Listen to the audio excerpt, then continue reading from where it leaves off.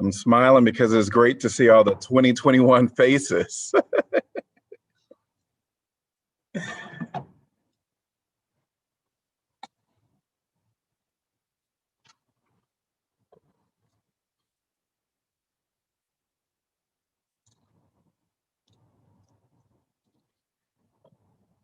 We have about 30 seconds before the 3 p.m. hour.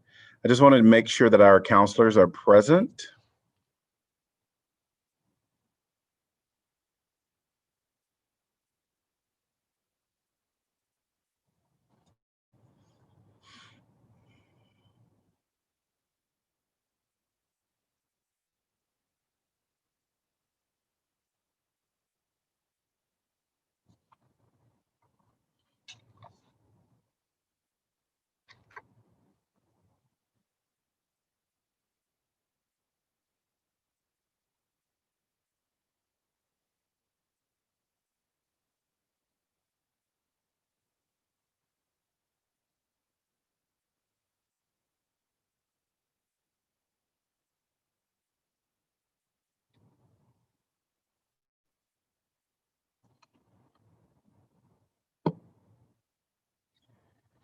It is 3 p.m., but I am not seeing Councilor Thomas or Mayor Pro Tem Salih.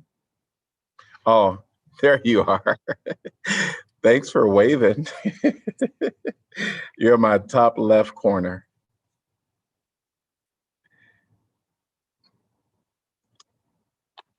For those that are tuning in, this is the City of Iowa City work session on January 5th, 2021.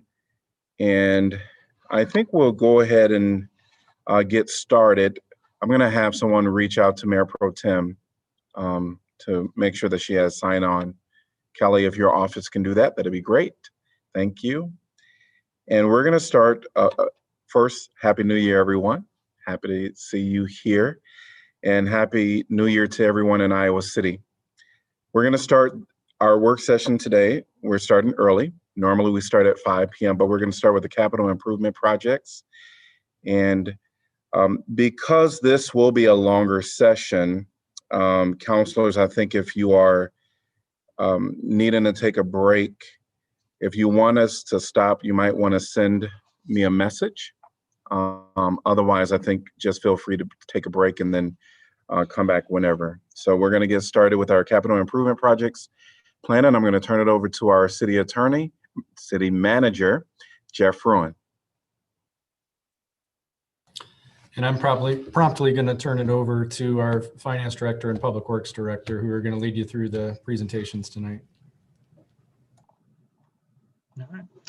Mr. Mayor, Council, good afternoon and Happy New Year. I'm Ron Konecki, Public Works Director. Today, we are happy to present the Iowa City Capital Improvements Plan. We will use the Esri Storybook platform for the presentation. With that, I'd like to thank the engineering division and in particular Killian Loghead for producing the final presentation for us. The Capital Improvements Fund can be found in the proposed budget document starting on page 481. Today we have 5 objectives. The first, Dennis will go over the plan development process and the fund summary. Second, staff will discuss the ongoing projects. These are projects that are not included in the CIP document, but continue to have work completed on them. There will be 11 projects that will be discussed.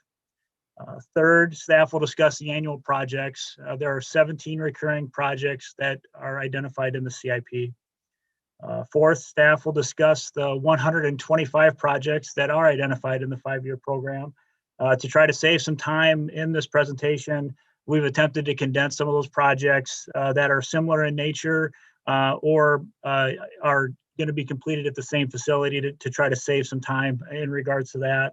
And with that being the case, the projects as they're presented won't necessarily follow directly right along with the capital program as it's shown in the budget document. And then the final objective that we have is to discuss projects that are considered to be on the radar. These are projects that are on the unfunded list and staff believe council should be aware of. We appreciate this opportunity to present the 2021-2025 CIP. And with that, I'll turn it over to Dennis. Hello, good afternoon. And I believe they're going to bring up the ESRI presentation here. And I've got about 4 slides to cover, essentially to walk you through the process of how we pull the CIP program together. How we gather the forms, the data, and compile it, review it. And then also to give you a broad overview of what is all encompassed in the program, where the dollars are going to and where they're coming from, and how this program kind of lays out from a big picture over the next 5 years. So the first slide just is the actual dates that we put together when we start the program. We put together a calendar of dates. This starts about a month before our annual budget process, and it actually overlaps our budget process. And then at the end, we bring them both together. So September 1st, the finance department sends out forms to the departments. And this is really to update projects that are in the program, and also gives them a chance to submit new projects into the program. And we give them about 3 to 4 weeks to compile and update those programs. And then when October hits, we produce that initial report. There is a committee that made up of a variety of different departments that meets. We begin to review those projects, see how they overlap, how they work together. We gather that input, and then we take a first massage or amendment to that report and to the program. And then we come back and issue an amended or a follow-up program. Once again, then later in October, that committee meets, we'll review that amended program and kind of come up with what I would say is a final program. But it's usually might be tweaked or amended as we go through the budget process to make sure that the funding sources and the operating budget mesh with the capital program, and that they both work together. And generally we do that in early December, where we bring that capital budget, capital program, merge it with the operating program, and then we submit that to the city council. This year is on December 18th is when that kind of goes out the door as part of that budget book. So the next slide gives you an idea of where that spending is at. And you can see that the streets funding is by far the largest category of capital spending, and that's been that way for years. That's nothing new. We do have some fairly substantial projects, which you'll hear about tonight. One being the Dodge Street reconstruction is in there for about 17 million of that 82 million. Then we also have a planned project about 5 years out for Taft Avenue of about 11 million. And then our annual street rehab, pavement rehab, comes to about 11.5 million. So those are the biggest chunks out of that 82 million. The next largest area that we are capital planning is wastewater at 23 million. So you can see it's a pretty large step down from streets funding to the next one is just sewers. And the biggest part of that is going to be the digester complex reconstruction in a couple of years of just under $8 million. So the one project makes up about 1/3 of the full capital planning for the sewer fund, the wastewater fund. And then the third largest in this pie is the transit, which is a little bit skewed because 20 million of that 20.4 million is one project, which is our transit maintenance facility, which right now we're have slotted out a couple of years, and also is really contingent on receiving federal funding.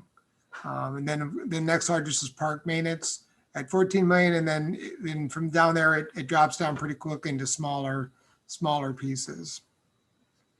And so how we go about funding these projects, which will be our next slide. This tells you where the money is coming from. So this is for all the 5-year program. And the biggest slice there is the GO bonds at $66 million. And so over the next 5 years, we are projecting to issue $66 million and general obligation debt. And that primarily goes towards streets and parks, where the biggest sources of funding, and probably next would be fire trucks after streets and parks. And then the next largest sources of funding for the capital plan or the capital projects you're going to hear about this afternoon are federal and state grants. So they make up a significant portion of our overall capital program. And the federal grant portion there does include $16 million for the transit maintenance facility. So that is funding we haven't had much luck in getting the last few years, but hopefully we'll have our time here and we'll get funding and that project will take place. And then the next largest after that it's almost a tie really between road use tax and wastewater. Wastewater is one of those business type funds that self-funds through fees and charging for services. And so there's, other than revenue debt, they really pay for their projects as they go. And for the road use, the bulk of that road use dollars goes towards the annual pavement rehab. It also funds some other things such as our ADA crossings program and our traffic signal program, but the bulk of that goes towards pavement rehabilitation. And then the last slide I'm going to cover tonight, or this afternoon, sorry, is and how that program lays out over the next 5 years. It's a little bit of a unusual layout. Typically, you see the highest dollars being planned in the first year, and then they taper downward and kind of a downward slide. What this tells you is we have a number of large, significant projects that we are planning ahead for in 23, 24, 25. So, we do have a large number of dollars planned, and Ron mentioned there's 125 projects out there in 21 and 22, but in 23, that's where the $20 million transit facility is currently programmed at. And also that $8 million digester complex is planned in that 2023 year as well. So you can see that we have a number of very large projects planned in the middle of this program. And then in 2024, we've got almost $16 million planned for the Dodge Street reconstruction. So those large projects have kind of pushed the dollars in these outer years up. And then in 2025, we got $10 million planned for the Taft Avenue reconstruction. And then also out there is a referendum-based project of roughly $6 million for the city park pool. So that kind of what causes this to be a little bit unusual pattern for a capital program, but it also tells us that there's a lot coming down the road here, and there's a lot to look ahead to here. So that's the last slide I was going to cover, and I'm going to hand it off to Jason, and he's going to start taking you through the projects, and he'll go through with each of the divisions to talk about those projects. And then if there's questions later on in regards to financing of the program, I'd be happy to answer them. Good afternoon, Jason Hobble, City Engineer. So I'll start things off, as Ron mentioned, with ongoing projects. So just a reminder, these are those projects that either are partially complete that we are looking at completing here in the upcoming year, or those projects that were planned for a previous year that are not yet complete. So starting things off here with the 2020 asphalt resurfacing project. This is one we completed a number of overlay locations this previous year. There's one main section that remains, that'd be Muscatine Avenue between 2nd Avenue and Court Street. So we anticipate that work beginning in the spring and complete in 2021. Just a reminder that will also include the pedestrian refuge island there for the Court Hill Trail on kind of the south end of that section. Next, we have the Idlewild Stormwater Drainage Diversion. So you guys have seen this recently. This is actually in the bidding process. So we anticipate taking bids for this project early this year. Again, this will be construction of a bypass along the kind of the west side of the Idlewild area to help alleviate or deal with some of the localized flooding that has occurred historically in this area. Just a reminder, this project will also include as a bid alternate the pumping station that would be for the area as well. The Riverside Drive pedestrian tunnel, this is one that's been in the works for a while. We actually have nearly finalized design plans for this project. Late in that design process, we received word from the railroad that they were no longer supportive of the project. And so with that, we've kind of gone back to work with our consultant to try and figure out ways to respond to some of the concerns that were raised by the railroad and find a way to move this project forward. So the plan is still to install a pedestrian tunnel. Again, this is along the west side of Riverside Drive between Myrtle Avenue and Benton Street. And it would essentially include not only the tunnel through the embankment there, but also sidewalk connections to the north and south. Next is the Melrose Court sanitary sewer replacement. This is a sanitary sewer line that was badly in need of repair. We were having maintenance issues out there repeatedly and quite frequently. So looking at replacing that line, essentially replacement of an existing line. With that, we also are looking at making some improvements to the sanitary sewer and storm sewer alignment. There's actually a sanitary main that runs underneath one of the buildings there. So we're looking at realigning that to take care of that issue, as well as some storm sewer alignment improvements as well. Looking at that construction, the plan would be in 2021.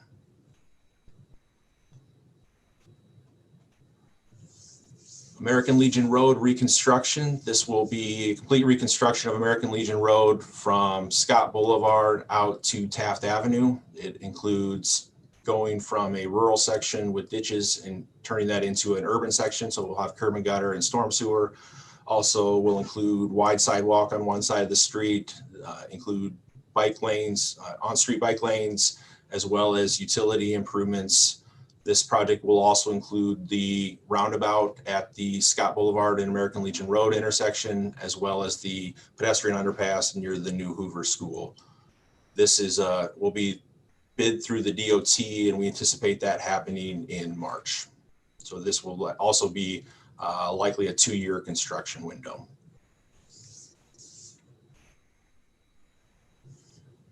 First Avenue and Scott Boulevard intersection improvements will include a new roundabout at the First Avenue and Scott Boulevard intersection. There'll be some utility improvements as well, but the majority of the project will be the installation of a new roundabout there.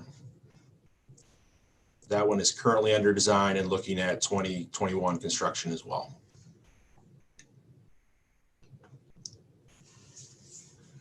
Second Avenue Bridge replacement. This is one that's currently under design, looking at construction, hopefully in 2021. Essentially, it will be replacement of the existing bridge, which has reached the end of its useful life. There'll be some slope protection or bank stabilization work as well. Also, water main connection likely incorporated into the bridge design.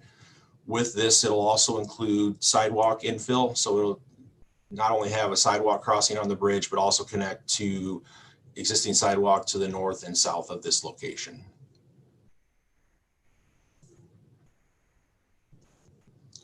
Continuing on the sidewalk infill, Gilbert Court sidewalk infill. This is a location where we've received complaints from time to time in the past. There's a section actually on both sides of the street that lacks sidewalk on the Gilbert Court area just north of Highland. So this will look at basically extending sidewalk on both sides of the street from Highland up to where the sidewalk currently ends along Gilbert Court. Again, this will be one that we're looking at construction early in 2021. Scott Boulevard trunk sewer. This one is actually on the agenda tonight to hold the public hearing. This will be extending the sanitary sewer, trunk sewer, basically from where it currently ends just north of the railroad tracks, extending that up to American Legion Road, kind of the alignment there shown in yellow. As part of this project, we'll also be able to remove the existing pump station that is located just north of American Legion Road, kind of at the north end of that project.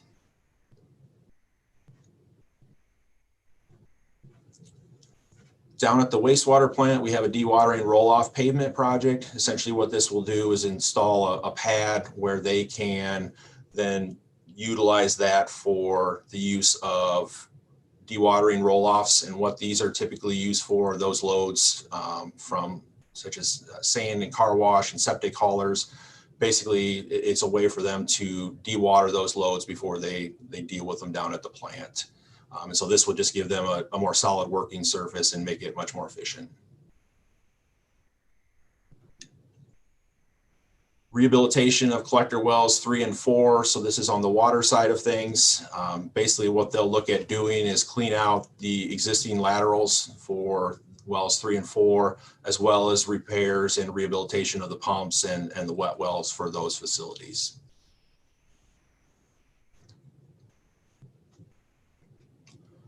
That is the ongoing projects. So we will next move to the annual project section. So these will be the projects that have money every year within the program. And it looks like we're going to kick things off with the park side of things. So I'll turn it over to Julie. Okay, so the first project we have up is City Hall annual improvement ones. Oops, sorry.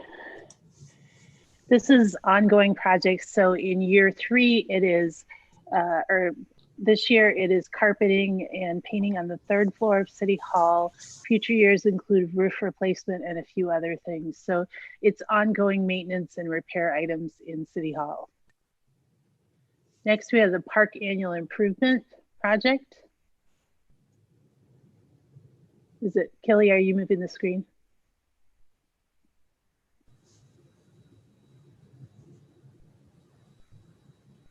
It's moved, Julie. Go ahead. Oh, okay. It's frozen on mine. Okay, so the park annual improvement is park signs. This past year, we did basketball court replacements. We are adding benches, bicycle racks, bike fix-it stations, and grills throughout the park. So these are smaller projects throughout the parks, and then also gives us the opportunities when partner or grant opportunities come up. Number 3 is the park ADA improvements. These are access improvements to different parks. It can be curb ramps or additional paving of paths to get to the playgrounds or other park amenities. Intra-city bike trails is smaller trail projects that are generally connection projects or finishing out small sections of trails. A recent one would be a small section right in front of the parks maintenance shop on Gilbert Street. The 5th one is annual rec center improvements, access improvements, entrance repairs. One of the next ones coming up will be redoing the entrance paving at Mercer Scanlon.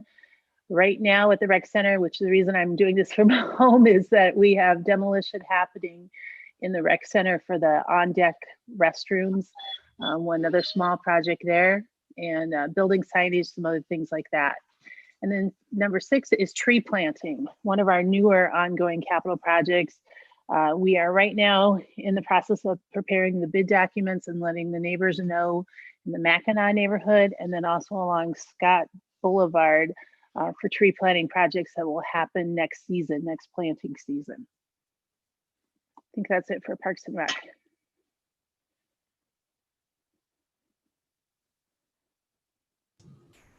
All right, back to me for annual stormwater improvements. So this is an account that we use for improvement or issues that come up on the stormwater side of things. So every year we kind of deal with repairs to stormwater infrastructure such as intake, or storm sewer pipe, dealing with issues of damaged pipe, collapsed pipe, open joints, that kind of thing. A lot of times we'll see, similar to what's here in the picture, is sinkholes. A lot of times they're an indication of that. So just replacing or repairing those facilities and in those areas as they come up around town. Next one, I think, is the traffic signal projects. So this is something that we use every year, helps to fund either new traffic signal locations, or a lot of times it's to help repair or upgrade traffic signal locations that are existing. This project will also include the installation of pan tilt zoom cameras at a number of locations that don't currently have those. And I think those were scheduled for 2022 will be the next time we look at installing a group of those.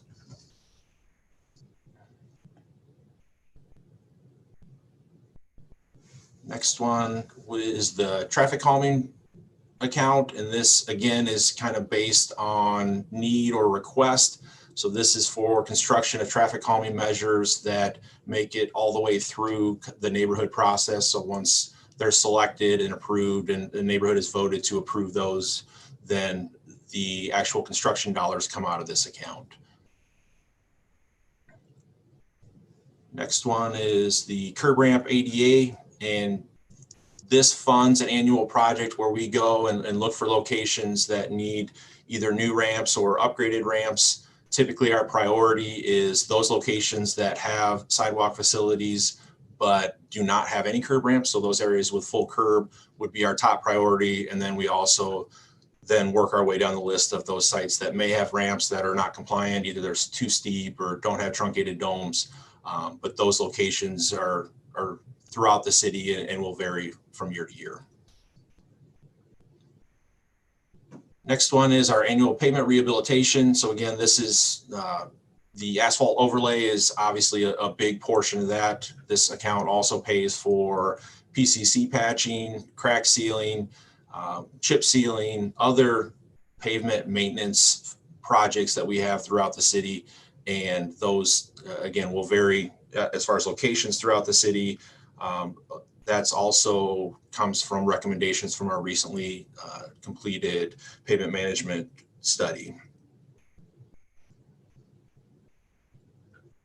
Underground electrical facilities. So this is an account that will help pay for those times when we look to help relocate electrical facilities from overhead to underground. A lot of times those are situations where we have other projects in the area and the Mid-American will need to relocate their facilities. Depending on the corridors and costs, we'll sometimes have conversations with them to look at ways to relocate underground. Helps from obviously an aesthetic standpoint, also from a safety standpoint from Mid-American side. A lot of times what that'll be is if they already need to relocate, we'll pay essentially the upcharge that is necessary to go underground versus just relocating in another aerial position. Next is the annual bridge maintenance and repair project. So this is one that we use for our biannual inspections. So every other year we go through and inspect all of the bridges in Iowa City.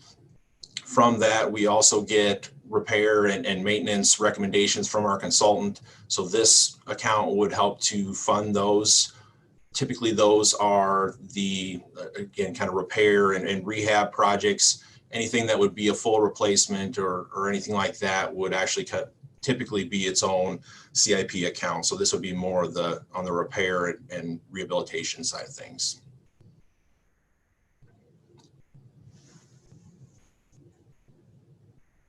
Next, the annual sewer main replacement. So this is an annual fund that typically will fund a couple of different projects. One being the sewer lining project. So that is going in and looking at lining existing sanitary sewer or sanitary manholes. And what that typically does is for those sections that are in decent shape, but maybe starting to show some signs of needs of repair, we can go ahead and line those and get a lot of life out of them for a relatively economical standpoint. And then as well as the lining projects, we also typically have a sewer repair project every year. And what that'll do is go in and complete spot repairs. So maybe most of the line's in good shape, but we have a section that may have some deficient joints or pipe issues. And so we'll go through and make those spot repairs out of this account. With that, I will turn it over to Kent to talk about the bicycle master plan. Yeah, greetings. Good afternoon. Kent Ralston, transportation planner. Most of you will remember that back in 2017, the city adopted a very ambitious bike master plan. And with your continued support, I'm happy to report that we've really made some tremendous progress. I just wanted to take a minute just to give you a quick update on a few of the projects that we completed back in 2020. Jason had already mentioned one, which was the American Legion, the McAllister Boulevard project, where we have bike lanes now between Gilbert and Sycamore. In 2020, we also finished bike lanes on Dodge Street south of Burlington, and also completed the 4-to-3-way conversion, 4-to-3-lane conversion of Dodge Street between Bowery and Kirkwood. So we've got that continuous bike lane now, essentially from North Iowa City on Dodge Street all the way to Bowery. We also completed a implementation of bike lanes on Burlington Street across the Iowa River. You may have noticed. That was a major barrier that was identified in the bike master plan, and it's nice to get that completed. As far as upcoming projects in 21, Jason did mention the American Legion Road project, where we'll have bike lanes as well as a 10-foot wide side path. That'll be a nice project to link up to Hoover School, and one that's been needed for some time. We also have the Highway 6 side path, Fair Meadows to Hines, which you may hear about later today. And then we've also introduced a 2025 project in the CIP to continue that side path from Fair Meadows to Sycamore. And that really completes the entire, once those two projects are complete, continues the entire Highway 16 trail corridor, which is something really special. As part of our planning efforts to become a gold bike-friendly community, I also wanted to just mention a few things that aren't capital investment related, and staff has been working on a host of other educational and promotional work. We've created a series of 14 episodes of bike shorts videos, we call them, which really educate the community on everything from how to maintain your bike to how to ride at night, to how to ride safely on bike lanes, and so on and so forth. We created a rules of the road brochure and translated that into 6 different languages to try and reach as many of our residents here in Iowa City as we can. And then in addition to a host of other things, we also have been creating some weekly maps highlighting popular routes and encouraging folks to use our trail system here during the pandemic. We know that's good for both health, both physical and mental health. And I think you'll hear about most of the capital projects here in the rest of the presentation today, but I'll be here for questions if necessary.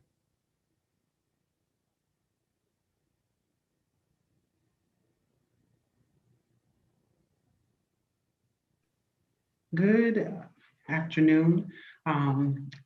We have quite a bit of facility updates that we need. This is our 40th year of the Senior Center being here since 1981. As you see, this is a picture of some of the water damage issues that we have going on. We have been working with a consultant firm here for a majority of this year to get a master plan. We're about 95% complete with that master plan, and we'll be coming back to you all later to kind of go into detail of some of the updated and needs. There's some tuck pointing, some wood floors that need to be changed, as well as we need furniture replacement for multiple reasons. And lots of remodeling. We have some ADA, significant ADA needs. We have some immediate needs for ADA to make sure that the facility works for the population we serve as well as the public. So we'll be working on those things as soon as we're able. But so far, the plan is to work on some of those immediate needs and go on down the line. It will be quite a bit of work. It'll be a couple of years before we're actually completed, as well as we'll have some long-term items that we'll need to restore. We'll restore a lot of the historic portions of the outside of the building, as well as really having it more focused on the west side of our building for a new entryway. We always have had the Washington Street entryway, but we really want to bring some focus there, as well as create an exterior for folks to be able to really know which door to come in to help with wayfinding in the building, which will help with folks over time with diminished capacity, as well as new folks coming into the area to know where to come into the Senior Center, and having our receptionist desk move down to that door so that it's a little bit more centralized for folks. As well as carpeting that needs to be changed, walls, as well as moving some offices around, creating new fitness spaces, as well as looking at some of our new classroom spaces. So we're really excited about those options for us. We really appreciate the public input that has been provided to us. And we've been able to accommodate it and move things around to making our plan work. And so the plan is still up and going, and we'll definitely keep you all up to date.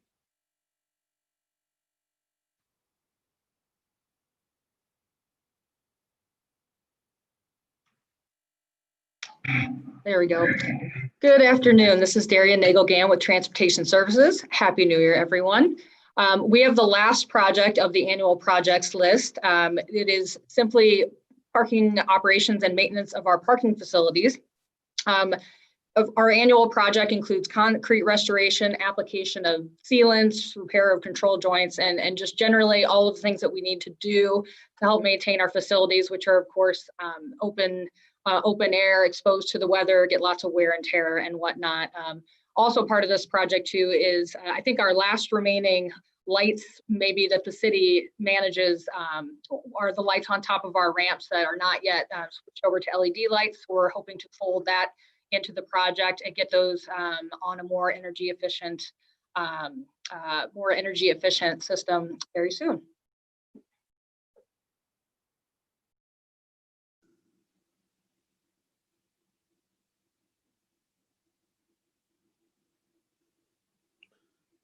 All right, good afternoon. I'm Mike Tharp. I'm the airport manager for the Iowa City Airport. Walking you through the airport CIP. We are one of those departments that does depend on funding from other agencies in order for our CIP plans to go forward. The FAA funds, when they fund a project with us, they fund 90% of that project. The state has a similar program to the federal side. They supply 70 to 85% of the funding, depending on their project. And through the budget process, the city gives us $100,000 that we use as matching for those grant opportunities. With that, one of the things that we encountered with the CARES Act last year, the CARES Act did turn our fiscal year 20 grants into 100% federal shares. So we were able to, and we're planning on using some of those grant matching funds that we didn't have to allocate to the federal grants to do some projects at the airport that don't typically meet the scoring criteria to get awarded funding. Starting off our project list is the 1230 obstruction mitigation and Part 77 airspace mitigation. This is actually phase 2. Because of the timing and some issues with the environmental, with the Protected Species Act, brain's going blank, sorry. We are actually out to bid for that, and that will happen this winter. But last year we went through a major mitigation project with the neighborhoods around the airport. And during that time, there were about a dozen or so other trees that were tagged as being too tall and encroaching into the approach pass of the airport. So we are working with neighbors to mitigate those. The next project is the airport parking lot expansion. This is actually one of those projects that typically doesn't score very well with the state scoring system. So we are hoping to use those grant funds that we didn't have to expend on the federal projects to do this. As you can see from the picture, the last couple of years, the airport has been at capacity for parking on many occasions. It does make it a little bit harder for folks that are using the airport to get in and get out, and just make it a little bit more convenient with some more parking.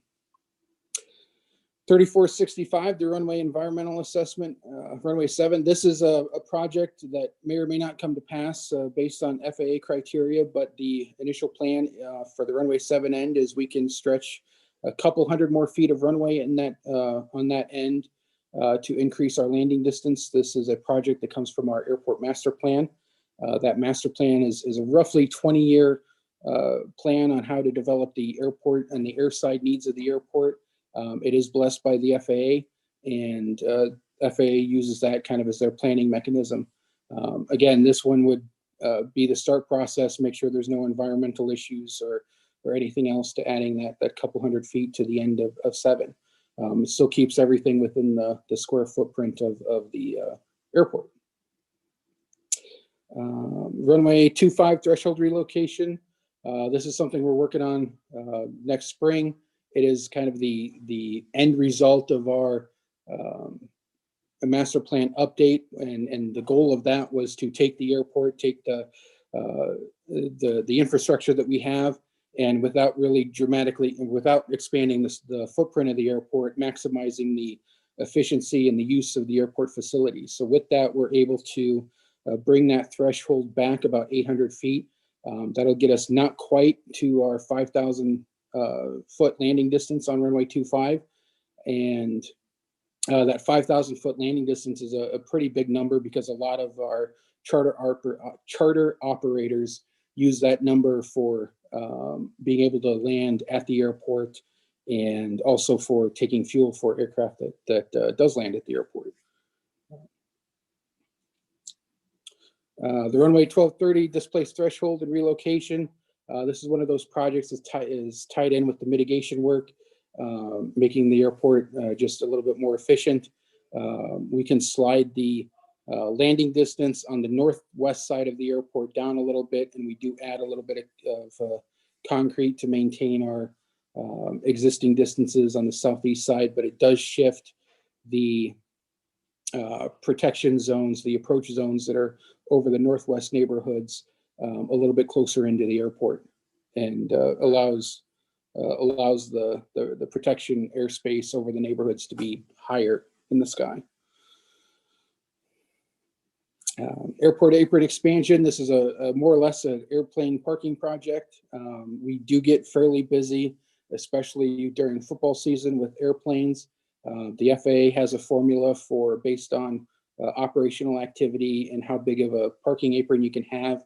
And we are looking to expand our parking apron based on that formula. And then the next one is runway 725 pavement repairs. This is a crack sealing pavement maintenance project. The runway 725 was a project that was started in 2008, 2009 in terms of the rehab. So we are at a point now where some basic maintenance, crack sealing, crack sealing, stuff like that will extend the life of the pavement. So we don't have a major reconstruction project on our hands in the near future. Runway 1230, the next project is the same thing. Again, just slotted for the end of the end of 2024. So the end of this plan to do the same crack sealing pavement maintenance. And that is the airport's plan.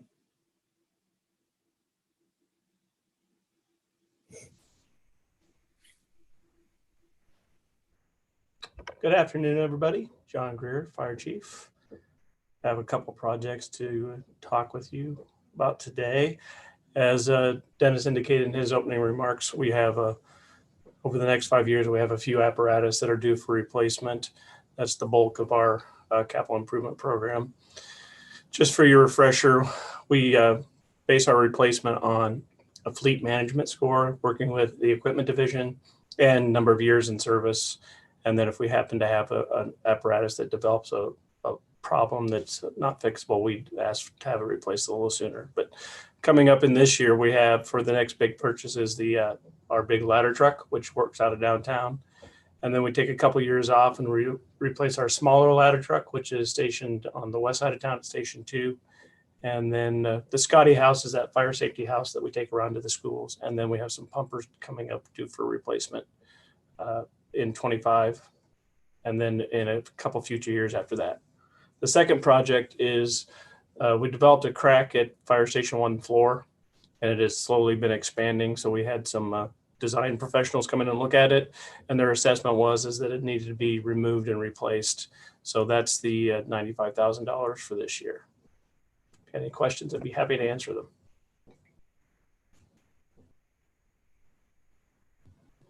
Thanks.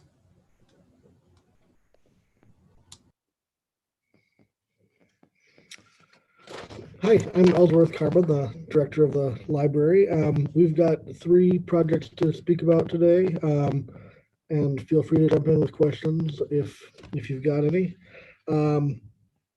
We are in a great building that's really heavily used, and it was finished in 2004, so we're about 17 years into the building life, which I think is you're starting to hit that sweet spot of things starting to need to be replaced and refinished. So we're looking at a multi-year project here to replace some of the carpeting and furnishing in the big parts of the library.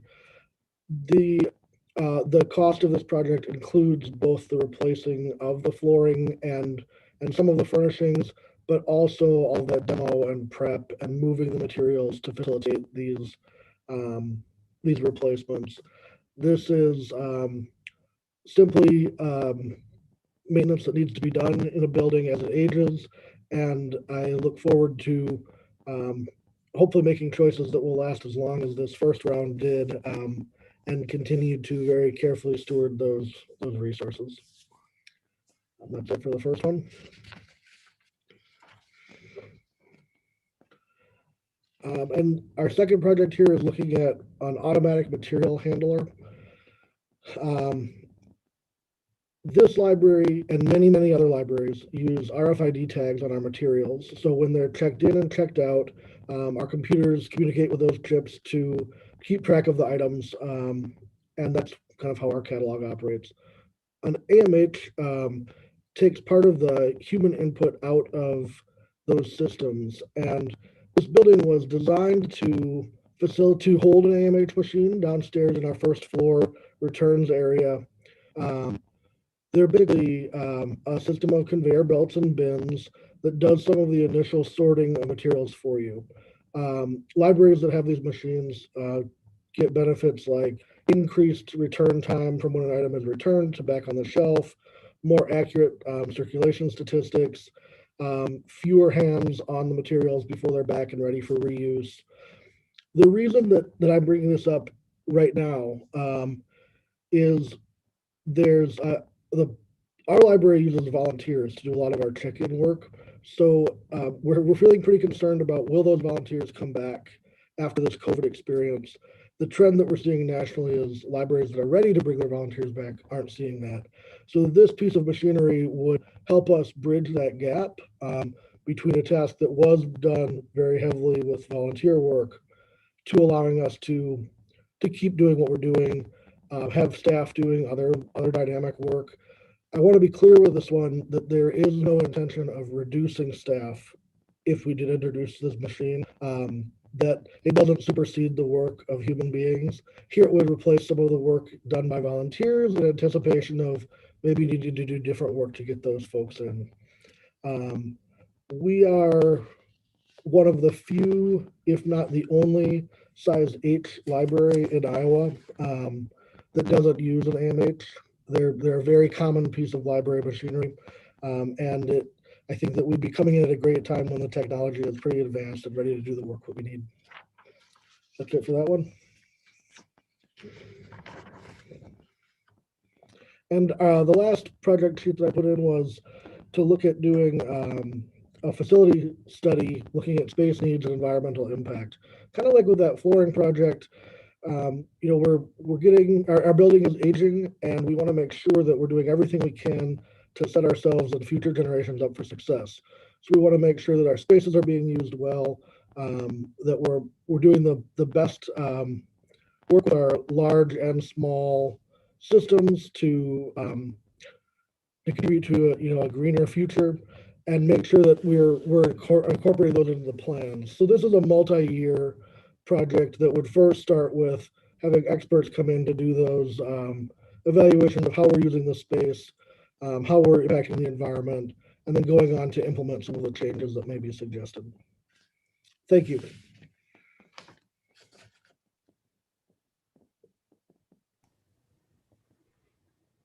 Yes, hi, Kent Ralston again.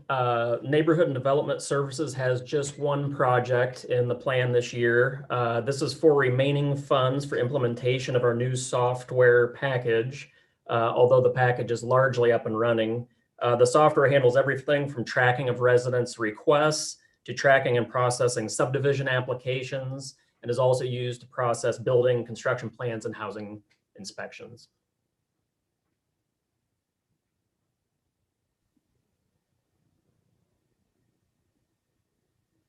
Okay, moving on to Parks and Recreation. This is Julie Seidel Johnson, Parks and Recreation Director. It's fun for me to look through this list because in the 5 years I've been here, we've accomplished just about this number of projects. So it's fun to keep moving forward, and we appreciate the support on a number of things. The first project we're going to talk about is simply replacing the roads or resurfacing the roads at the cemetery. They haven't been done in a number of years, so this replaces some of the asphalt within the cemetery. The second project Kent Ralston actually already talked about. This is one of the trail segments along Highway 6. This is the Broadway to Fair Meadows section. Later on in the project list, you'll see the Heinz Road to Fair Meadows trails, both important trails along the Highway 6, Highway 1 corridor. Item number 3 is the City Park pool replacement. We know and love City Park pool. It's a nice historic pool, 72 years old. This summer, one of the oldest pools in the state of Iowa that is still operating. We will be embarking on a recreation and aquatic facilities master plan this spring and summer, with one of the questions being, what should be the future of City Park pool? Do we renovate it as it is? Do we replace it? What are the needs of the community that can be best met with this? And so this gives us a placeholder for that project in 2024-25. The next one is 3 very popular splash pads, one at Fair Meadows, one at Weatherby, and one at Tower Court. And specifically the ones at Fair Meadows and Weatherby are beginning to show their age. The equipment is becoming more difficult to maintain. It's fading. There's some equipment errors in it. So we will be looking at replacing the above ground equipment, not a wholesale redo of the splash pads, but simply a refreshing of them with new play features on the top. And that is in 2023 and 24.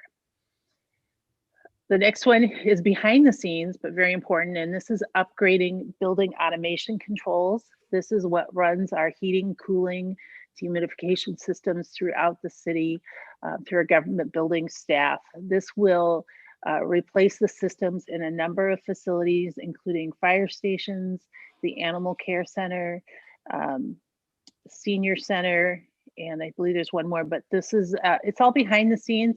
What it will allow is for all of the systems to be on the same platform so that staff can monitor them and do an amount of adjustment remotely as needed. Gives us a better record of what's going on and will help increase the energy efficiency of all of these facilities.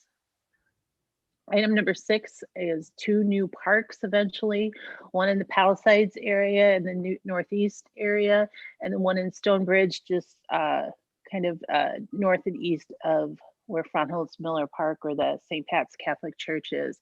We have land in both of these areas, and this would just develop smaller public use parks on those lands. Item number 7 is Chaddock Green restroom and shelter. This is our largest or second largest community garden site, but that is all it is right now, is community garden site and open space. Gardeners would really like to have a gathering place and a shelter along with a restroom and probably some kind of counter space for washing vegetables or doing potlucks or something like that within the shelter. That's scheduled for 2022. Item number 8 is rec center improvements, both to Robert A. Lee and Mercer Scanlon. We have been ongoing doing smaller projects and doing projects. Tonight on the agenda, you have a dehumidification project and tuck pointing project at Mercer Scanlon. This project in the future years will look at both locker rooms for ADA accessibility and just making them more inviting to the public in general, along with some renovations at Robert A. Lee to change some of the classrooms and use spaces to match public need. Once again, one of the questions we'll be asking as we do the master planning next spring and summer. Item 9, Whispering Meadows. This has been in the plan for a while as an upgrade by adding a shelter and small playground and some access paths. But we recently received a state resource enhancement and protection REAP grant. So that moves part of the project up to 21 as we have $90,000 from the state to do ecological improvements. So we'll be working on the wetlands plantings, removing some of the invasive species and replanting the area and getting it one of the new park signs. Item 10 is shelters and restroom replacement in Lower City Park. Later on, we'll have one in Upper City Park. We've been looking closely at the use of these facilities and the number of facilities in this park, following along somewhat with the City Park, Lower City Park master plan, moving things eventually away from the river and up towards the hillside, as with the new playground that just recently opened. What this will do is consolidate the shelters, so there'll be fewer shelters and restrooms, but they will be higher quality. And we think that really matches the amount of use that the park is receiving and has for a number of years. Number 11 is Kiwanis Park. This is a 2023 replacement, most likely of the playground area primarily. It did include the shelter at one time. It's in really good shape, so I don't know that the shelter will be replaced. The playground is a favorite because it's built into the hill and it's got natural, some natural areas into it. It's also very hard to maintain and is very much showing its age. So leading up to this, we will definitely have a neighborhood process to look at what type of playground people would like to see as a replacement. It might be a nature playground again, or it could be something completely different. I think that the slate's wide open for that large of an area. Number 12 is renovating softball fields at Napoleon Softball Complex, fields 5 through 8. This includes regrading, getting the drainage repaired and fixed up. So just makes them easier to maintain and safer for players as well as maintenance staff. Number 13 is the Upper City Park Shelter and Restroom 2024, similar to Lower City Park, looking at consolidating the number of restrooms and shelters that we have in Upper City Park and replacing them with better quality facilities there. Number 14 is Hickory Hill Park, the Conklin Shelter, replacing that in the restroom. I believe this is the last one we have of this style that's out there, and this would be 2025. And it would simply be a replacement of the restroom and shelter with the similar design that we've used at Creekside, Willow Creek, Weatherby, and a number of our other parks at this point following the park master plan. Glendale Park and Shelter will be next summer. This is a smaller park where we'll be looking at replacing the playground equipment and then adding a small picnic shelter for that. So we'll be doing the public input process on this in the coming months and have the work done on this next summer. Number 16 is the Court Hill Park Shelter and Playground. In this particular park, the restroom is fairly new, so we won't be replacing that, but we will be probably once again replacing just one. There's currently 2 shelters, probably replace one, remove one, and then replace the playground that's there. It's one of the older playgrounds we have still in our park system. Item number 17 is Robert A. Lee pool filter and dehumidification process. The project, this is all the behind the scenes equipment that makes the Robert A. Lee pool run and function. This will also this will be one of the questions is asked on the recreation and facilities master planning process of what should the future Robert A. Lee pool be as well. So that would there be changes or should it continue as it is? But this is all the behind the scenes filters, pumps, and it would add dehumidification for more efficient operations. Number 18 is the Happy Hollow playground replacement. As you remember, just a few years ago, we did replace the restroom and shelter. We did some court refurbishment, some of the field refurbishment this summer. The one thing left to do there is the playground, and that will happen in 2023. Terrell Mills Skate Park is reaching the end of its useful or salvageable life. It's well used every day, I believe, with a number of skaters out there. So in 2025, we're looking, or 2024, looking at renovating the skate park. We've had requests recently for lighting, and some other renovations to bring it up to more current standards for a skate park. So we'll be looking at that and doing the renovations there. City Park ball field improvements are happening. Now it's a 2021 project. This includes fence and dugout repairs, grading of the fields, which has already happened, and some lighting improvements, some of which have happened and some will still happen before next spring. 21 is Mercer Ballpark diamond improvements, and this is 2023 through 2024. This is where currently City High plays. Holding this off till 23 or 24 will give us time to work with the school district to determine if indeed they will continue to play their varsity baseball at this site, or they will be moving to a new field closer to the high school. This particular budget includes artificial turf, which would need to be a partnership with the school district if we went forward with that. And then a number of other improvements to all of the other fields at that facility. Item 22 is Hunter's Run Park, and this would be a new shelter and playground in the park. Once again, also one of our older areas of park equipment. And this would replace that with, we would have a public input process to determine what type of playground, and then a small shelter similar to our other shelters. Item 23 is the Fair Meadows to Heights Trail along Highway 6, which Kent already mentioned that I've already talked about a little bit. 24 is events facility improvements. So this is for our Terry Trueblood Event Center and the Ned Ashton House. Things like staining the outside of the building, which is just a regular maintenance, ongoing maintenance task.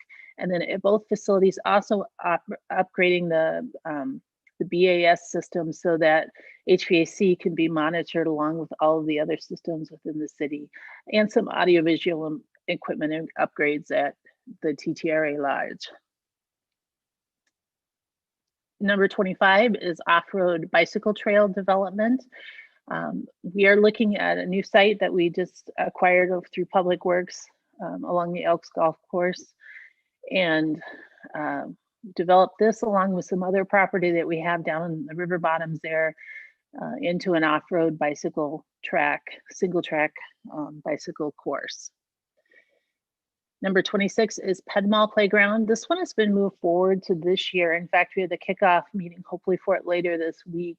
The Pedmal Playground is become very difficult to maintain. We are no longer able to get replacement parts for a number of the slides and different pieces of equipment. In fact, it's short at least one slide, if not two right now, just because we haven't been able to find replacements for them. So this will look at replacing it with something new, and we'll be doing a process with the library staff, the Downtown Association, and other stakeholders in that downtown area to come up with something really unique and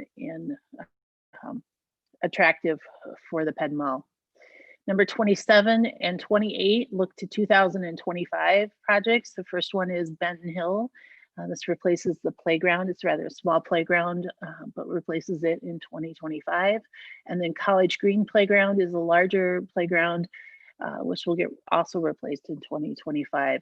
In both cases, probably not the shelters at those parks, as they have various structures, different structures that are important to the sense of place in those parks, but the playgrounds are reaching an age where they definitely will need to be replaced. Number 29 is asphalt resurfacing at the park maintenance facility. The number one thing probably asked for by staff right now, the driveway is literally falling apart. So we look forward to getting that repaired and having safe access in and out of the park maintenance facility.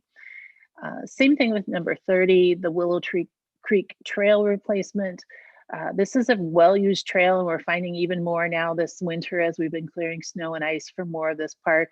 But as you can see from the photo, we've got roots that have come up through the asphalt.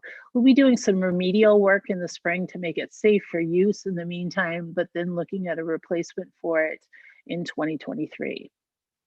And the final project on our Parks and Rec list is ADA elevator improvements. So City Hall, Senior Center, Rec Center, elevators all need to have some changes made to make them ADA compliant.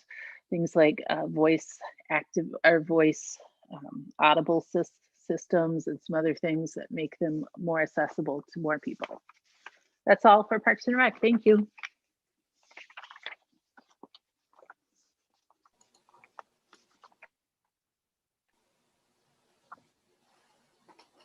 Okay, Denise Brotherton with the Police Department, interim chief for another week.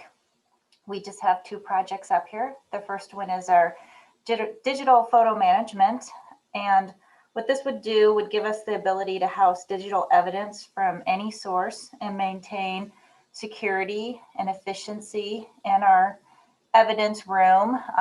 The way that evidence comes into us is changed and evolved, and we need to catch up with that. And as you can see, it's crowded in there, and this will give us the ability to clean that up and have a more secure way to store photos, recordings, downloads, and other type of digital evidence that come to us. And the next one.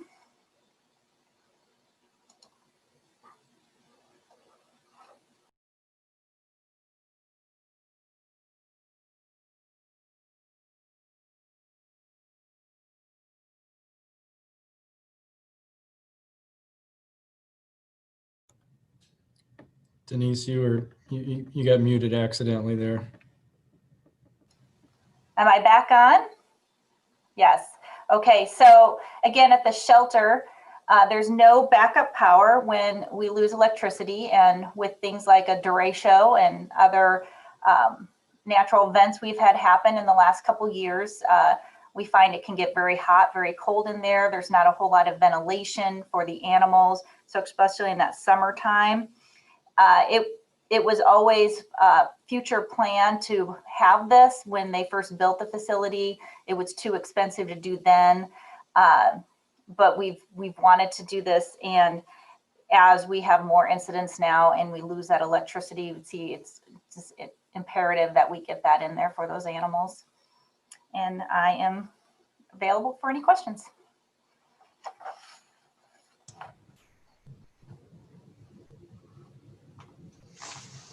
All right, moving on to Public Works, starting things off out at the landfill, a group of projects here.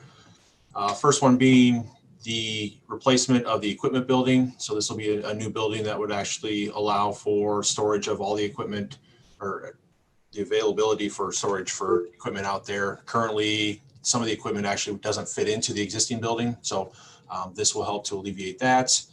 The compost pad improvements. Good. Well, so you know, area out there. Computer, I noticed when I'm on the Zoom, it happens. So L3333, this will be basically improvements to the compost pad area, helping to make that area more usable and more efficient for the composting operations. The landfill dual extraction system, so that'll be an expansion of the existing system that is out at the landfill for leachate and gas. There's also a project for a future landfill cell design, so this will be kind of the design phase of that, and then construction in currently an unfunded year, but a future year.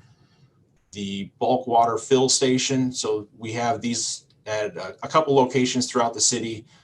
But basically what this does is it's a way to fill large tanks. It would be usable for staff or contractors as needed. Also could be used for firefighting operations as needed. And typically what this would do is to fill tanker trucks and that kind of stuff.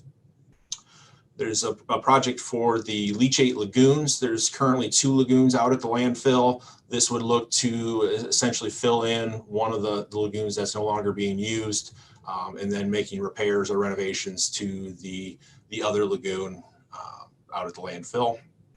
Then finally, expansion of the landfill gas infrastructure, so the gas collection system out there at the landfill. So that group out at the landfill.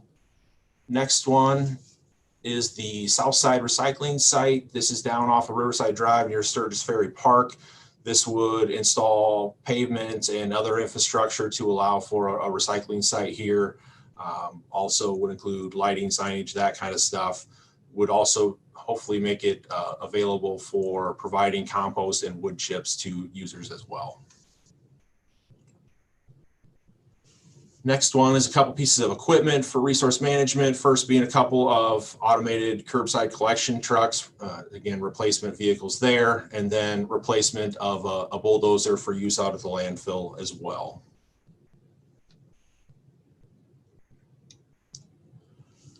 Number 4 is out off of Westminster Drive. This is an area where in the past we've received complaints of localized flooding during heavy rain events. So this project will look to address those issues, look at upsizing storm sewer out there, as well as some intake improvements and other stormwater improvements along that section. Rundell Street, the pump station vault out there, this will do a couple of different things. First, it'll make some modifications to the hatches and the top of the vault there to allow for ADA improvements. So it'd be compliant sidewalk and curb ramps in this location. It'll also make improvements to some of the equipment actually included within the pump station that is reaching the end of its useful life. Number 6 is River Street. So this will make improvements to the storm sewer out there. Right now, it's an existing ditch along River Street. This is an area where we have issues from time to time regarding debris and other stuff that causing blockages. So this will look at installing storm sewer and making related improvements to that area.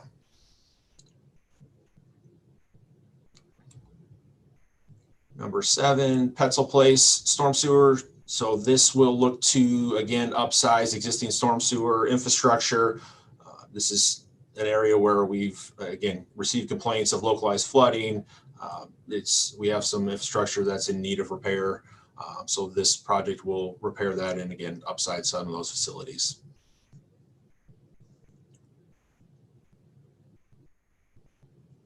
Number 8, out at the public works site, sand and salt storage bunkers. These were originally included in the public works site project, and due to budget constraints were removed. Basically, this will install covered storage out at the public works site.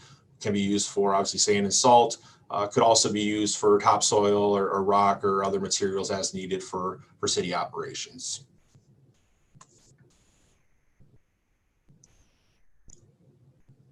Number 9 will address the non-public safety radio system, making upgrades to that system. Essentially, again, equipment that's reaching the end of its useful life and is need a repair for moving forward. There's some pieces of equipment that will no longer be supported here in the near future. So again, just making those necessary upgrades.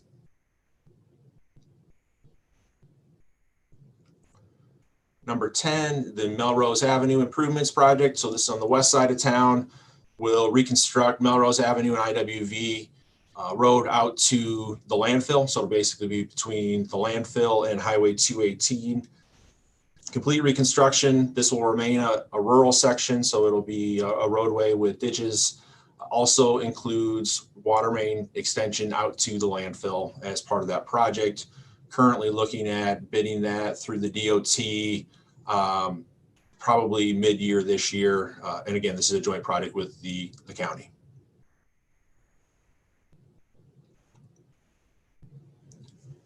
Number 11, so reconstruction of Dubuque Street from Washington Street to Iowa Avenue. This is another project that stems from the downtown streetscape master plan.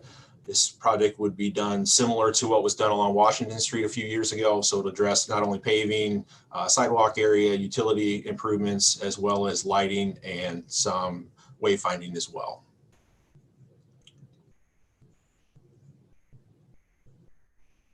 Kirkwood Avenue to Capitol Street connection. So this is down in the Riverfront Crossings area, just north of Riverfront Crossings Park. This would look to extend Kirkwood Avenue and Capitol Streets. This project will look at the functional design for that. So basically laying out the project, the alignment, that kind of stuff for the preliminary design for those extensions, as well as utility improvements as well. Any funding for actual construction would happen in a future year.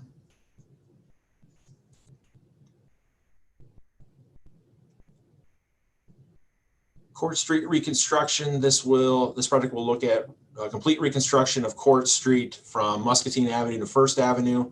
Again, this will be all new pavement, sidewalk improvements, curb ramp improvements, as well as utility upgrades and repairs. So complete reconstruction of that corridor.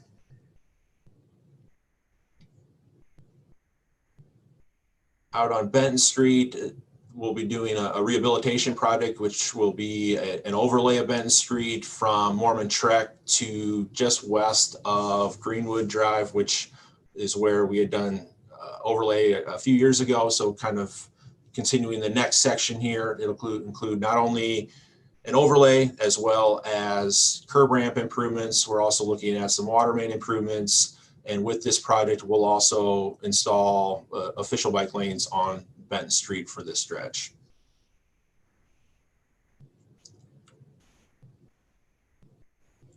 Reconstruction of Rochester Avenue. This will go from First Avenue essentially to Ralston Creek. Again, this will be another one that looks at a full reconstruction, so new pavement, new sidewalk, as well as utility improvements throughout the corridor.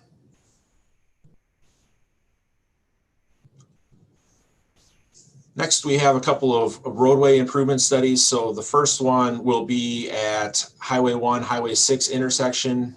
And this is, we'll look at basically with a future reconstruction of the intersection, what that might look like. So it'll be kind of laying out that alignment and looking what that future improvement might look like. A big piece of this will also be pedestrian facilities, connections to the nearby trails and sidewalk connections through that intersection. The second one listed is the Oakdale Boulevard extension. So this will essentially be an upgrade or an update to a study that was done a number of years ago, and will really focus on future extension of Oakdale Boulevard to the east of Highway 1, with redevelopment proposed or expected to happen in the not too distant future in that area. It really helps to kind of lay out that preferred alignment so that as redevelopment occurs, we're able to reserve that right away for future use. This one's been mentioned previously. So Dodge Street reconstruction, this will be a big one. A joint project with the DOT will reconstruct Dodge Street from Governor Street on the north to Burlington Street on the south. This one will include all new pavement, sidewalk, and utility improvements as well. And like I mentioned, it'd be a joint project with the DOT.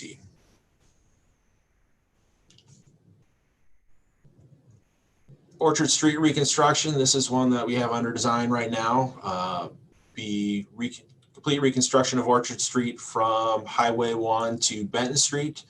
This is pavement that obviously is in need of replacement, and so it'll be all new pavement. It'll also include sidewalk infill along the east side of Orchard Street, so there'll be continuous sidewalk from Benton to Highway 1 on both sides of Orchard Street. Also will include a pedestrian crossing of Orchard Street on the south end at Highway 1. This project also will include some sanitary sewer repairs or replacement, as well as water main replacement. So on to North Gilbert Street. This will be another reconstruction project. This will be, again, new pavement. We'll also look at adding sidewalk along both sides of North Gilbert Street from Brown Street to Kimball Road. So it'll tie into the improvements along Kimball Road that were done with the Gateway project, as well as pavement and sidewalk. It'll also include new water main, sanitary, and storm sewer improvements as well.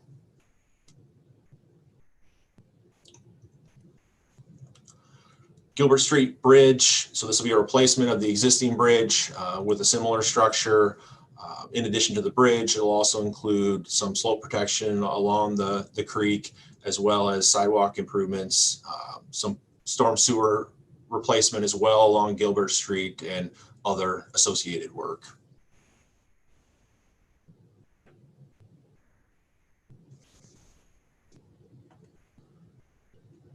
Park Road reconstruction. So this will look to reconstruct Park Road from Rocky Shore Drive to Riverside Drive, again, tying into improvements that were recently completed with the Gateway project. Similar to the other projects, it'll include new pavement, sidewalk, and utilities throughout the corridor.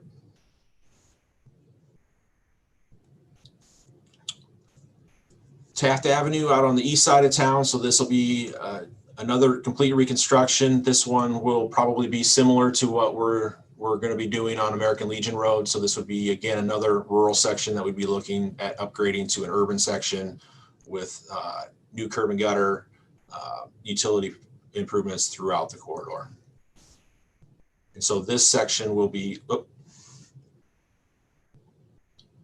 this section would be from American Legion up to Lower West Branch.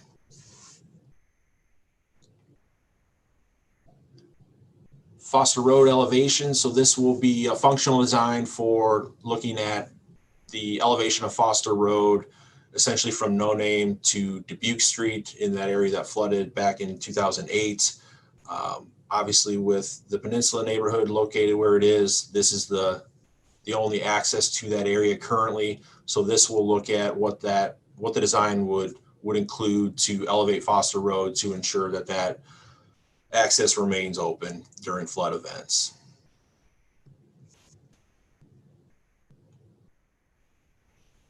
Next is a couple of sidewalk infill projects. The first one on Highland Court. There's a couple of properties there that currently do not have sidewalks. So this would install sidewalk along those two properties and tie into existing sidewalk on both ends. Similar along Scott Boulevard, there's a section of sidewalk along the dog park there, or a missing section of sidewalk along the dog park there that would be completed as part of infill with this project.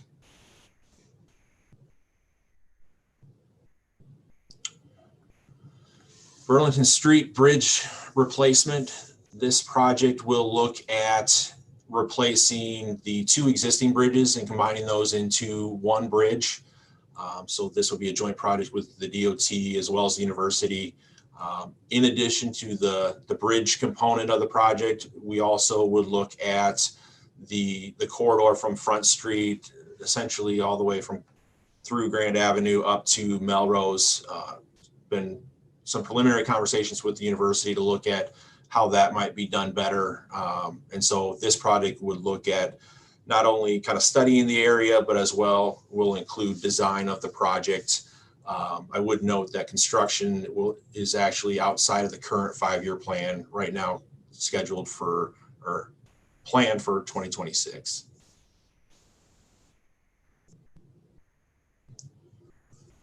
Reconstruction of Fairchild Street. So this will be a couple of blocks of Fairchild, similar to what we did on Davenport Street a couple of years ago. So this would go back as a brick street. Essentially what we would do is construct a PCC street and then have a brick layer on top of that. Expected to definitely improve the longevity of the street. Likely will include some utility improvements as well.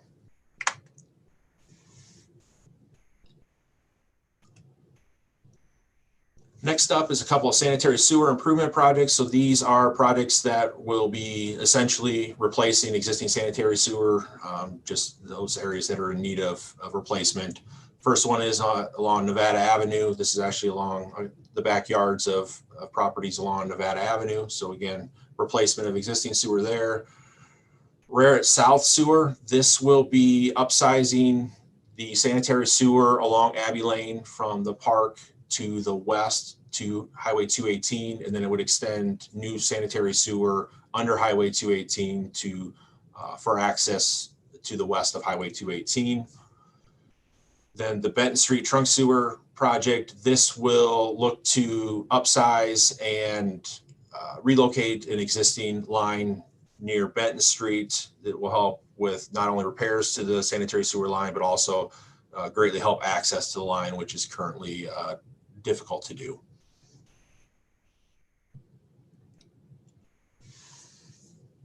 Next one down at the wastewater treatment plant, the digester complex rehabilitation. This project will look at making a number of improvements, not only to equipment within the complex, but also some operational changes in how phosphorus is removed from the stream that will help us deal with the struvite issues that we're dealing with down at the wastewater plant. So kind of twofold improvements as part of that project.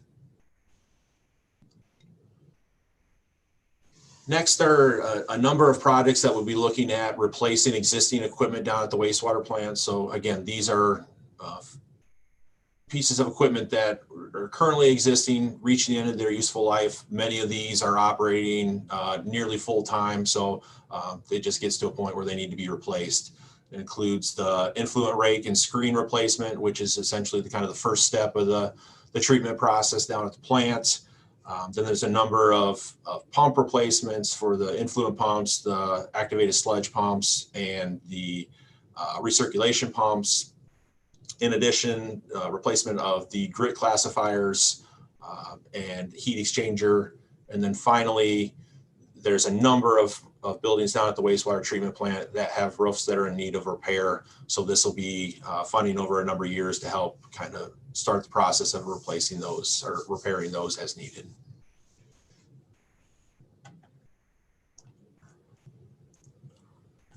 A few improvements down at the wastewater treatment plant. First thing being some of the mixer portion of the plant, looking at making some improvements there, mostly on the efficiency side and helping to reduce energy usage. Looking at making improvements to the biosolids conveyor, extending that and making it, again, helping from an operational efficiency standpoint. And then a couple improvements to the aeration basins and equipment down at the plant.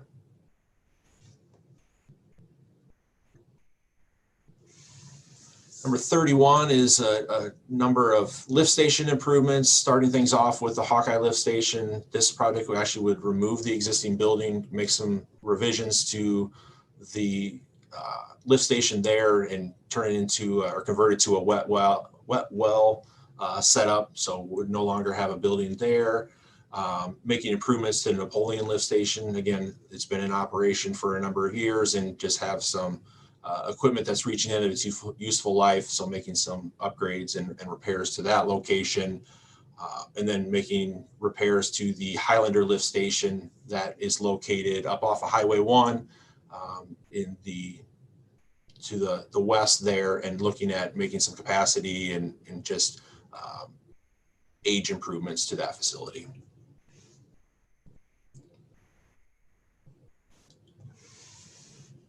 Product number 32 is the jet truck replacement. So this is a picture of the existing truck. This is something that has, again, reaching the end of its useful life. So making a replacement of this vehicle, just getting to the point where maintenance costs and downtime are starting to add up. And so looking at replacing it with a new vehicle.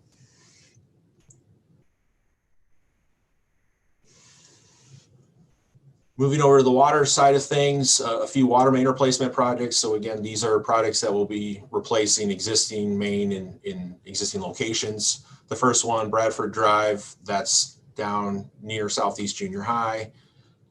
The second one being Highway 1 from Hawk Ridge over to Westport Plaza. And then off of Highway 6, Fair Meadows to Industrial Park Road. Again, all pretty straightforward water main replacement projects. The fourth one there, again, replacing water main along Dill Street. I would note with Dill Street project, we also are looking at some sidewalk infill kind of from the Black Springs Circle to the east to Teeter's Court.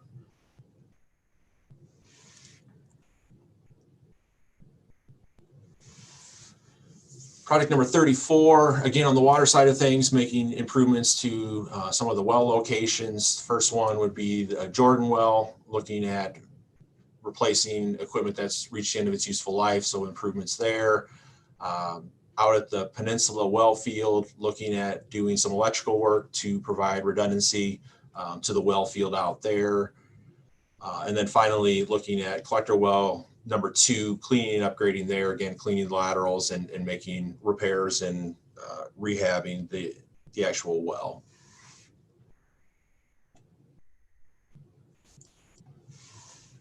Moving out to the water treatment plant, some improvements out there. First one being the high service pump, the variable frequency drives there. This is, again, existing equipment that is in need of repair or replacement. Making upgrades to the chlorine feeder system, updates there, as well as improving staff safety with that system, making improvements to the front meeting room out at the water plant. It's a large meeting room, definitely used for training and other large gatherings. But the audiovisual equipment there is certainly dated. Also, those improvements will help to improve the functionality of the space. And then the chemical room and outdoor lighting upgrades will be upgrades to LED equipment, and also help with just the usability of the spaces and improved lighting for those areas. The GSR, or ground storage reservoir generator enclosure replacements. So there's 3 locations: the Rochester Avenue, Sycamore Street, and Emerald Street. The ground storage reservoirs there have backup generators. Currently, the existing enclosures are getting to a point where they're no longer weatherproof, and so making replacements there to help extend the life of that equipment.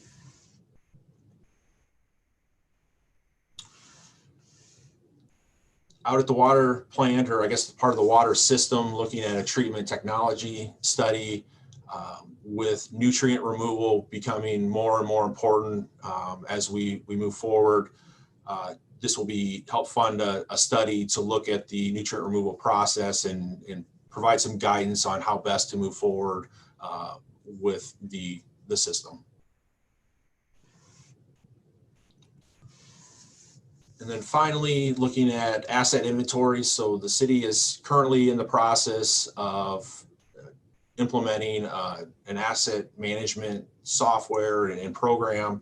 And so with this will allow for data collection to get essentially the water and wastewater systems, get data for the entire system, and have that ready to populate within that software and allow for that asset management system to really be beneficial and utilize that existing data.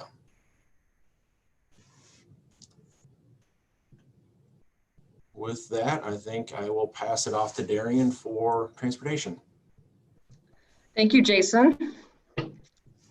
We have 9 projects to present to you this evening, the first of which is the replacement of our electronics in our smart parking meters. So this was a project about 10 years ago. It was quite a revolution, at least to me. I didn't have to carry change anymore, but now our parking meters allow us to slide your credit card in and out without having to carry change around with you. Fortunately, though, they're reaching the end of their useful life. So we're having more parking meters malfunction, but probably more importantly, the 3G technology that they're all based out of, if you follow technology at all, is pretty old and outdated, and it's going to be discontinued very soon. So we are in the process right now of updating the internal computer components of our parking meter. The second project is video cameras for our parking facilities, and these are really security cameras, and they're designed to help keep our customers, their property, our property safe and secure.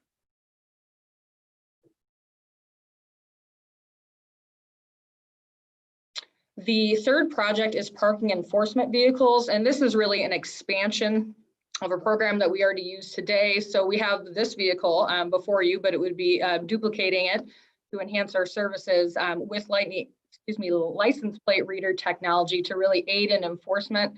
And it really helps to ensure we can get to the areas of town that we need to. And as you might imagine, it takes a long time for a person to walk through our ungated parking facilities, and this is designed to help improve enforcement of those areas.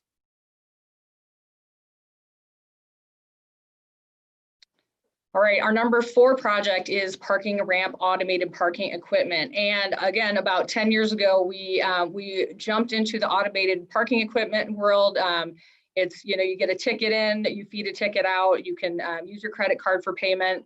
It's been really convenient for the public. It's been very popular, but again, our equipment is reaching the end of its useful life, and we are spending a lot of additional staff time for our maintenance crew to help customers when they do have equipment that malfunctions.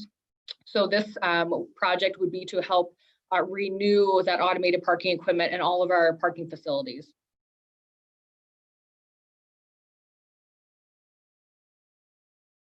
The fifth item is the replacement of our LED fixtures and parking facilities. And again, we were pretty early adopting with our LED fixtures.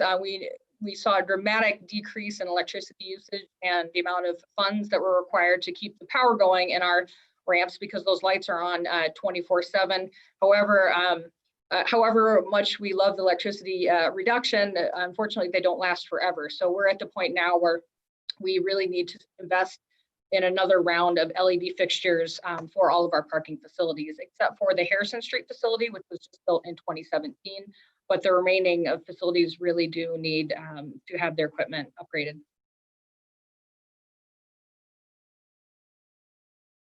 The sixth project is Tower Place drainage modifications. And this parking facility was built to turn stormwater inward to the center of the facility.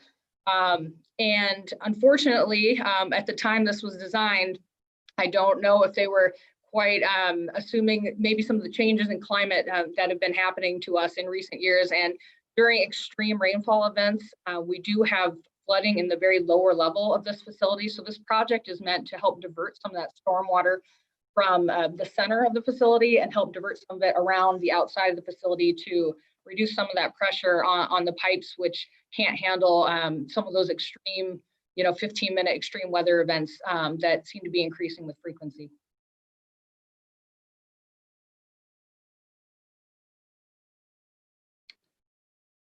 The number 7 project is, of course, our transit maintenance facility relocation project, and Dennis talked a little bit about this earlier. So this project would involve the construction of a new transit facility at the Public Works site off of McAllister and Gilbert Street. It would be a new facility for maintenance operations. It would be a new facility for storage. Some reasons why this project is important is because we are currently hemmed in at our current facility. We cannot add another bus. In fact, we have a bus that sleeps in our bus wash every night, which might be the equivalent of sleeping in a bathtub because you don't have enough bedrooms, sort of thing. So if we get into a position where we want to expand our service, we're limited at this facility. Other reasons why this facility is important is because we're really at a kind of a crossroad in transit, and there's vastly and rapidly changing drivetrain technology. We're foraying into electric technology. There's also hydrogen fuel cells, and building a new facility purpose-built for alternate transit fueling will be really important. It will be a really important aspect of this project.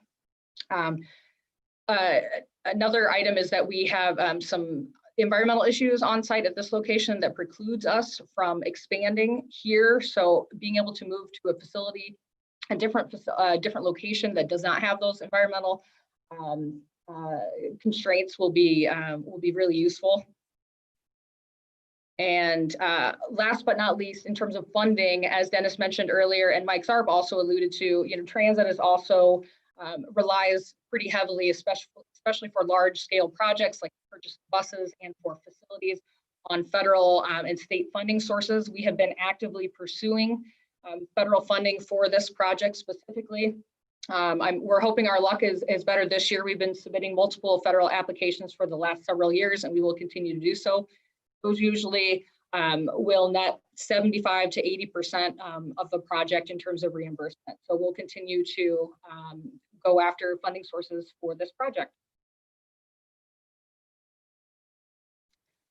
The number 8 project is our transit bus shelter replacement and expansion. And you may have seen a few of our new shelters around town. We're replacing shelters that are damaged beyond their useful life, or we're adding shelters at locations that could really use them. We did press pause in this project during the last year because, again, we're in the deep dive with all of our routes and stops, and we didn't want to, invest in a stop until we knew for sure that that it was part of the transit future. However, we are picking that back up again as that picture becomes more clear, and we can expect to see more transit amenities and facilities such as these transit shelters at stops in the future. Last but not least is transit interchange and bus stop improvements, sort of piggybacks off the last project, but this is really to improve pedestrian safety and traffic flow at the interchange and to improve amenities, again, at transit stops throughout the community. And that can be anything from our bus stop signage to seating, shelters, information boards. We received some really good recommendations from the consultant team that assisted us with the transit study. So these funds would be earmarked to help implement some of those recommendations. And with that, I believe I'm turning it back over to Jason.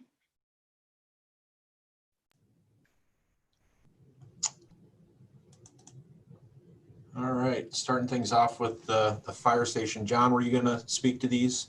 Sure. I can chat about them real quick. Fire Station 5 property, I think we just closed on that recently, and that's the one located down on South Gilbert Street across from the softball diamonds. So we're doing some future planning. This will help us with the response on that part of the city and into downtown. And then the second one is the relocation of Fire Station 3 from Lower Muscatine Road, to the American Legion Road. Again, this will give us the opportunity to just increase our coverage areas and help reduce response times.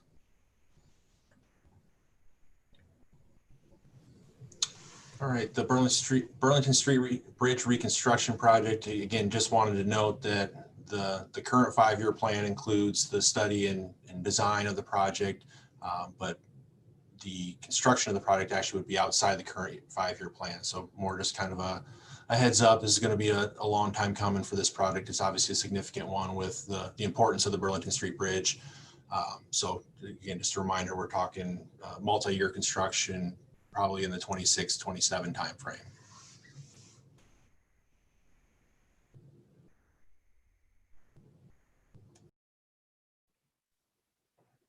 Good evening. Just again, this is our 40th anniversary coming up. We're working through our master plan, which is about 95% completed at this point. We'll be connecting with some architects to finish up.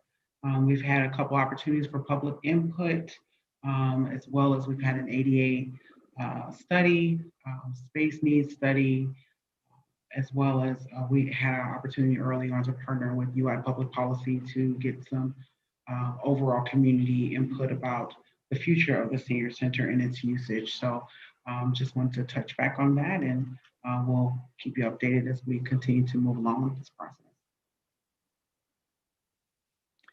Okay, 2 Parks and Rec projects to keep on your radar screen. You've seen these several times before. The Lower City Park Master Plan improvements. We had a study done about 4 years ago, looking at how to better live and access the river while getting our amenities out of the way of the river. Some of these things have been happening. The new playground has been moved. The bocce courts have been moved out of the flood area. You've seen a number of plantings, including prairie plantings, but this plan would go further with that, raising the roadway up to provide additional protection to the stage and the ball fields. And then the other one is the East Side Sports Complex. On the east side, we had some additional work done on this year to look at feasibility and look at numbers for it.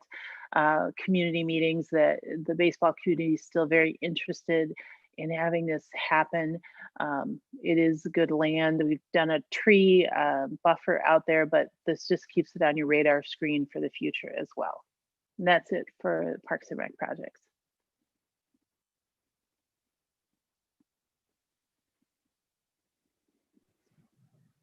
All right, Mr. Mayor and Council, that wraps up the presentation as far as the capital improvements plan.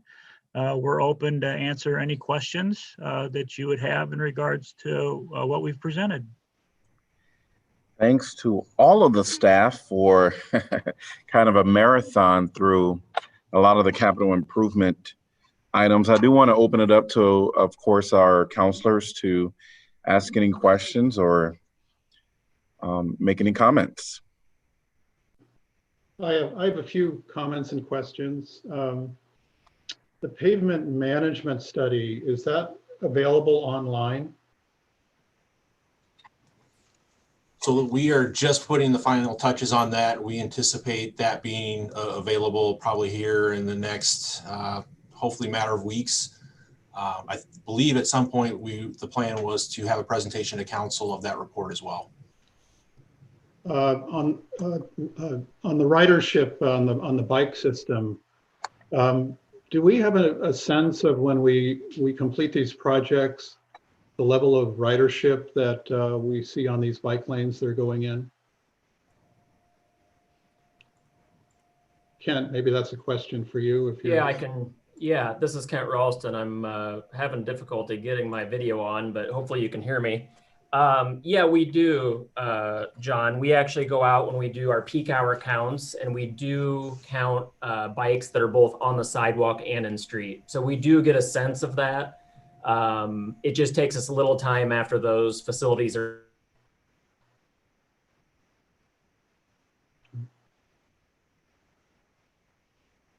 I have a couple of more questions. On the Dodge Street project, if I'm not mistaken, I thought I saw across my desk, so to speak, the possibility or the study of reverting Dodge to two-way traffic. Am I mistaken on that? Jason? At this point, the plan would be for those to remain one way. I think there's been some discussion in the past, but I think at this point, the plan at this point would be to have them remain one way. So there wasn't any study that was going to be considered for that as a possible? Not recently as part of this process. Okay. We had done, John, sort of a preliminary investigation. Boy, it's probably been 8 or more years ago now that I could dig up and take a look at. But as Jason said, nothing in the book, so to speak, for now. Okay. I mean, part of my reason for asking is I've had the opportunity to speak with some neighbors just in a kind of more social setting, but they pointed out how in front of some of the homes along Upper Dodge, as you're coming down the hill, residents have installed barriers basically because of cars leaving the roadway, and they're trying to protect their homes with these barriers. So the two-way street, I think, could potentially help with that in the sense that traffic speeds might be reduced. A couple of other questions. On the tree planting, I had an opportunity to sit in virtually on a Relief Cedar Rapids discussion. Trees Forever had a symposium not too long ago. I think Tyler may have attended as well. I saw his name.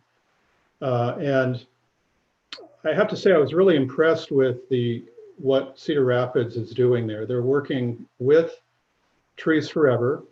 They've also brought in some consultants, including Jeff Speck, to help with the master plan, which would be a 10-month effort, as I recall. And Cedar Rapids is in a much more dire situation than Iowa City is in terms of its tree canopy, but we've lost a considerable number of trees. And I would say one of the issues that I've always felt would help us accelerate our plan, and what I sense is what Cedar Rapids is doing, is by partnering with Trees Forever, they will be able to have a fairly robust volunteer component to their plan. And that's, I believe, if we're going to try to accelerate our tree planting, that would be one component that I think would accelerate it, as well as engaging the community in what I think would be a real strong community engagement effort. So it would serve many purposes to do that. I'll be following the Relief Cedar Rapids program. I think there are maybe lessons that can be drawn from that effort. So thank you.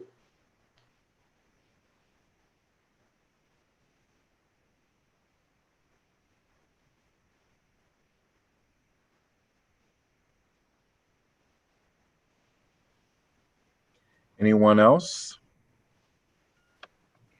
I mean, I just like to thank staff, but given the time, rather than getting into a lot more questions and discussion, I would encourage that we take about a 10-minute break before we get into our work session. Does Does anyone have any objections to that?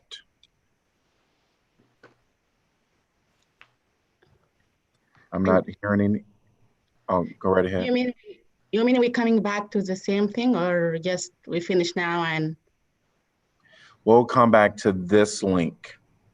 No, I mean to ask question, continue asking question to the staff, or?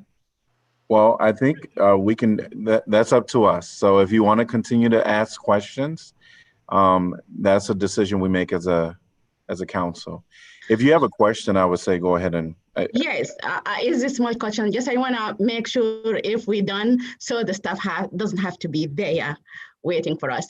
Anyway, I just want to ask Latasha. Is she still here? Yes, I am. Hey, Latasha. Happy New Year. I just, my every year questions, which is the kitchen. Yep. Have you done anything about that? The kitchen is a part of the overall master plan.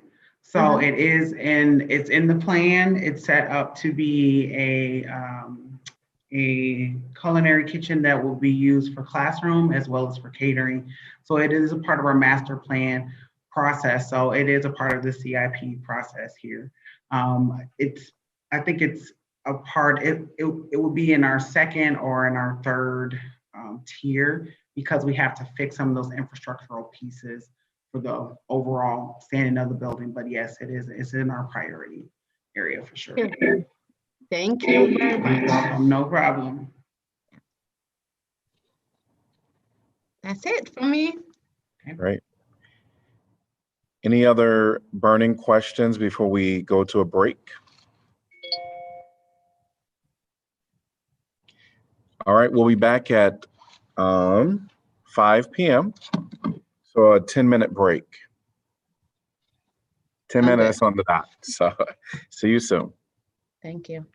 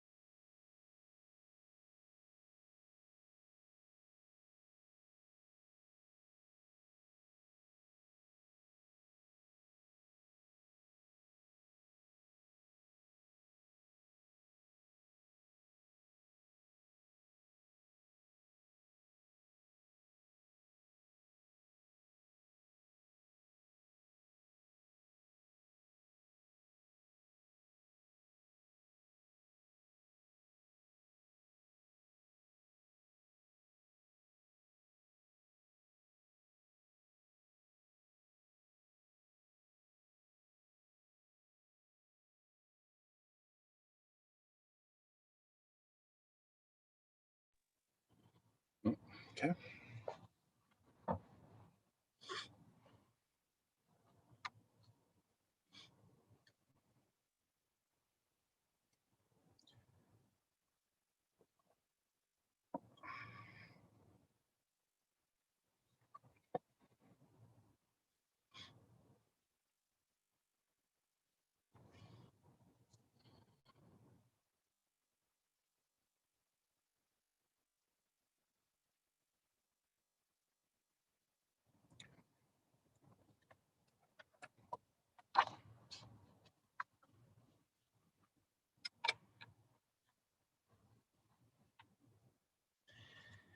It is now 5 p.m. and we are still in our work session for the City of Iowa City. On January 5th, we just finished capital improvement projects and we took a short break for 10 minutes. And so we're going to continue our work session.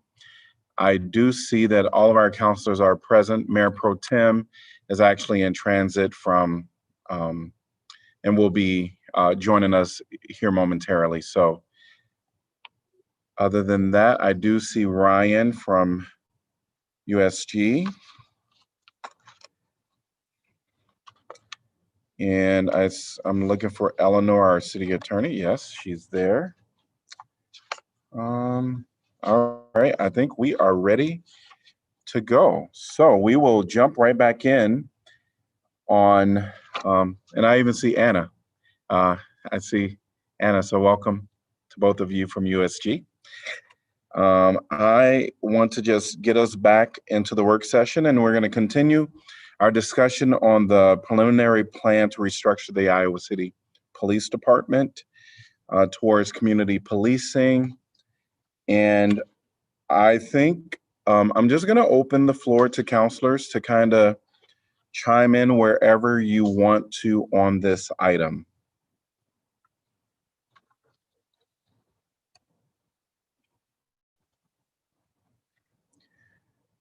And I guess personally, I'll start, if that's okay. No one jumped in, so I'll jump right in there.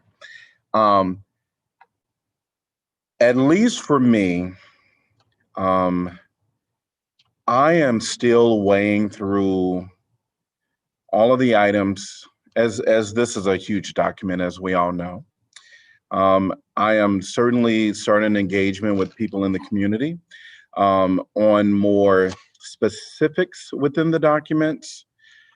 So I am not in a place to give much comment at this time, personally. I know that there hasn't been some input from some of the individuals that were a part of the process, and I'll name two of them. That is the South District Neighborhood Association, as well as Black Voices Project. They haven't had a meeting yet this year since the document was released. And so I am kind of reserving for them to weigh in as well, personally. And so I don't have very much to add on this topic at this point. So that is where I am as of now. Mayor, I would concur.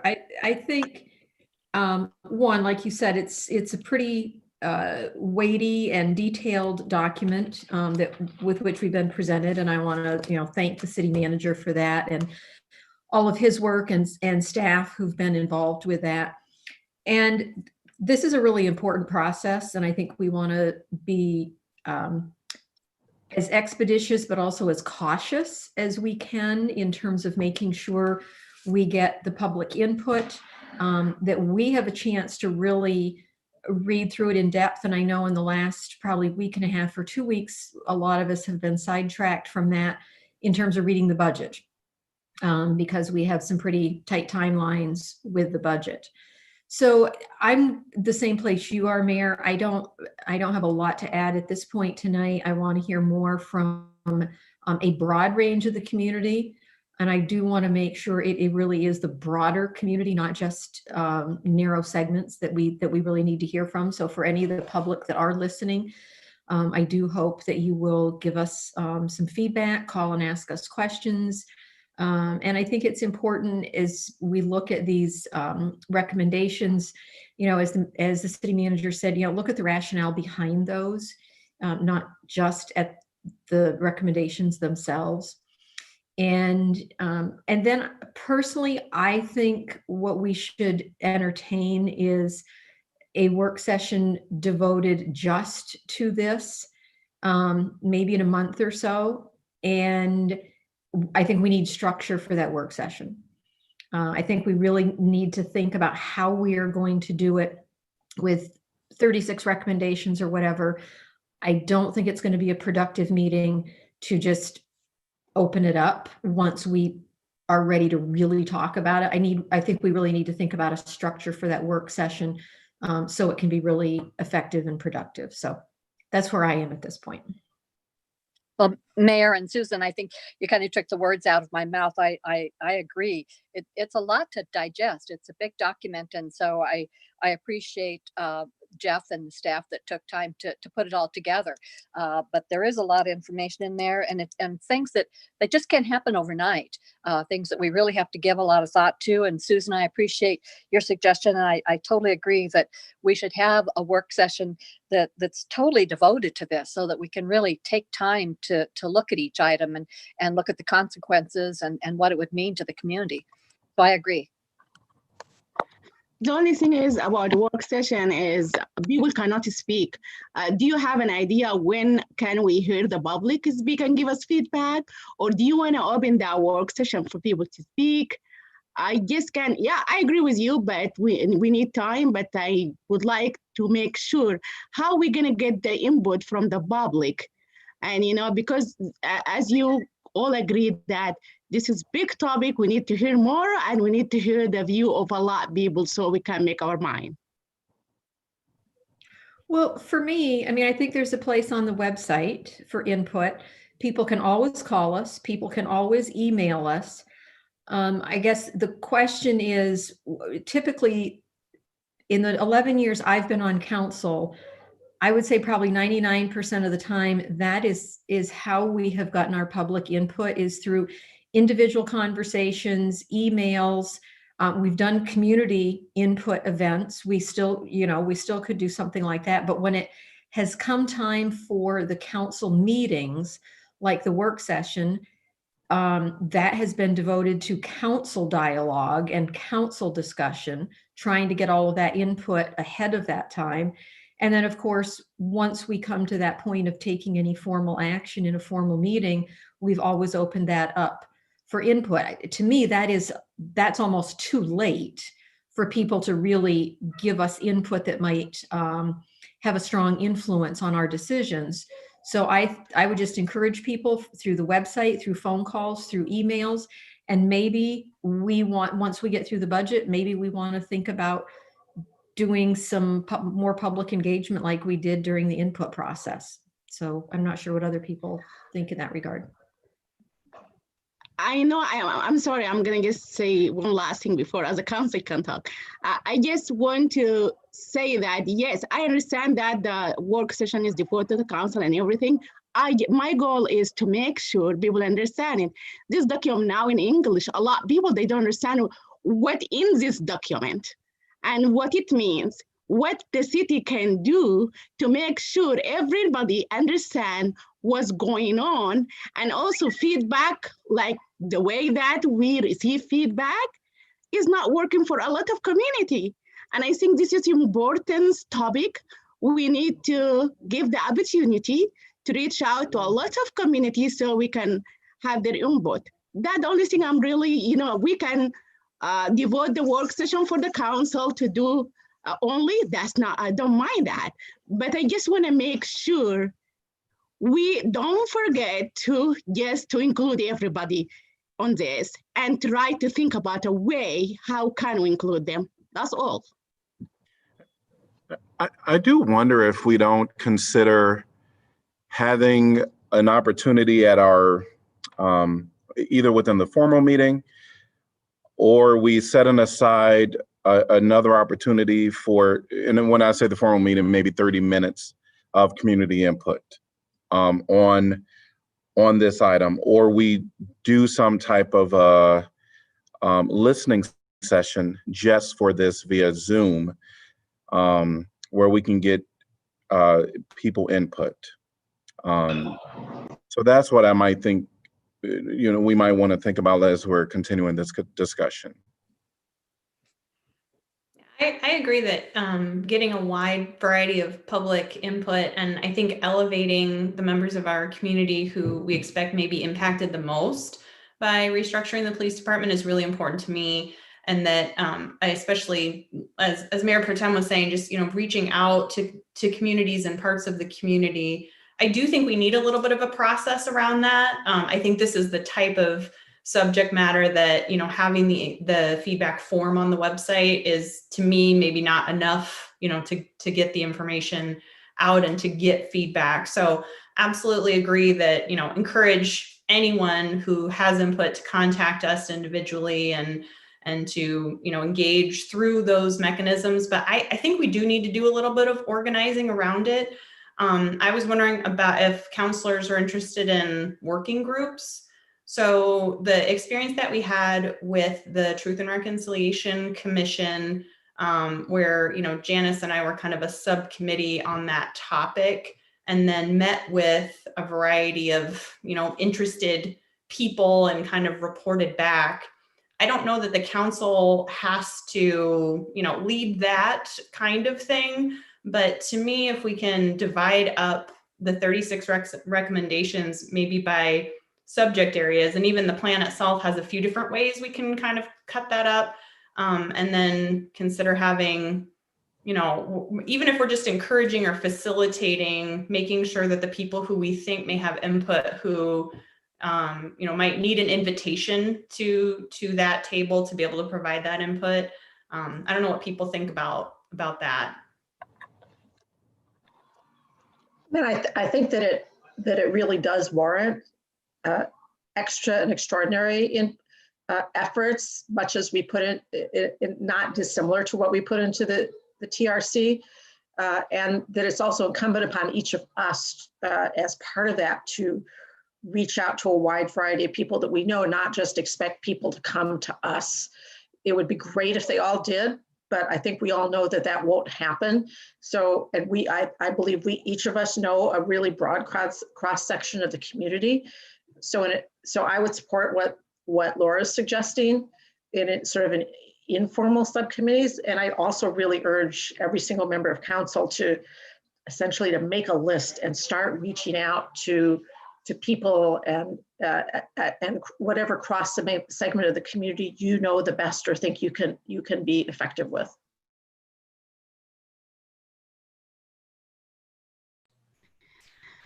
I guess I'm going to, it sounds like Noah is going to provide comment, at least, in a more general sense to the draft and in my mind to the process as it's unfolded up to this point.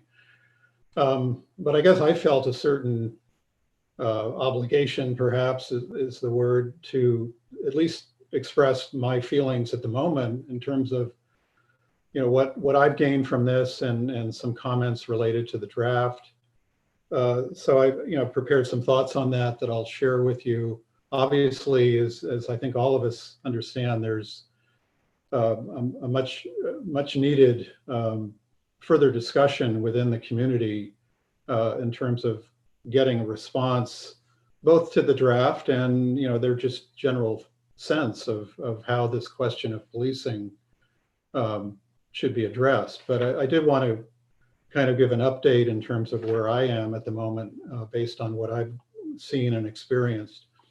And by way of a summary, I would say that the focus of my observations and comments is that in terms of the strategy that's laid out in the draft, avoiding calls for police services, which is referred to as prevention, whether that's initiated by community members or by police officers themselves, I think that is the critical approach in terms of trying to address what I understand to be some of the concerns related to our police efforts. replacing those interactions with public health professionals. You know, there's a lot of talk about the homelessness issues, the mental health issues, interpersonal conflicts, and things of that sort.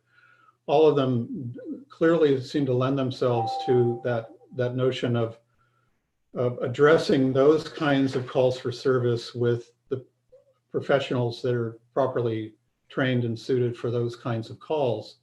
And I certainly, I think I'm in agreement. Certainly, you know, that makes a lot of sense. One of the things that came out of the draft was that was different from what I was hearing at the meetings, and also in my conversations with IFR, was the model for that interaction. And, you know, there was certainly with IFR an interest in the CAHOOTS model. I had read some pieces on CAHOOTS and how it was structured, and you know, that it's being considered by many cities throughout the country at this point. You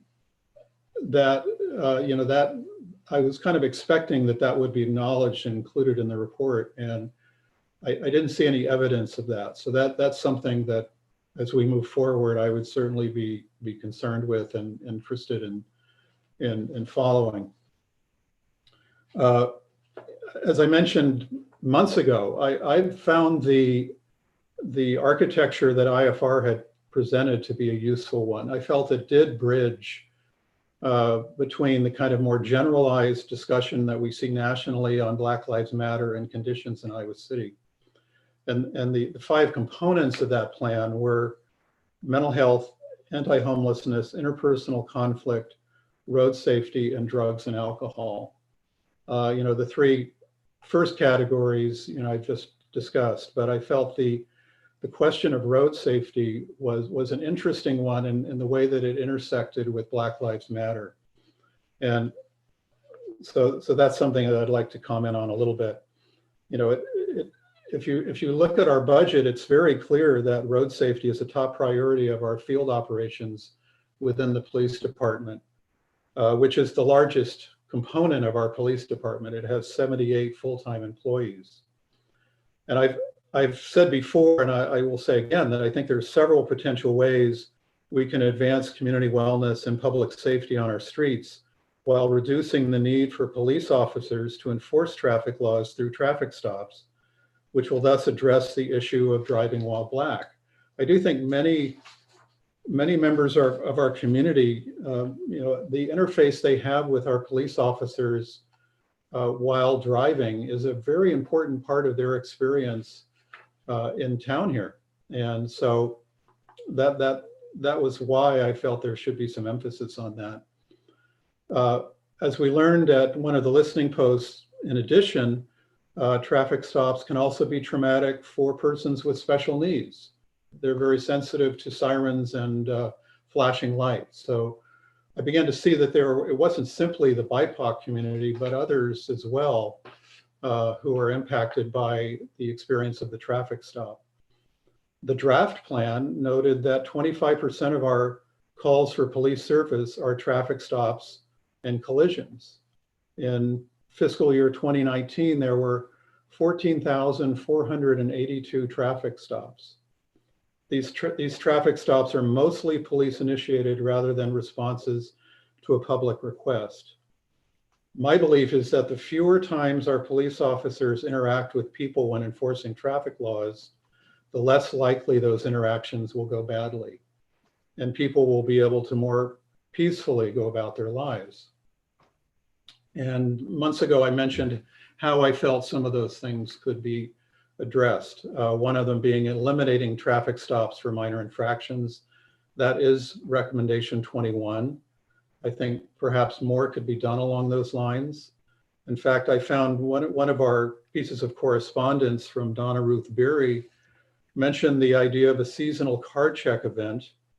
I know I've talked with other counselors about this concept. I think that's one way of taking something out of that current condition where you're talking about an armed police officer stopping a vehicle for a minor traffic infraction, whether it's defective equipment or what have you, and turning that event into a very positive experience where it's a more kind of community service and event. So that's one way I think we could address it. The second, which did not make it into the draft plan, was implementing changes to our road conditions which impel drivers to drive at the speeds that are posted as our speed limits. And I refer to those as self-regulating streets that do not require police-initiated traffic stops and thus will vastly improve traffic safety. Some examples of self-regulating streets, ways we can do that, we've already implemented. They would be road diets, traffic lane, narrowing traffic lanes, and so forth. This, in my view, is really the ideal approach toward traffic safety, is making sure that our roads are consistent with the speeds that we feel are safe within our community. And as I mentioned, these are already underway in Iowa City. So what I would say is the emphasis I'd like to give it is that now that we understand how this issue intersects with Black Lives Matter, that we accelerate that effort. I would argue it should be accelerated from the standpoint of transportation equity, but there are a number of ways in which implementing these changes in our road conditions and accelerating that program will benefit the community. And then the third was the deployment of the automated traffic enforcement, such as speed and red light cameras. There's what I would like to add to what I've said before is that considerable research supporting their record of reducing car crashes and traffic speeds exists now, as well as reducing the traffic stops. Just one of many examples that I ran across was Seattle's program, which saw a reduction of 23% in car crashes and a third of a drop in crashes involving pedestrians. So in brief, I would say that implementing these changes to our policing policies will be more successful than our current practices in achieving our ICPD's field operation goals of reducing traffic crashes and significantly improving police interactions with the public, especially people of color. And then lastly, on the question of drug and alcohol use, we historically, substance abuse plays a significant role in policing in Iowa City, along with road safety. Those are the two goals that I see in our budget that are referenced as top priorities for the ICPD.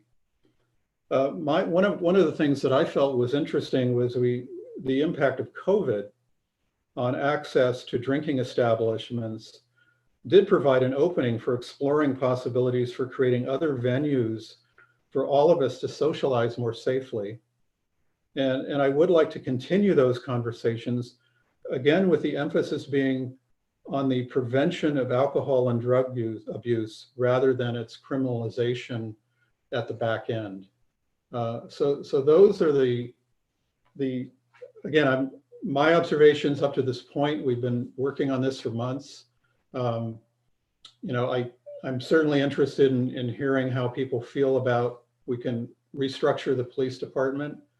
But I did want to report back to those who are following this as to what my feelings are in terms of the draft as it stands now, and also the way I would envision moving forward.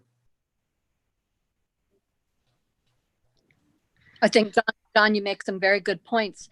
And one in particular, and I think a lot of the points we need to, if we continue to look at this and try to modify it and make it a workable document. The one item that really always stands out for me that you talked about are those traffic enforcement cameras. And I think we need to give that some serious thought. As we've said, they're colorblind. They just note the license plate. And I think that's moving on our way to the anti-racist aspect of the policing and the traffic policing, traffic enforcement. And I think it's an excellent thing. And along with that, then the idea of having some sort of a safety clinic then to follow up on that, to bring these folks in. We already participate with several mechanics in the area with the bulbs program. So they would, I would think, be more than happy to also be a part of this clinic and help folks get their bulbs replaced or whatever needs done. I think a precedent has been set with the fire department, does this with the child safety seat. So they already do this. So I think it would be only natural for the police to pick up something like this. So I'm in agreement with that and think we should really give that some thought to include that. I really want to add again, I had received a lot of feedback from some people, but 99% of those feedback was from white people in this community. You know, while I understand their feedback is very important to me, and I appreciate it, they reach out, even though they have a very, very nice feedback. I'm going to acknowledge that. But I really want to hear, I always believe that when we get the solution for the people, from the people who affected by the issue, it will be really amazing and great solution because it comes from the people. That's what being affected. They say, hey, that's what we want to see. That will make us feel comfortable. We make us feel like we are part of this community. That's how you solve it, and we pleased for it. That's why I want to add to what Laura said. We really need a project. We need a campaign for this. We need a plan. And what I really going to suggest right now here is the city can have some budget of translation. Believe me, that's a very important part. If we can create some money or allocate some money, I mean, to translate the document to at least 3 languages, because the big population in this community right now is Spanish, French, and Arabic, where we provide this document to the associations, Black Voices Projects, Sudanese Association, Immigrant Voices Project, CWJ, and Latinos, and everyone. Ask them in their meeting to discuss this with their members because they have monthly meeting, so they can discuss this document in their language and tell us feedback and email it to the city manager. So we have, we don't have to go to individual, and we make the community involved. I'm willing to reach out to those people if the document has been translated, because I know translation is a big deal. Please give this a full consideration, and give it some money so we can contact everyone and make them involved.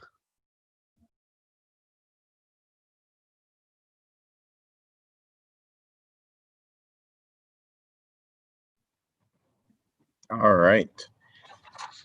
So it sounds like there is some consensus for there being some type of a structured meeting or input from the community. And so I heard work groups. I've heard if we get things in different languages, those communities can respond. I think independently to the council. There's also listening session out there. So I guess with me pointing out those kind of 3 ways to get input from the community, I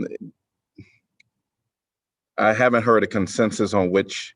I still, at least for me, I think getting it in different languages, I think would be important, and I'm seeing some nodding of heads here, the majority of nodding of heads. So wanted to maybe direct the city manager to get it in different languages, and we're sounding like the 3. Are we okay with the 3? And yeah, I see. Yes, I'm seeing a majority for the 3 languages. All right, so we'll go ahead and do that. And then as far as setting up opportunities for people to weigh in as the community, do we want working groups? Do we want listening session where people can just come and share their thoughts on this item? Mayor, may I make a suggestion?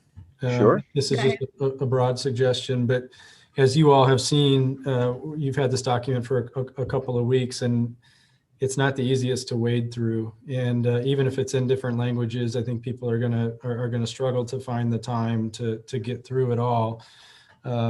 I'd really encourage you to think about breaking it out into groups.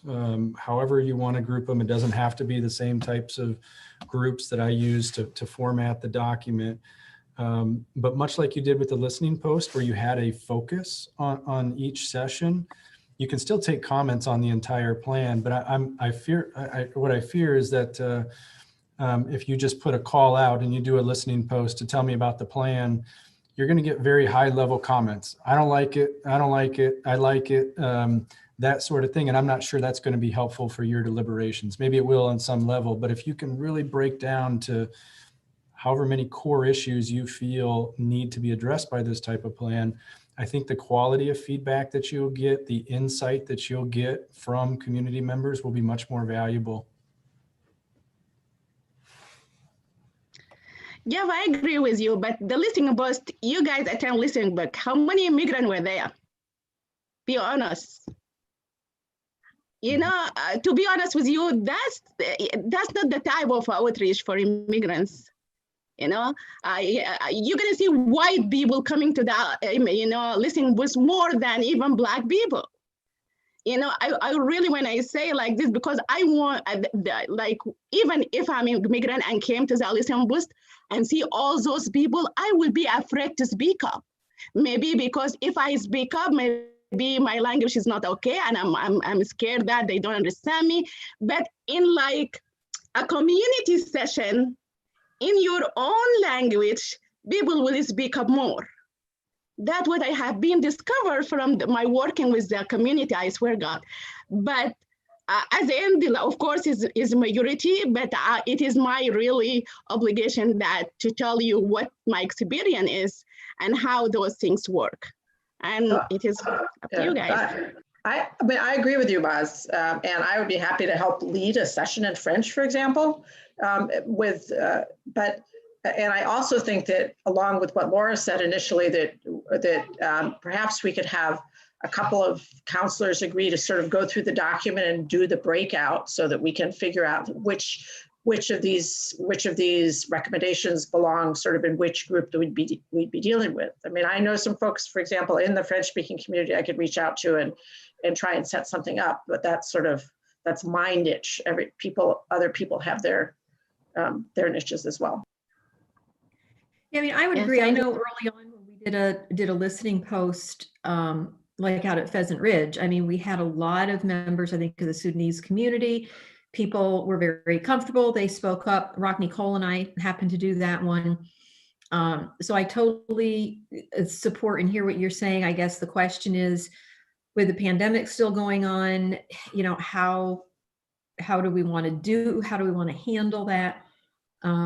I'm limited to English. I wish I wasn't, but I am.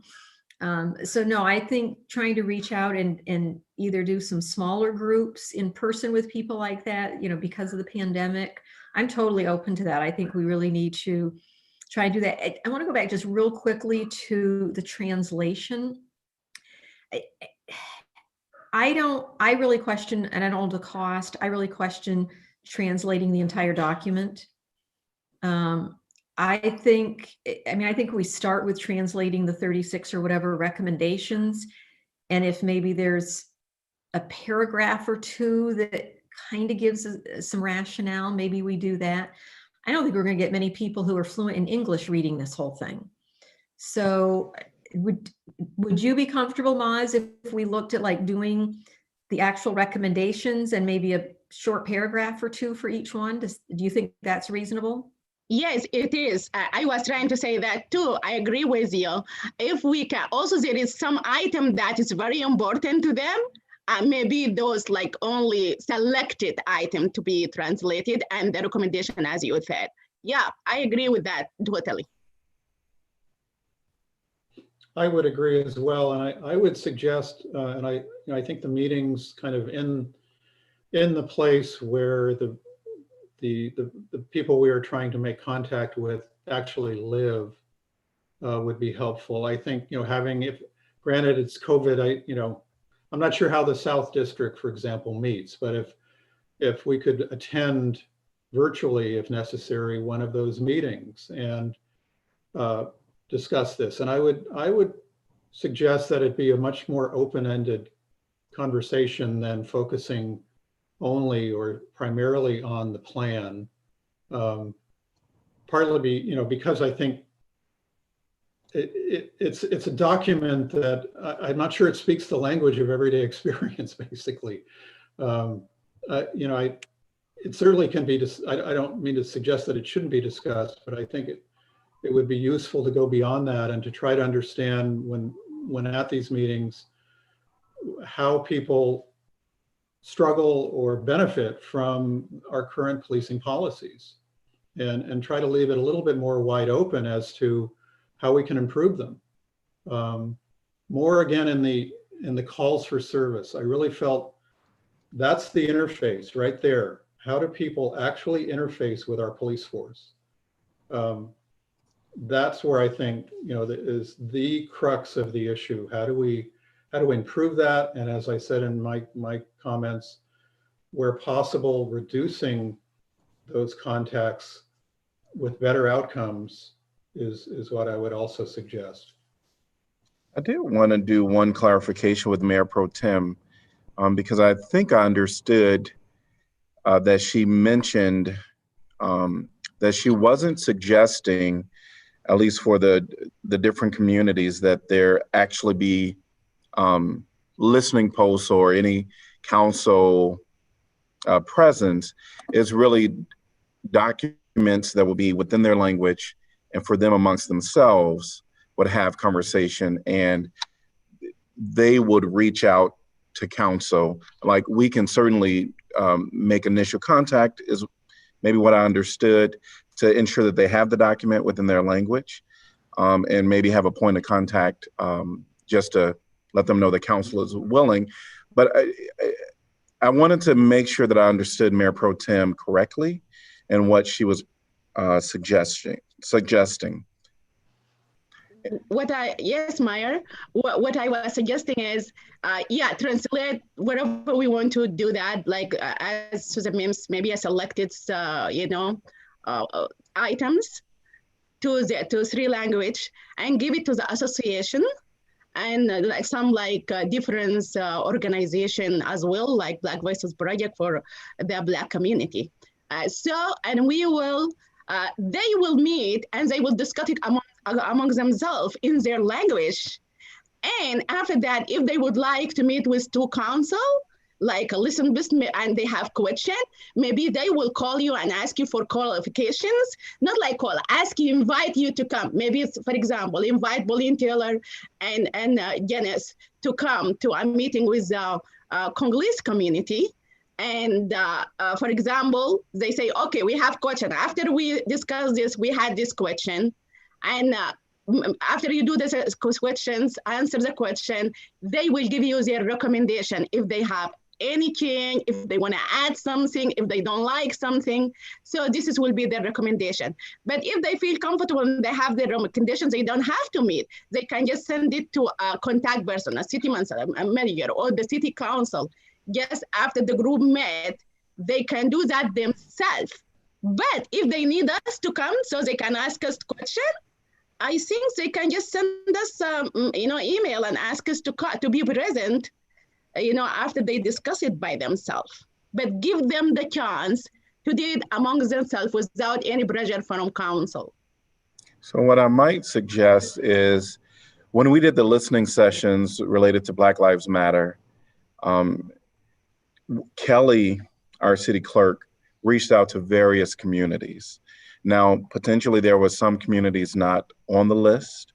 So what I might suggest, at least for if we were to go with what Mayor Pro Tem is suggesting, is that if there's any more communities that we want to reach out to, that we give those list of contacts to our city clerk, and maybe she can dispel the information. If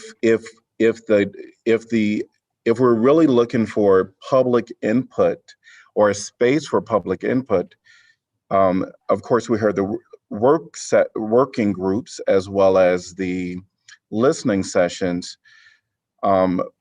Would people be in agreement to maybe start with the listening session and see where we go from there, instead of maybe breaking it out in groups at this point? I know that our, Jeff Fruin, our city manager, made mention of working groups to get a little more information. We are getting some information, I think, through emails, and as people begin to digest this information and read it, associations will weigh in, I'm assuming, just like they have in the past.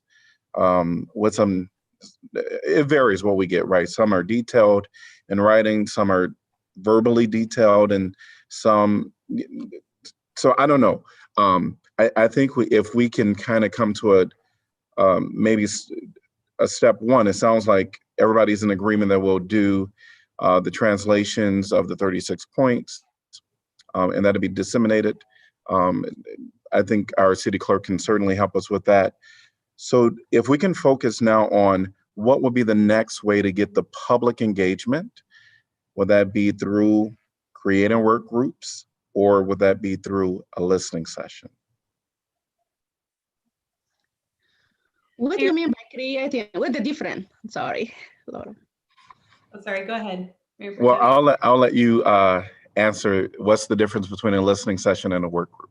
Okay, so yeah, I just wanted to kind of make my pitch for what I meant when I said working group, because I think what we have is 36 recommendations. I do not anticipate, and please, maybe we talk about it now if I'm wrong, but I do not anticipate that this is like a up or down vote on the plan, right? We have 36 recommendations that are pointing us in a direction, or multiple directions on how we can implement change based on these different sort of areas or themes.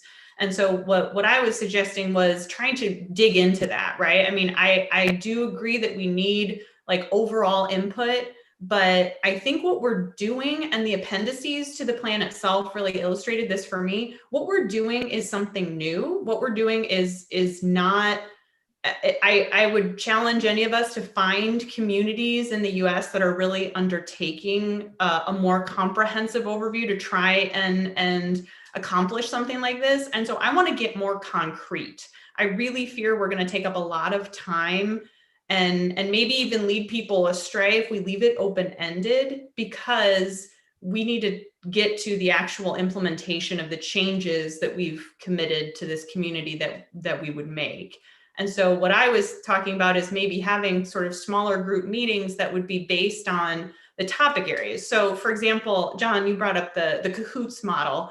It is mentioned in the appendices relating to San Francisco because they have a similar type thing. There's information about it in the Eugene, Oregon description, and all of the diversion that we're talking about, right? So CAHOOTS is a model where there's not co-responder, and we are absolutely talking about that. So we have recommendation for increasing funding for community for mobile crisis. We have a recommendation about making sure we can implement 911 integration. Those are concrete things that are not labeled with the word CAHOOTS, but are taking the model of mobile crisis that is our community's service that we know we have strong nonprofit support for, and making that into something bigger that can actually respond more comprehensively and divert those calls away from law enforcement. So maybe we have a group of people who are talking about the mental health response issues and can, use the data that we have. Absolutely agree, John, calls for service, right? That is the place where people are interfacing with our law enforcement. So being able to break that down, whether it's by calls for service topics and saying, okay, what does prevention look like in these types of incidences, right? What can that be? In any case, I'm kind of rambling now, but that was kind of what I was envisioning is like topical working groups where we have people in the community who are invested in that already, who we know are going to be partners moving forward. And 100%, Mayor Pro Tem, thank you for saying we need to elevate those people who are most impacted. And how we got to this point is by needing to make change to be anti-racist and to improve the lives of people of color when it comes to interactions with law enforcement. And so that has to be top of mind, that has to be front of mind. And I think we've already gotten some input about that as well, that, you know, we really need to be making sure we're not losing the race part of this as we're talking about it. So that's kind of what I meant about working groups. I would be happy to participate in any of that, or, you know, facilitate to the extent possible. I believe that I'm going to be reaching out and having conversations anyway, and, you know, would kind of like, I guess, the blessing of my colleagues if you all think I'm not crazy. Yeah. Just Go right ahead. to only agree that this is an important piece of the way forward. I would agree with you, Ronald. Go ahead. I would also mention the Truth and our commissions, the Truth and Reconciliation Commission, Human Rights Commission. I think those seem like potentially good venues where, you know, the public could comment, you know, both the commission members themselves and the public could provide community comment at those meetings. So it seems to me that's a possible way in which we can outreach as well. I know Councilor Taylor, were you wanting to chime in as well? Oh, I just wanted to make a quick comment about working groups as such. I think what I saw with the listening post we had, which we had some wonderful comments from these folks, but it was kind of the same people who came to each and every one of them. And I think that would happen with these working groups too. And I thank them for their input. They gave some very good input, but they would probably repeat the same things at these meetings. So I just would have concern about that. And I would have concern about counselors that weren't at a particular work session, not seeing the whole picture and not getting input, everybody's input.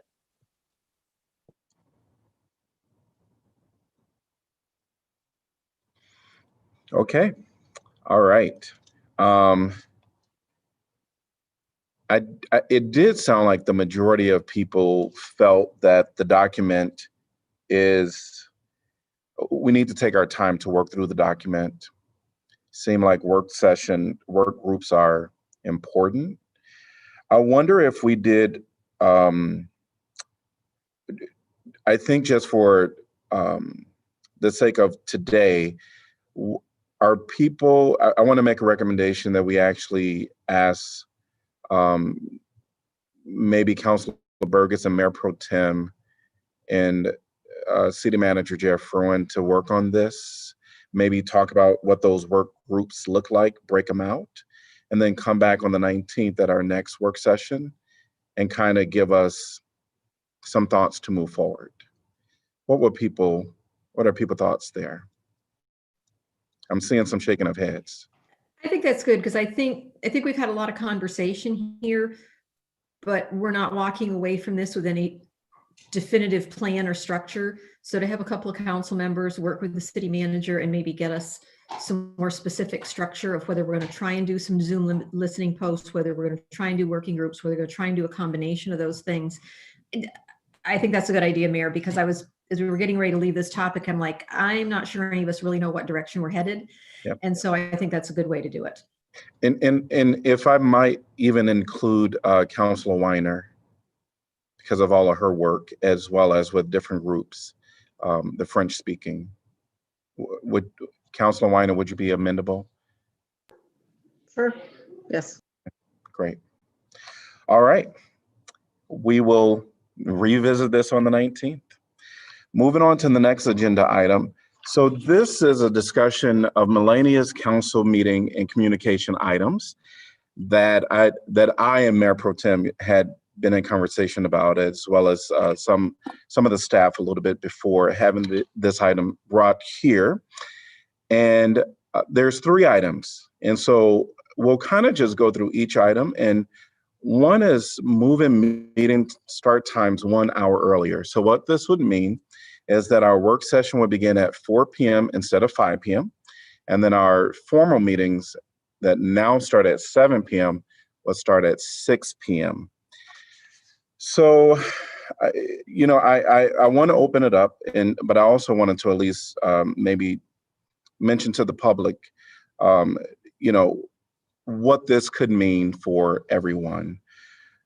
Right now, our meetings are on Zoom, and so this is really focusing on when we're back in regular session, seeing people face to face. Although we don't have to wait until that happens because we really don't know when that's going to happen.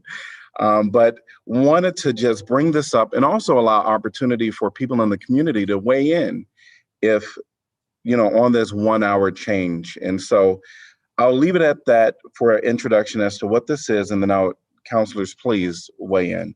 And one thing that I might note is that as we have this conversation, I think the intention is for the public to have opportunity to respond to some of the things that we're proposing. I personally, it doesn't impact me either way. My schedule is flexible enough that moving it to an hour earlier is fine with me. I guess what I'm most interested in, and I know it's hard sometimes to get that public input, is how members of the public perceive this and whether they see it as better. If they're coming down to the meetings once we get back in person, they can get home earlier. Hopefully it means we get done earlier. We don't just extend the hours, extend the meetings an additional hour. So I don't want to make a change that negatively impacts people who really want to attend meetings. I think as an aside, I think it would be better for staff. They're getting done work, quote, at 5 o'clock, and then having to do potentially our work session and then come back and do a formal agenda, and depending where their item is on the agenda, they're not getting out of here till later. So I think it would be advantageous for staff, but I do think we need to try to get some input from the public. Yes, I agree too, but I agree also for not extending our meeting 1 hour.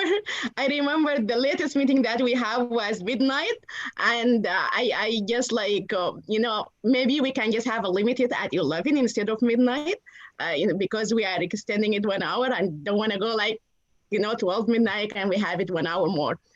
So this plus I really just find out that when we had this meeting online, a lot of people had the chance to lay in. We need to think about maybe we can have some time of online, I don't know, interaction or what you call it. If we went back to in person, if there is a way that still we can have a screen for Zoom, people can just zoom in and talk to us. I don't know, but I just find out a lot of people attend city council meeting, people that I never saw attend city council meeting, but they did while we're doing this virtual. So if we can also do something like that, will be great. Yeah, it seems to me there really are these two issues. One is the timing of the event, and then also is it an in-person event or is it a hybrid event? It does seem there are advantages. As much as I would like to get back to in-person meetings, there are advantages to having it virtual to the community. So ideally, it seems to me, once we do go back to in-person events, that as Maz was saying, if there's a way in which there's still the opportunity for people who, for many reasons, cannot make it to City Hall, or do not feel like sitting there for 4 hours waiting for their item to come up, would have a way of more conveniently participating at council meetings short of actually going to City Hall for that event. So as I'm with Susan, my time is very flexible. It doesn't really matter to me. I think maybe if they started sooner, perhaps we could figure out a way to have breaks. I do feel we kind of burden ourselves because we don't, our formal meeting might be 3 hours and we don't have a break. And I don't know how all you feel, but I'm kind of running on empty at that point. So, I think the two things in terms of the timing, I think it's really what does the community benefit from? And then whether we can try to maintain a virtual presence once we're back in City Hall is the other issue.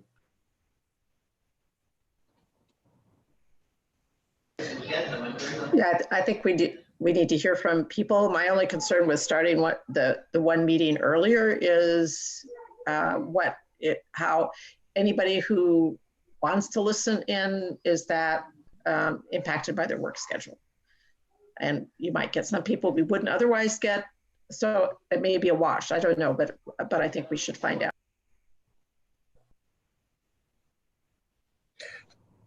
So it does sound like on this item, now, if anyone else want to weigh in, please do. But it does sound like on this item, starting 1 hour early, we're open to it. We're just wanting some public input. I did hear Mayor Pro Tem mention maybe a hard, fast stop time proposal. I think I heard 11 p.m. Because the latest, actually, I think the latest we went was about, was it 1:30? Well, I think, that gets managed with the agenda, and I think staff is very good with managing the agenda, but I think we do have to recognize there are certain occasions when things come up that we end up just from a timing standpoint, we end up with a jammed agenda. Maybe we end up with a bunch of rezonings or something, or some other major things. So I don't think we have to set a hard and fast. I think staff knows what our limit is and their limit is on a reasonable meeting, a reasonable agenda. But I think we all have to acknowledge there's occasions it's going to go long. That's just the way this is. Yeah. And what could happen is any one of us, if we're noticing the time, going along pretty late, what we might suggest is having a discussion on anything that we can potentially push back to the next meeting if it's not time sensitive, or maybe having a special session just for a few items that we decide we don't want to continue. So I think we don't have to make that decision tonight. It's just in the back of our head. If meetings are going long, we have that option as council. So the other thing would be the virtual option, so the hybrid model that Councilor Thomas talked about, and the virtual that Mayor Pro Tem talked about. I think that would be something that we can probably ask staff to look into to see what would that look like if we were in person and also had a virtual option. So, all right, that's one of the things. So we want the public to definitely give their thoughts on that. The other is public comment and signing in procedures. So right now we use Zoom, and it works really slick. People raise their hand, and I can see it on the side as the individual that is calling people up front and giving them their time to speak here publicly to us. And so when we're back in session, it doesn't always go so smoothly because people have to sign in. And if it's individuals that have never been to a council meeting, it can be a little bit intimidating when you come up and then, whether I mentioned to sign in at the beginning and that process, it can be a little cumbersome. And so wondering if we might consider having a sign up outside in the lobby where people sign their name, and then that's handed to me, and maybe they'll have which item they want to speak on. That's handed to the mayor, and then the name would be called, and they will be able to present. The other thing could be a timer, so that could be up on the screens here in City Hall, or some timer somewhere where people understand that they are within their 5-minute, 3-minute, 4-minute, whatever has been asked, depending on how many people have signed up for an item. So wanted to get people to weigh in on that. I really like the model that the school district used in their board meeting, where it go to red when it come to your time gonna be ended, and it is on the screen. You see it in front of you, so people don't need to remind them, and when it is the time finished, it's finished. So I don't know if of course it is up to the staff to see if that's something that we can implement or not. But that's what the model that I really like. And Mayor Pro Tem, they also, their model is that you have to sign up ahead of time. You fill out your name and that you're willing to speak, and it gets passed up to the front desk. So yeah, I like that model also, and the timer. They keep the timing, which is good. I like that. I like the idea of the timing just because we do have some people who go long-winded, and I think in all fairness to everybody, to really kind of enforce that. I'm not as much of a fan of people having to sign up ahead of time. I think people sometimes don't come and don't plan to speak, but then they hear something that really hits them in a certain way and they feel compelled to want to speak. I don't know, I've done this for 11 years. I haven't seen the sign-in procedure be that cumbersome and that wasteful of time. You know, occasionally you get somebody who hasn't signed in and they take a few minutes to get their name down and everything. So that's not as compelling to me. It's not that often that we go to our 8 o'clock cutoff for comment, which is on our agenda. You know, if people are still commenting at 8 o'clock, we cut it off and then would come back to it at the meeting. We very seldom have to cut people off and say, oh, we can't take any more public comment. So I'm not so worried about people having to sign in ahead of time. One of the things that we're not getting during the Zoom, and we sometimes weren't getting this in the regular meetings, that I wish we would get back to enforcing, and that is people indicating their address. Right or wrong, we're elected by residents of Iowa City. And quite frankly, I am going to give more weight to input from residents of Iowa City than people who do not live in Iowa City. I'm fine listening to their opinion, and particularly if they have expertise on an issue they want to share with us. But when people don't live here, I'm going to listen to them as an expert and not as somebody who just wants to complain about our city. So I'd like to know where people live when they comment. But I would also like to know if people are residents of the city. Everybody's welcome to speak, but whether it's on Zoom or in person, these are our constituents. Every resident of this city are our constituents, and I want to know if someone's actually essentially part of our responsibility.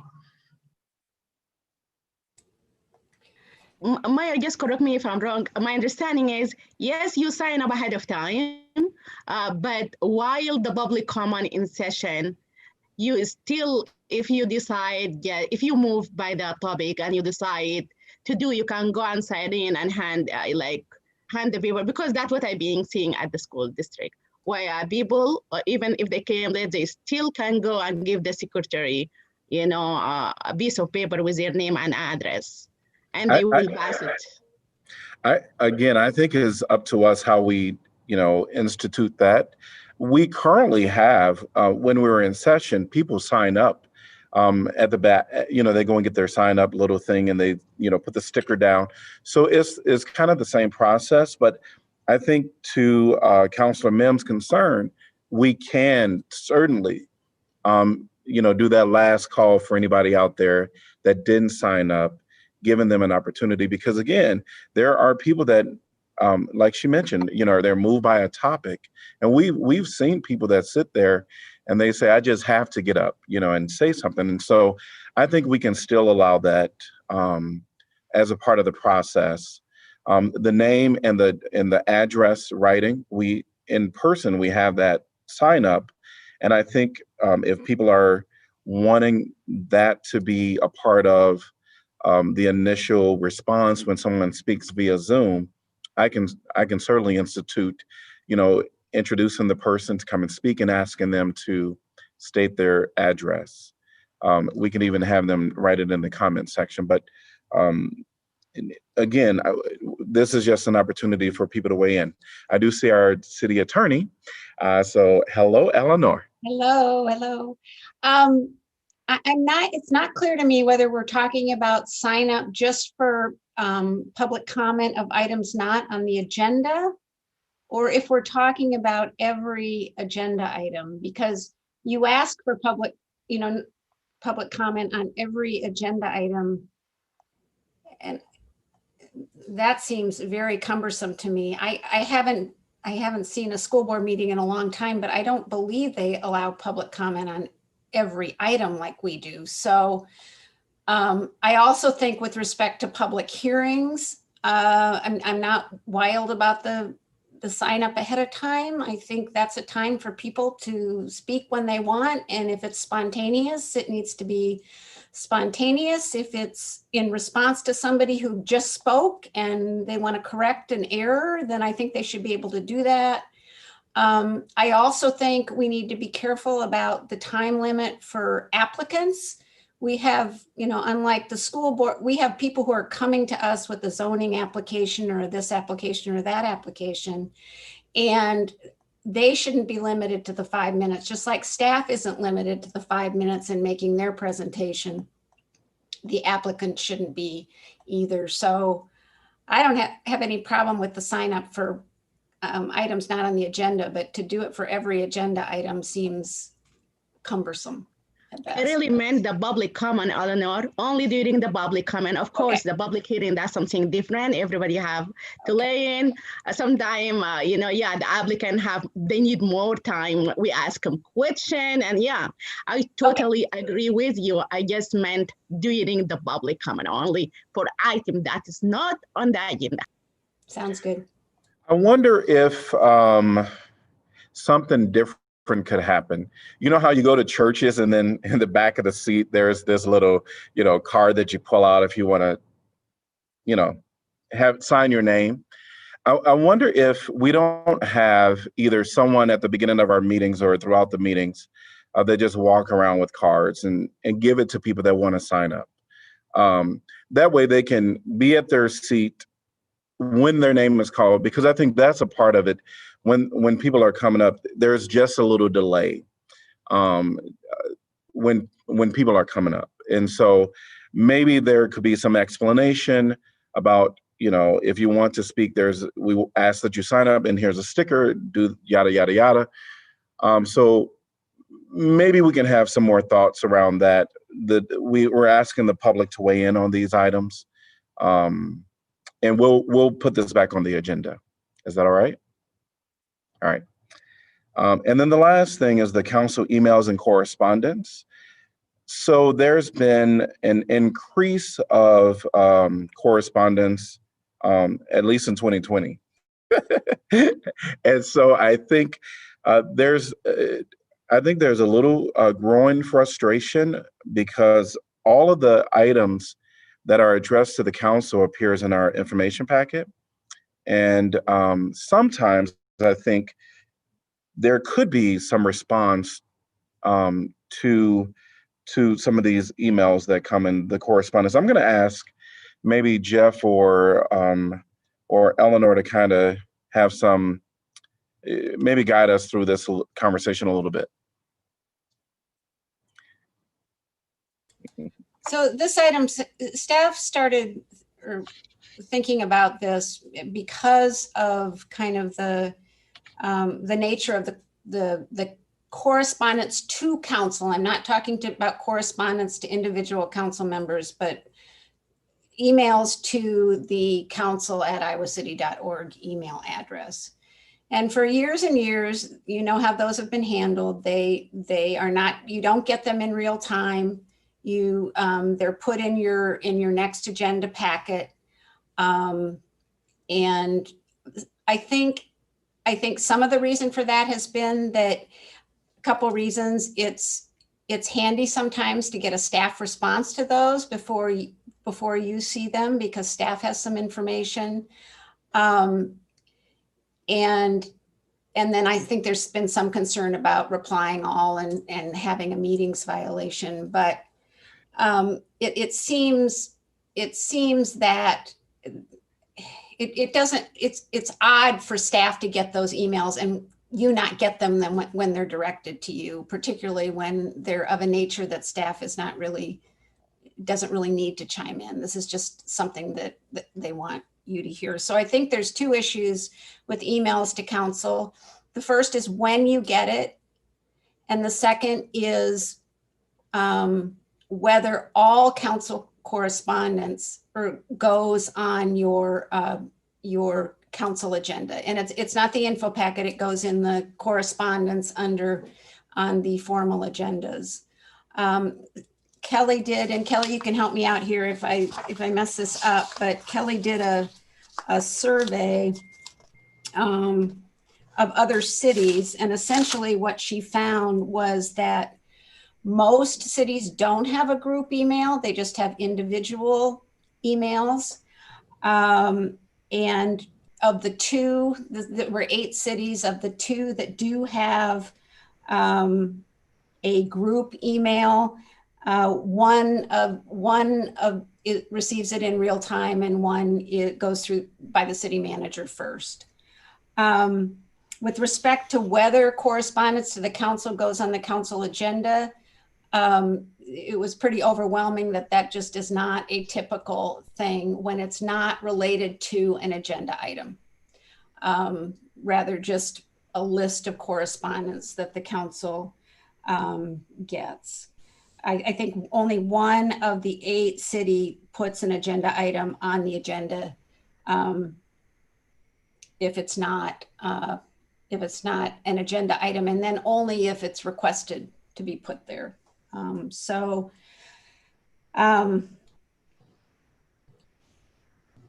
Those are kind of the issues. I think as I said, the reason it's been done this way in the past is in order to get some staff response or information that you might want to have before you respond, the open records concerns. I don't really know why the council this was started long before I was here, why all council correspondence goes on the agenda. I think it certainly creates challenges for time and focus. I think it also sometimes you're having a discussion about something that you really don't have a full picture of. On the other hand, I think it's something that the community has gotten used to. So that's probably the flip side of that. It's kind of a community expectation at this point. As Kelly and Jeff and I were talking, one of the ways we thought you could handle this is that your council, the emails that go to the council email address could be forwarded to you, to your individual emails. And that would be a reminder to you that you don't want to be replying all. Only council correspondence to council relating to an agenda item be put on the agenda. And then if a council member wanted to discuss an email received, they could ask that it be put on the agenda. Those are just some possibilities, but those are kind of the pros and cons. I have to say you got a lot of emails in 2020, but I have been here for a long time, and there have been years when there have been lots and lots and lots of emails. So I don't think it's actually that rare. I like the idea, if it's not hard for staff, to take those that come into the council email address. And obviously, if staff looks at those and thinks there's a reply that is appropriate from them that then gives us further information, for them to do that first, but then to have all those sent to us. So if you get an email and it's like, okay, this is just some general comment on a particular topic, there's nothing really for staff to clarify or respond to, then we just immediately forward it on to council. Oh, wait a minute, the second one, there really is a question that we can give a clarification on, and that would give more context for council. Then do that and then send it on to us. I like that idea, so that, one, it keeps our packets a little bit smaller if we're getting this on a more regular basis rather than all of them at one lump sum. And from there, I don't have a problem with only putting the correspondence in the agenda packet that is related to items on the actual agenda. And I'll tell you, in the last year or two, we've spent more time talking about the consent agenda than I've ever spent in councils in the previous 9 or 10 years. And theoretically, a consent agenda should be something that a body simply motions, seconds, and votes on. You look at, I don't care if it's a board of directors for a bank or a nonprofit or whatever, just when you look at organizational structure, a consent agenda is something that that board should not be spending much time talking about. If they are items that need a lot of comment and discussion, they shouldn't be in the consent agenda in the first place. And so that's where I think as a council, we have really started getting into a lot of in-meeting discussion of items on a consent agenda that we don't necessarily need to. As far as the public perception or expectation that you mentioned, Eleanor, I think I want to make sure I understand the distinction. If an individual sends an email to our 7 individual email addresses, that will never get into the packet. Is that, unless we forward it to Kelly saying, please include in the packet. Is that right? Yes, that's right. Okay, as I think there's some, and even, you know, when I was kind of reading up before joining council, I think there's some, that's not very clear. And I think that's not clear necessarily to the public either, that if they send to council@iowacity.org, it'll be included in the packet or be on the agenda. I kind of like the idea of having, I would want to communicate it first, but the idea of if a person wants that published, you know, to have some way of indicating that. On the flip side, there have been emails that, you know, I should have probably included in my head. It would be helpful to put in the packet, you know, that maybe all of us received, but we're not, you know, I don't think we're in the regular habit of just forwarding those to Kelly to get them into the packet. So there's just some inconsistency with residents who reach out to all of council, you know, they're either in the packet or they're not. It seems to me that we do a pretty good job of, or council does a pretty good job, maybe I'm wrong, of forwarding those emails that go to all of you, all of your individual addresses to us to put in the packet. And there is an automatic response to the council email that says this will go in the next agenda packet. So they should know that. We could certainly send that, change that automatic response depending on what you all decided to do. I have a little hesitancy about staff having to call, as Susan, you were talking about, having to make decisions about which email right away, which emails we're going to forward immediately and which ones we're going to hold back and answer and then forward. That may get a little complicated. I think I would suggest that if that's what you want to do, if you want to get them in real time, we simply forwarded them to your email addresses, and then you will get the staff response as well if we choose to respond. Well, I do like the idea of getting correspondence in real time. I think that there's some benefit to that.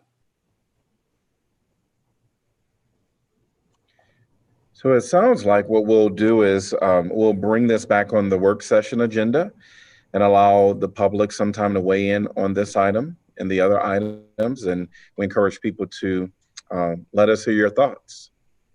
Anything else on any of the 3 items that were mentioned? All right. Clarification of agenda items. This is for our formal meeting.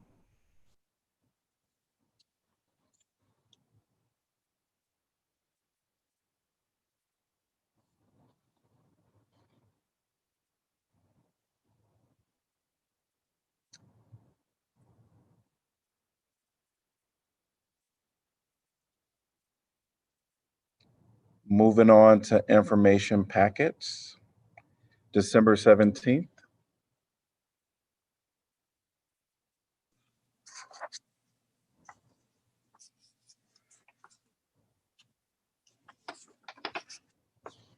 Moving on to December 23rd information packet. And if I'm going too fast, just slow me down.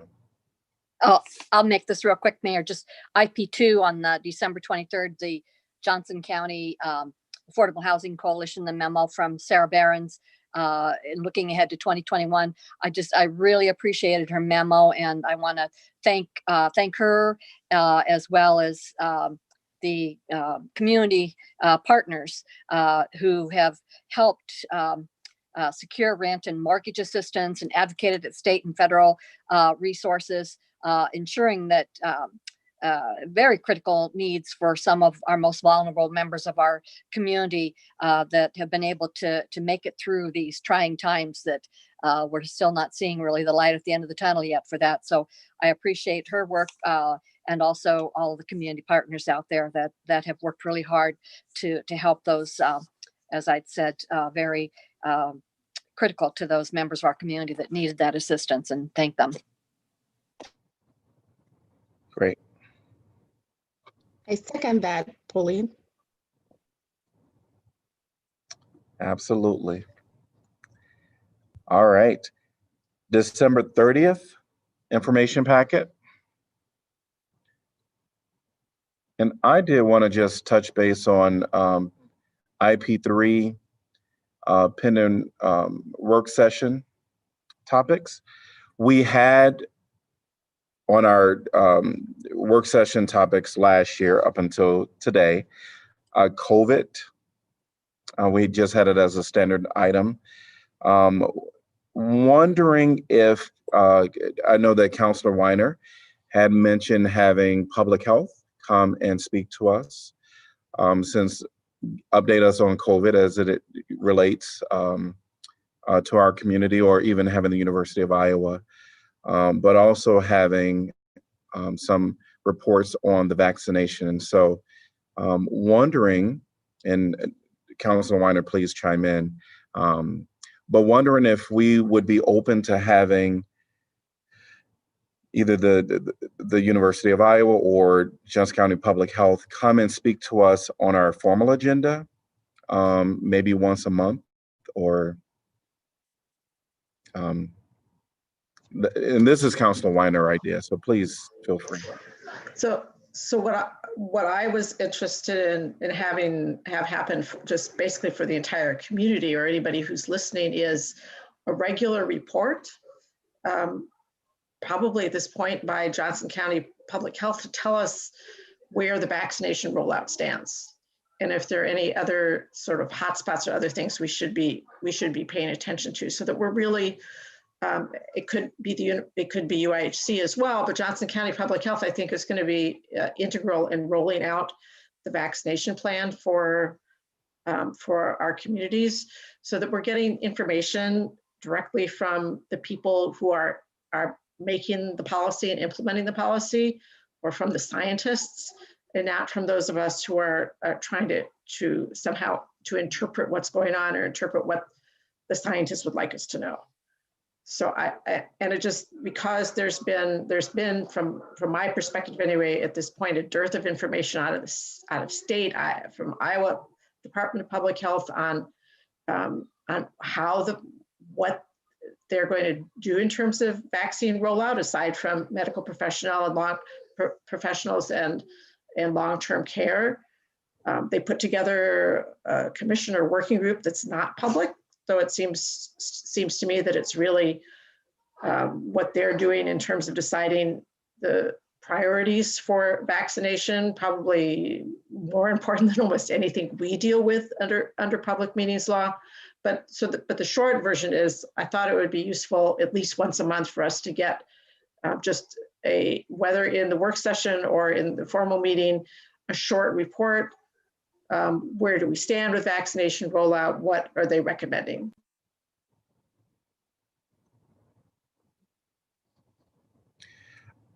I think it could be valuable if our intended audience is for the greater of Iowa City, is for it to come during our formal meeting. Granted, there are people that chime in on our work session, but I think the majority of people actually wait till 7 p.m. for our formal meeting. So I will be supportive of it, and just wanted to get other counselor thoughts.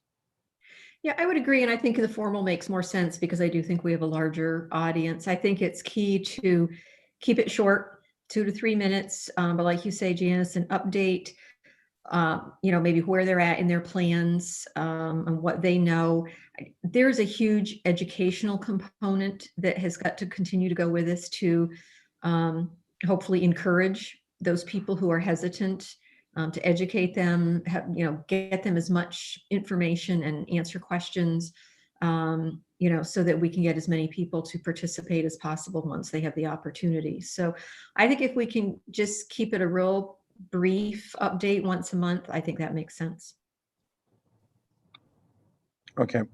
I'm seeing some heads shaking. So we'll, City Manager Jeff, if you can reach out to Public Health, that'd be great.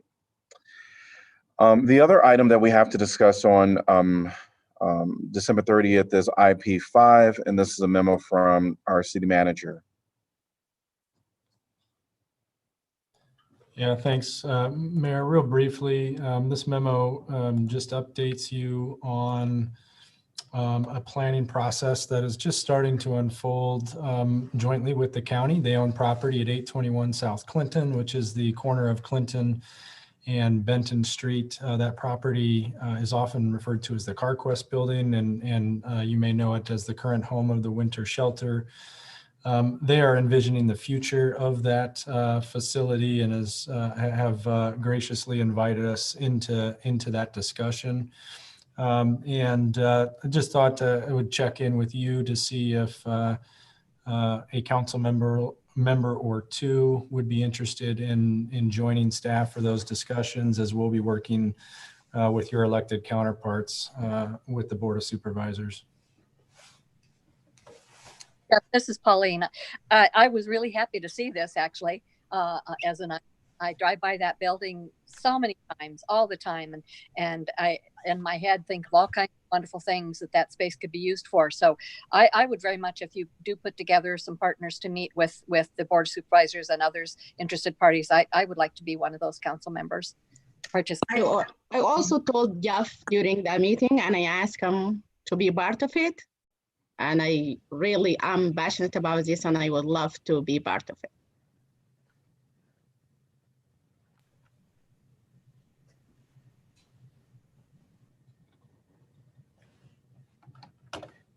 Any other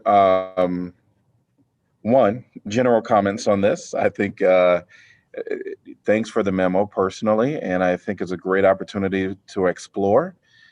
And I'll leave my comments at that. And are there any other individuals that want to comment or that is interested in this to be a part of this group? Well, I'd be interested. I don't know how many we want from council, so we'll just. I think Jeff mentioned two.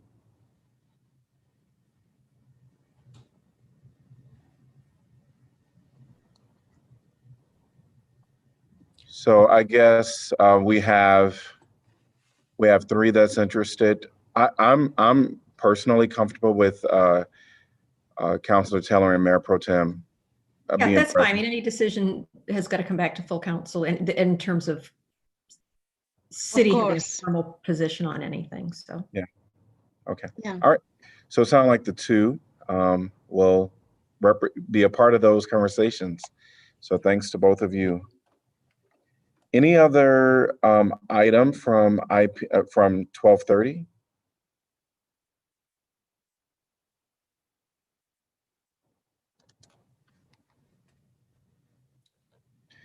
All right, council updates on assigned boards, commissions, and committees during the 3 weeks that we had off. That was a little unusual at the end of the year,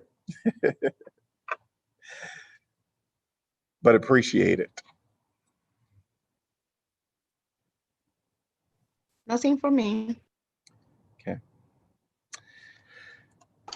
The only thing I have is that the JEC has a new chair and vice chair. The new chair is from North Liberty, and I'm the new vice chair.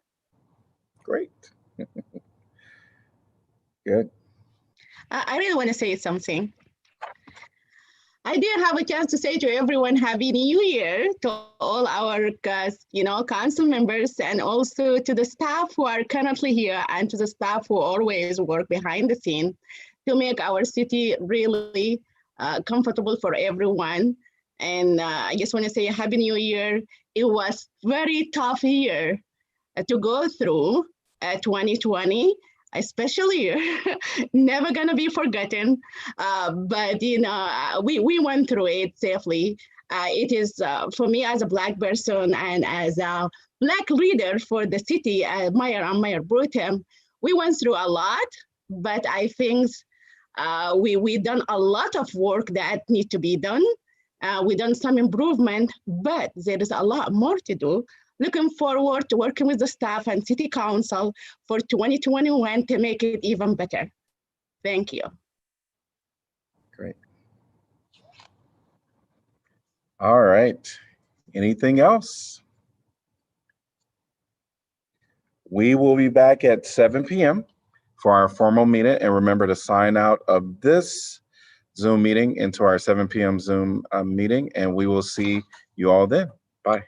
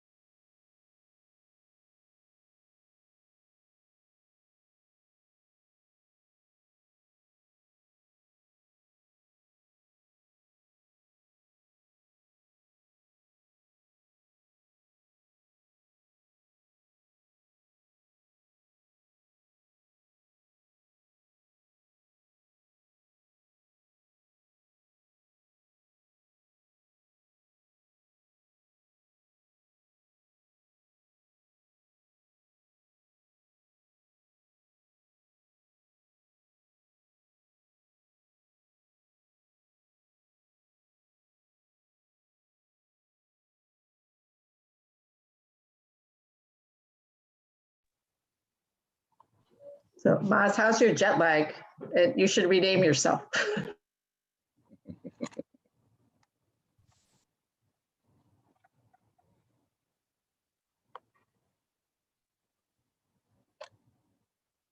You're muted.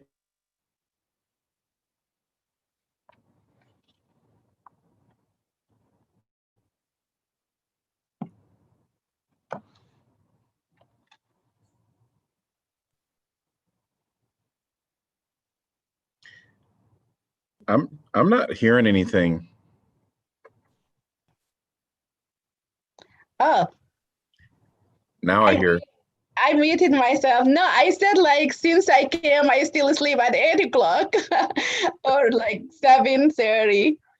Try not, to be awake a little bit, but it's still. Yeah, it's tough. It is tough. Thank you, Kali, or whoever renamed me. Thank you. When did you get back, Maz? Like almost like 2 weeks. I guess Wednesday will be my 3rd week tomorrow. Yeah, 3rd Wednesday in the country. Welcome back. Thank you.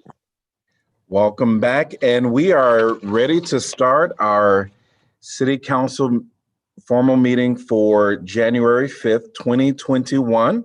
So welcome to everybody that is tuning in, and happy to see our counselors back from our long work session that started at 3 p.m. I wanted to make sure that I see everyone. I am not seeing Counselor Mims.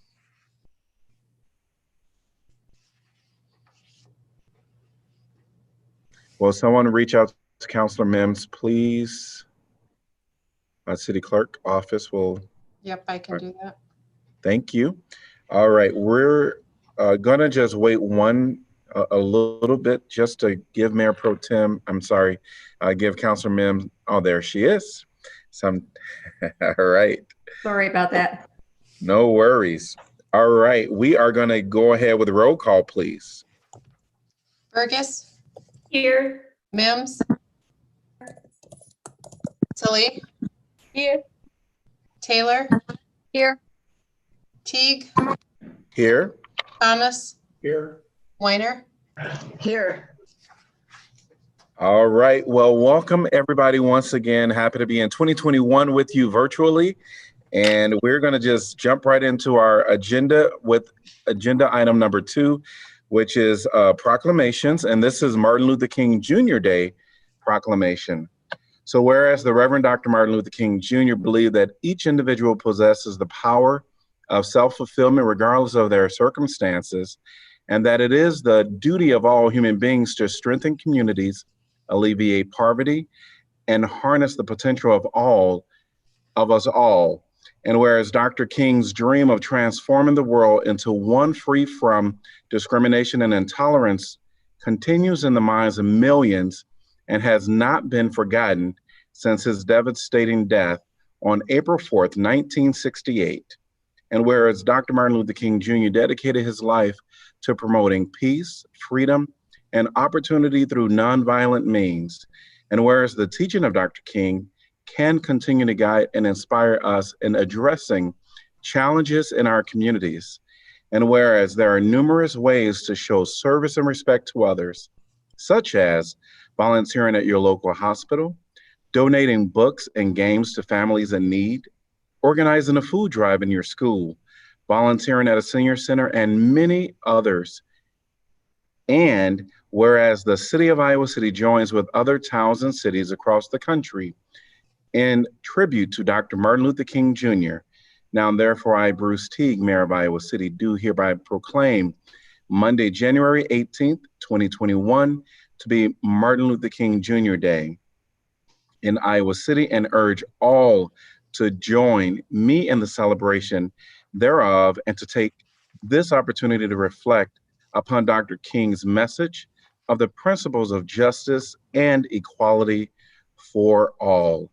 And to receive this proclamation today is our Human Rights Commissioner, Bijou. Welcome, Bijou.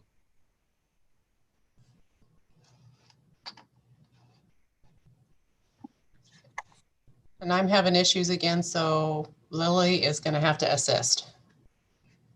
Great. 1 second, Bijou, and we'll get you over to speak. There you are. Welcome.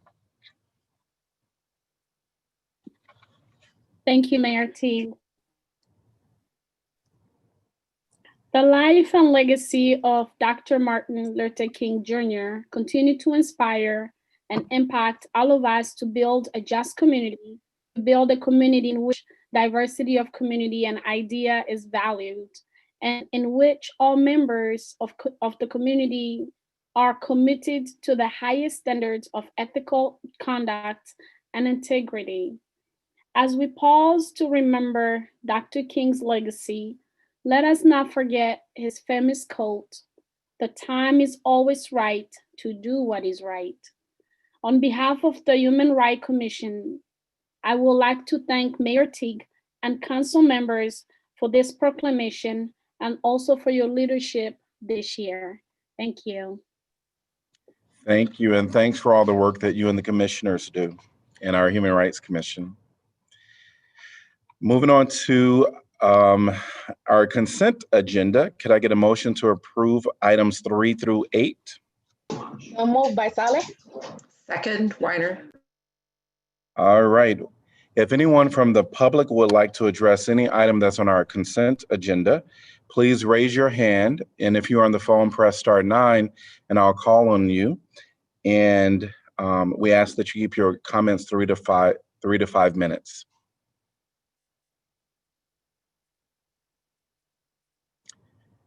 Seeing no one, council discussion. And I do see a hand raised, councilors. I'm going to go back. Oh, I don't see a hand raised anymore. All right. It didn't seem like council, so we are at roll call, please.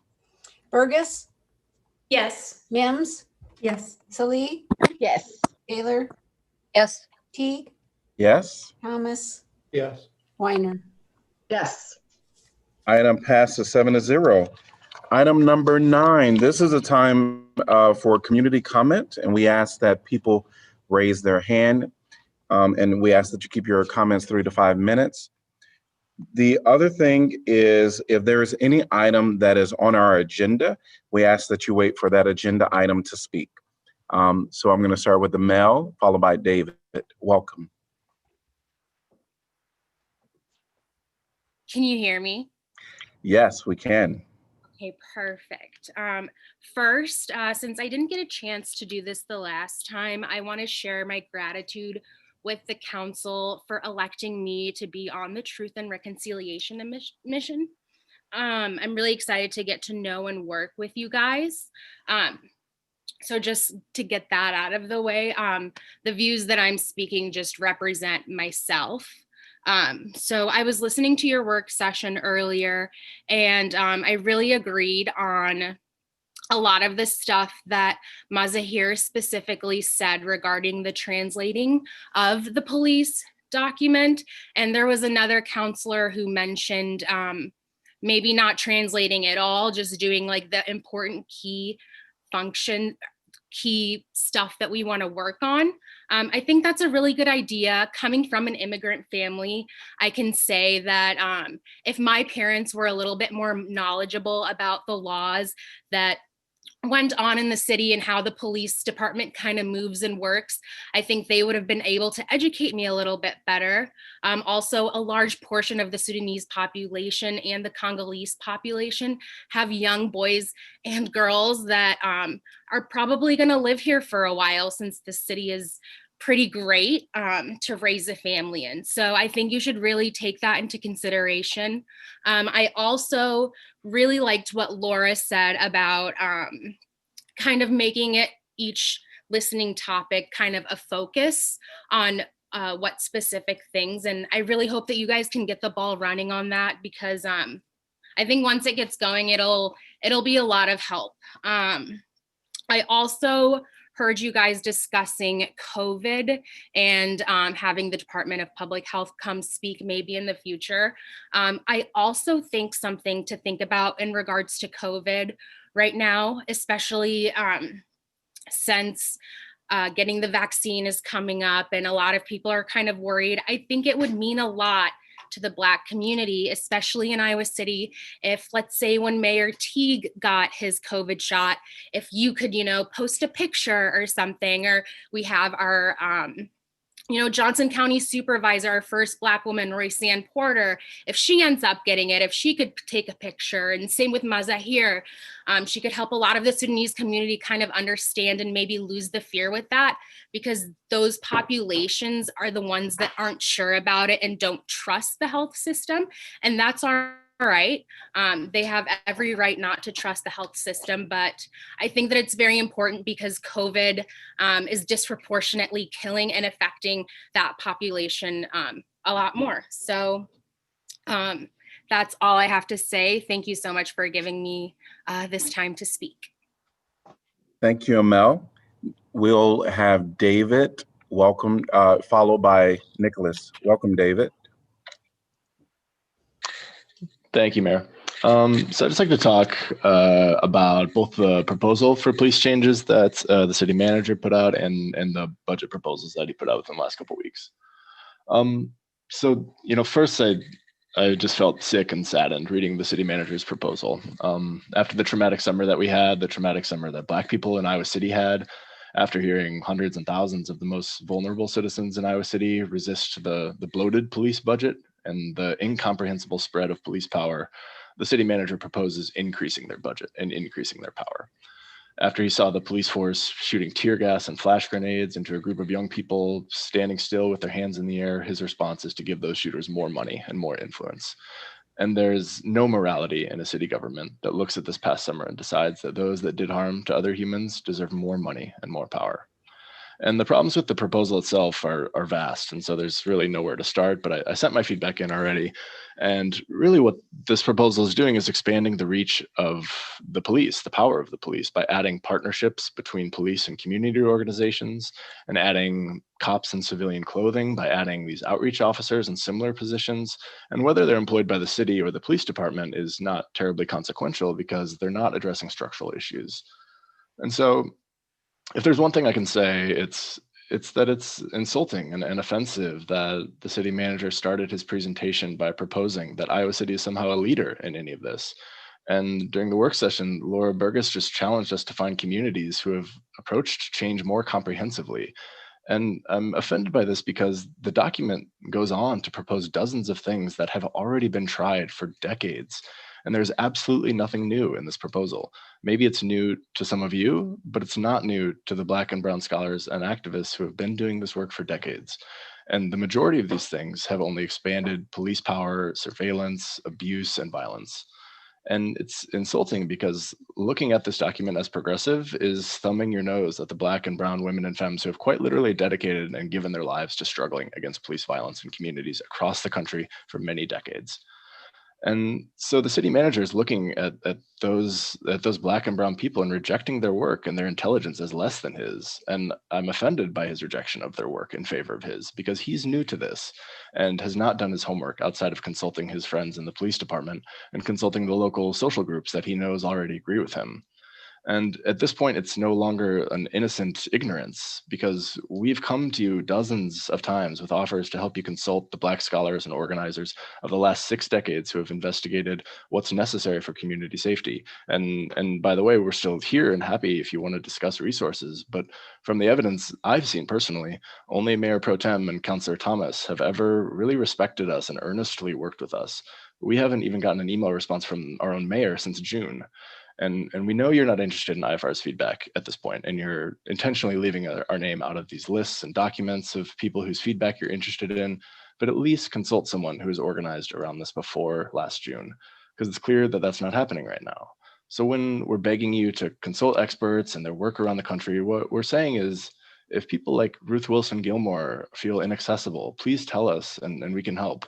Like if Angela Davis feels inaccessible, please tell us and we can help find materials and guides on how to apply these complex social themes to our city. But we won't let you co-opt the Black Lives Matter movement. It's a movement that was started by 3 queer Black women in 2013 that specifically was in opposition to state power, and to this day is fundamentally about defunding the police and moving those resources into life-giving institutions like housing, food, education, job training. Study those women and study what they spent the last several decades fighting for. But when you say Black Lives Matter out of one side of your mouth, and then you empower and increase funding to the police force, you're not only attempting to steal and co-opt a movement, but you're spitting in the face of those 3 Black women who are fundamentally dedicated to defunding the police and what every BLM activist is fighting for at the core of the movement. Thank you. Thank you, David. We'll have Nicholas followed by Oliver.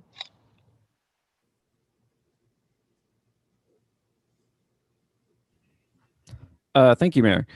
I just wanted to address, well, first of all, I would actually like to second everything David just said. He put it far more eloquently than me, so I'm not going to rehash what he said. Listen to what he said. It's there. It's been recorded. You can go back and hear it all again if you want. I want to address something that was brought up near the end of the work session, and it has to do with, I can't remember if Councilor Mims brought it up or if she was responding to it. Apologies. But it's this issue of only really focusing on the public comments from people who quote unquote live in the Iowa City city limits. And I would like to present to you a case for why that's actually an extremely bad idea. I don't know if you're aware of this, but the largest employer in the entire state is located in Iowa City, which means that most of the people who work there and thus are directly affected by the policy decisions that you all make don't actually live within the city limits. And in fact, your housing policy decisions over the past 10 or so years, I say your, meaning council, not necessarily specifically each of you, but collectively, your decisions regarding housing policy have actually shunted working class people out of the city. I am actually one of those people. I was a longtime resident of the city. I live in Coralville now, so I guess you get to disregard my opinion now too, Councilor Mims, although you've always disregarded my opinion, so I don't see how that would be different. But anyone who makes less than $40,000 a year and lives in the area knows how they have been steadily pushed out of the city. And they've been pushed out of the city by the way in which you all have gentrified it. So to sit there and act like, well, we only care about the opinions of the people who live in the city limits, you're basically just saying that you only care about the opinions of the bougie white people that you hang out with all the time. That's it. That's all you're really saying. I mean, you may not think that you're saying that, but that's what the working class people of this community actually hear, because they all know what you're doing to them, but you don't care. So I guess this is the last time I'm going to have anything to say on really any issue, because you all have made it abundantly clear that you just don't give a crap about what people in the surrounding area think. You don't care about what people who have been excised from the community think. So I guess I'll just take my leave. Thank you. Thank you, Nicholas. Oliver, welcome, followed by Annie.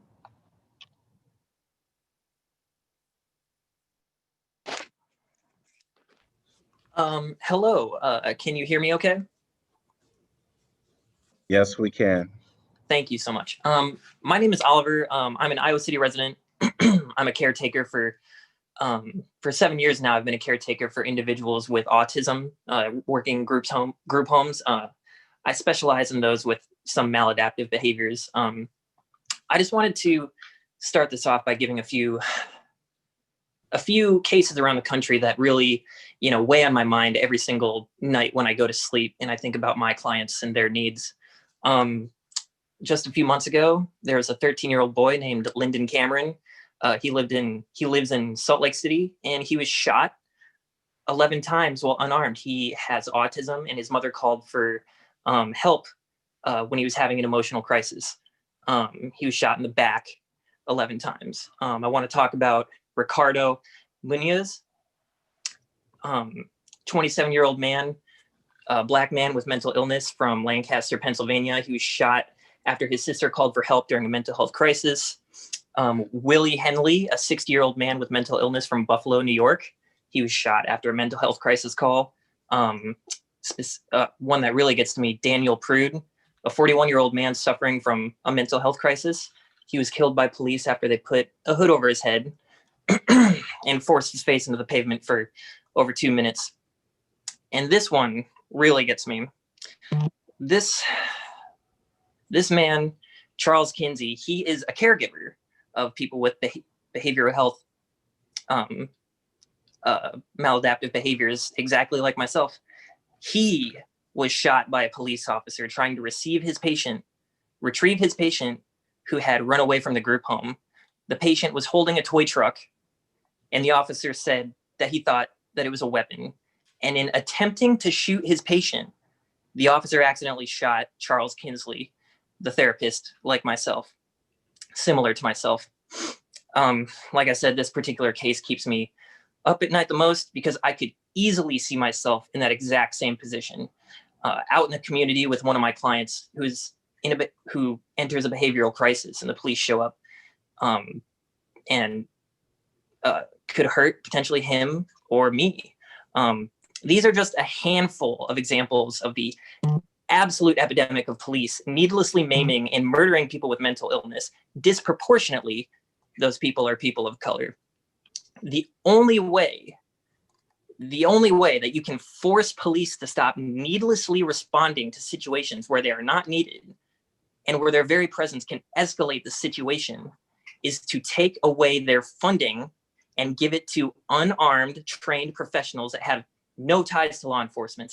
And police departments, they show time and time again that no matter what toothless guidelines or policies that they're given, no matter how much money we throw at them for quote unquote trainings, they continue to just do whatever they want anyways, because they have no reason to believe that they'll be held accountable for their actions. And why should we believe that the city of Iowa City will hold police to any form of accountability when the Iowa City Police Department officer, Travis Neild, who racially profiled and brutalized a Black man and was condemned for doing so by a federal judge, still has his job and still patrols our streets? Why would we believe the city will hold the ICPD accountable when we still haven't gotten so much as a public condemnation for the ICPD attacking hundreds of mostly young people with chemical weapons this summer without provocation? And even in us asking for that body cam footage to be released so we can understand what was going on, the city manager, Greg Fern, released alongside with that body cam footage, unrelated security camera footage of some protesters breaking windows, and the disgusting comparison of a broken window to the health and safety of hundreds of young people aside, that shows that the city government is scared of the police. And they're so scared of the police that you can't even release neutral footage without making some weird both sides argument. And you want to narrow the scope of policing, you cut their budget, you fire officers, you invest in your community, you invest in non-law enforcement crisis intervention, not more cops wearing different uniforms. You invest in public housing, not wealthy real estate developers who are driving up our cost of living. You invest in mental health, schools, food co-ops, public transportation, mental health care, community pantries, harm reduction programs, not more tasers. Come on, y'all.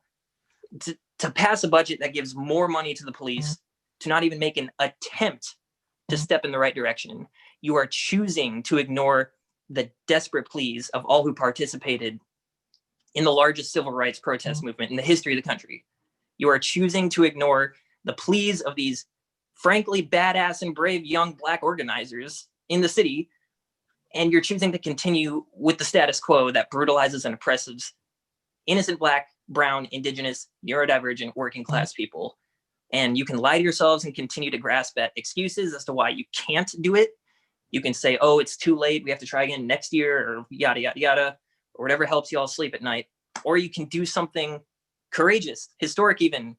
You can do something that will actually mean tangible improvements to the lives of poor and marginalized people in the community. So I really ask that the city council reconsider and listen, and basically everything that Dave said as well. Thank you very much. Thank you, Oliver. Annie, welcome, followed by Maya. Hi. So first I would like to, can you hear me? Yes. Okay, so first I would like to commend everything that people have said in the public comment before me. It's really scary to speak to city officials that are actively suppressing our voices and ignoring our seat at the table. So thanks for that. And I would like to add, so City Manager Jeff Fruin's budget proposal for the Iowa City Police Department often suggests pairing the police with potentially life-saving organizations in the community, which is completely tone deaf to the demands of Iowa City's constituents. What we have told you time and time again as our representatives is to reduce the presence of the police in our town. Instead, you are asking for police to take a larger role in interfacing with vulnerable people that need support and resources without the threat of criminalization based on their class, race, or citizenship status. Instead, the city manager is proposing to follow the trend of increasing the police budget. Already, there has been a $5 million increase in ICPD since 2010, and that does not include the presence of UIPD or State Patrol. Please consider putting the police's inflated budget towards building quality low-income housing, rent assistance, or through meaningful public institutions in the community like the library. Jeff Fruin in June said, quote, "I have not done enough to seek out the voices that have been suppressed. I have not pushed hard enough for our local government to proactively address racial inequities. It should not take the murder or protest to demand change. As city manager, these responsibilities fall on my shoulders and I accept accountability. Clearly, there has been absolutely no progress since then. Reformism has been present in our city and country for decades and has led to increased police discretion and surveillance of its citizens, especially Black and Brown people. As a constituent, I am demanding that the council rejects Fruin's disastrous proposal and replace them through democratically elected means. Future proposals of the budget for ICPD should defund the police, as influenced by the demands via Iowa Freedom Riders. The council's calls to end systemic racism are purely lip service. Meanwhile, you are all continually threatening the well-being and lives of the most vulnerable in our town. We all see it, and we will all continue to pressure you until you listen to us. As Ms. Mali quoted earlier, Martin Luther King Jr., the time is always right to do what is right. Thank you. Annie, will you let us know what your last name is, please? Do I have to? We ask that you do, but if you don't want to, that's up to you. I'll pass today, but thank you. Thank you. All right. Maya, followed by Harry.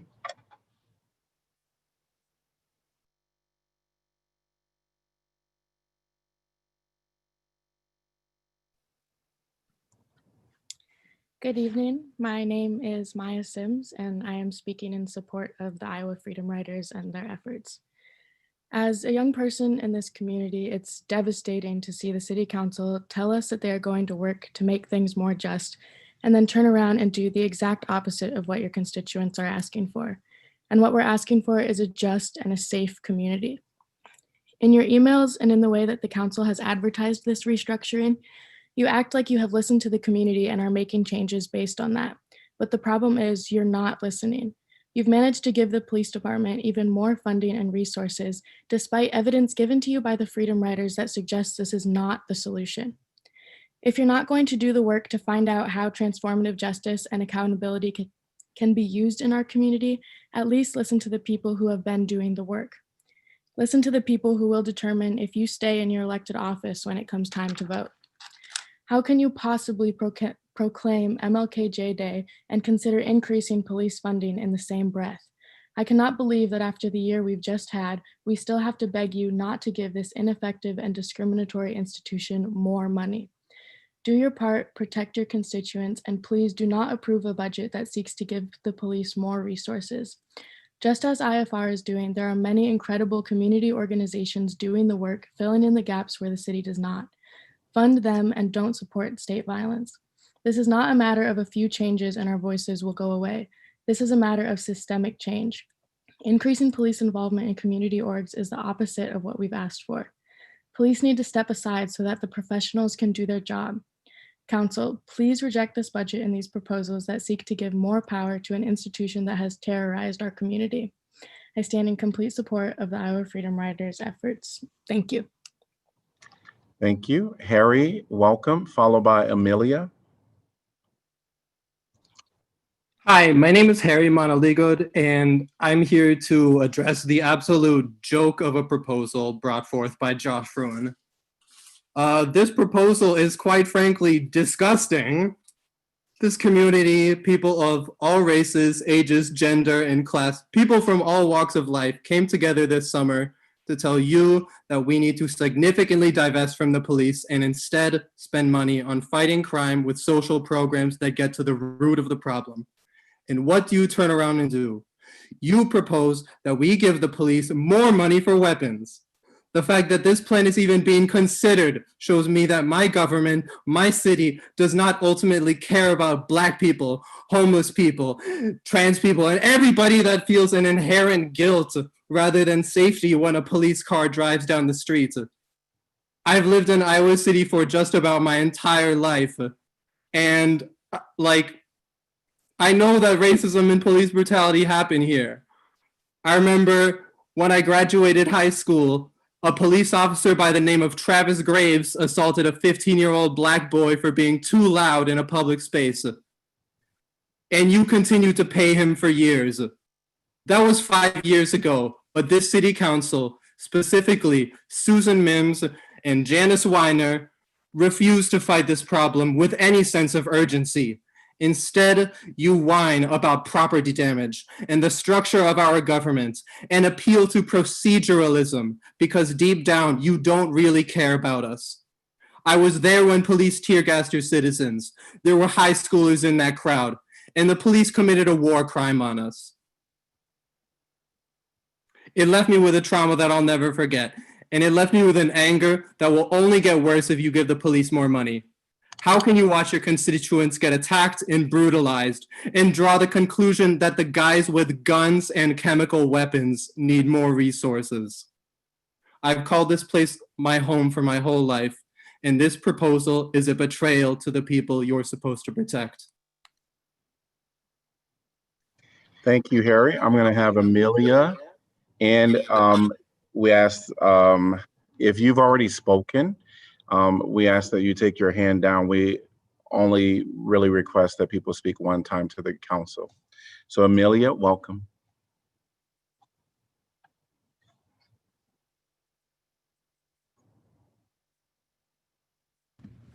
Hi, can you hear me?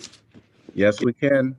Awesome. So I would like to start off by a quote by Senator Nina Turner that says, "We have two dragons we have to slay, the dragon of neo-fascism and the dragon of neoliberalism. And in this case, you, City Council, are the neoliberals that we're talked about. Upholding and enabling neo-fascism, such as the police department, such as upholding and enabling fascism, such as the police department. So I really don't know how any more obvious IFR and their supporters can be about their stance on police funding. We've made it abundantly clear that we want ICPD to be defunded and those funds reallocated and redistributed to many underfunded social and community services. Iowa City has such as corridor community care network, the shelter house, affordable housing, public schools, new mental health clinics, public housing, and public transportation, et cetera, et cetera. The list can go on. So it really is like you're spitting in our faces with this proposed budget that you have. There is more than enough research why police reform does not work, specifically this type of police reform, which is funding the police even more. It will not ever work. You can't reform racism and white supremacy. I don't know why this isn't clear to some of you city council members. Not only that, but bad policing isn't because of a few bad apples, as people say. It goes all the way into the roots, and those roots hold the last 200 years of slavery, police brutality, white supremacy, and classism, et cetera, et cetera. So therefore, there are no good cops in a racist system. There's no way to reform. Another thing is that I would like to remind you all is that you are public servants elected to serve your constituents. And your constituents are IFR and the hundreds of people that came to protests, came together over the summer demanding ICPD be defunded. So I think it would be wise to listen to your constituents, specifically IFR that you all ignore, and do your jobs. It's also just a fact that the safest communities have the most resources and not the most cops. So I urge you to reject the bloated police budget that they're proposing. And I also second everything that everybody has said in public comment, David, Nicholas, Oliver, Annie, etc. I think they made some really good points specifically about affordable housing. I've lived here my whole life. I was born here, and there's no way possible at all that I could afford a 1-bedroom here in Iowa City. And I think that's really disgusting considering that I see all these skyscrapers and shit tall buildings being built. So I think it's, yeah, just a disgrace. And I think that we need to do a better job at that. And I also would like to bring to attention, I'm not sure what street it is on, but it's outside like Hamburgen and Oasis. There's these large outdoor dining type mini houses. And I just think that's really weird to be doing one in a pandemic and doing that on that closed off street, especially when our unhoused community members go unhoused. And I think it would be really smart to do something like that for our homeless community here, and also just step it up in general for our homeless community here, and use those reallocated funds from the Iowa City Police Department to really help our unhoused community members. So yeah, I urge you all to vote no on this police budget. Thank you. Thank you, Amelia. We're going to have Megan followed by Letitia.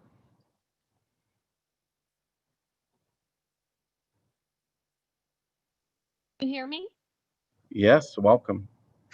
Hi, thank you for listening to me tonight. I've been watching the meeting tonight, and I have some concerns, and I felt like I needed to express my lack of confidence of the proposal for the expansion of the police budget. I really don't believe that increasing the police budget is going to solve our current problems. I'm a long-term resident of the city, and I feel that it actually may exacerbate them. And especially after hearing, more people tonight, I feel that there's a segment of the population that doesn't feel heard clearly.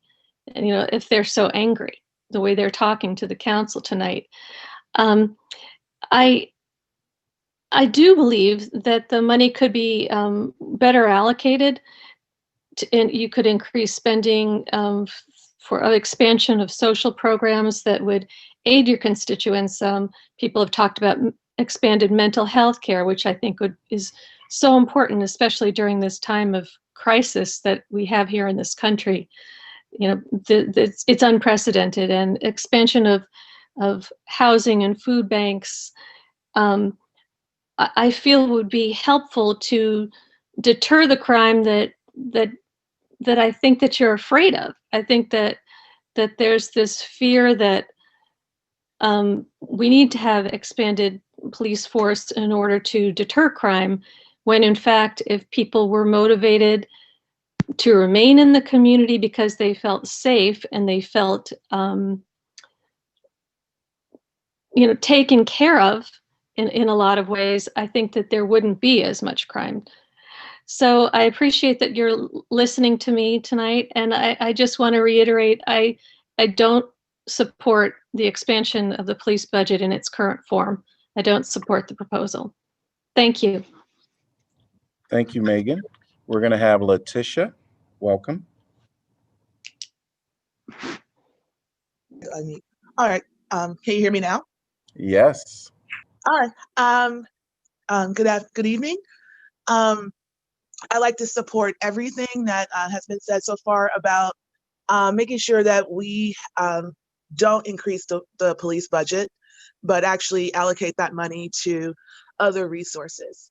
As a member of the Community Police Review Board, the City Council has asked us to come up with a bunch of recommendations for making our board more effective, to have more teeth, to make sure that we make sure that the police are accountable to the community.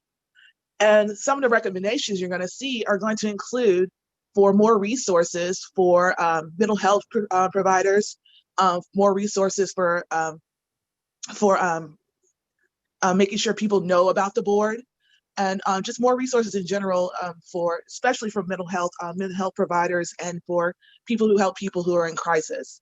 So for us, in order for some of the recommendations that the board is going to bring to you, in order for those things to occur, we're going to need some funding, and adding more funding to as far as especially patrolling or hiring more police.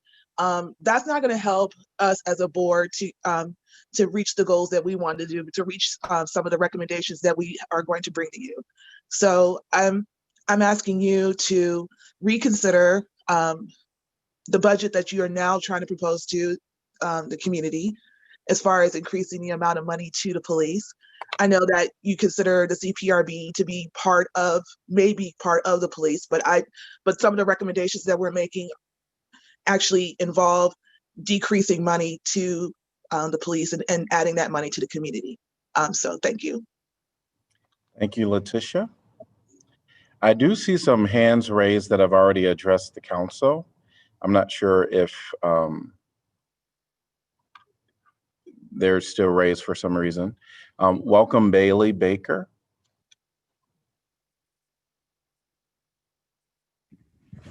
Can you hear me? Yes. Hi. So, sorry, this is my first time ever talking at something like this, but I would like to reiterate what everyone else has said tonight. That I do not support at all this further funding the police. I was reading on the Iowa City website today that the strategic plan to foster a more inclusive, just, and sustainable Iowa City by prioritizing the physical, mental, and economic well-being of all residents is being taken seriously by this council at all. I took a look at the city budget today, and I took a note that 87.85% is funded by our property taxes, which also makes me question who is being listened to, because obviously there are many people that are not okay with further funding the police. The ACLU of Iowa said that Black youth in Iowa are 6.5 times more likely to be charged with a simple misdemeanor and enter the juvenile justice system than a white kid. In Iowa, Black people are 7.3 times more likely to be arrested for marijuana possession than white people are.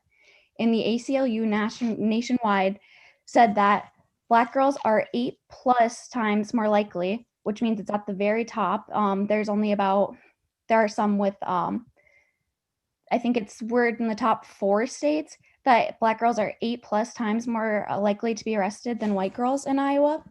And so it's kind of disappointing to see, it's very disappointing when we like to act like Iowa City is this place that doesn't have these problems and that we can take them any less seriously. We saw this summer what the police will do to protesters. I was there, I was tear gassed.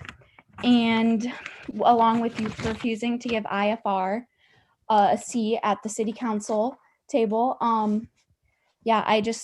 I am very disappointed, and I do not believe that you are going to follow through with your strategic plan at all if this is what is going on.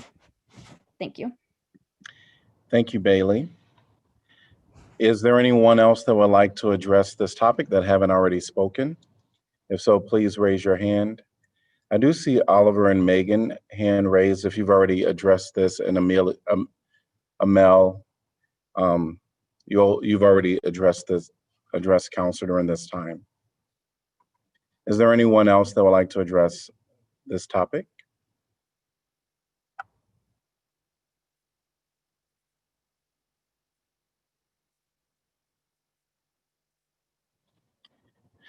Seeing no one else new, I see Mark Nolte. Welcome, Mark. Good evening. I just really appreciate listening tonight and many of the comments that are made. I just want to say I'm proud to live in this community. What happened this summer with the murder of George Floyd was horrible and wrong.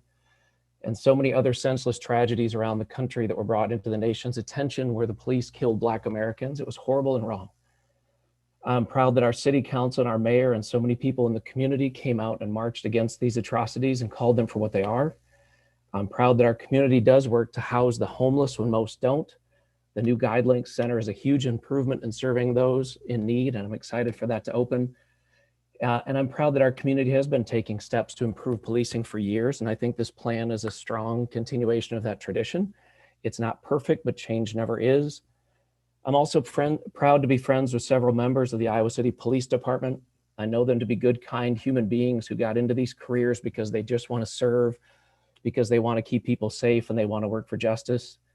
They know that there are problems systemically with the way America has traditionally handled policing. They know that many times they are called into situations that would be best handled by mental health professionals.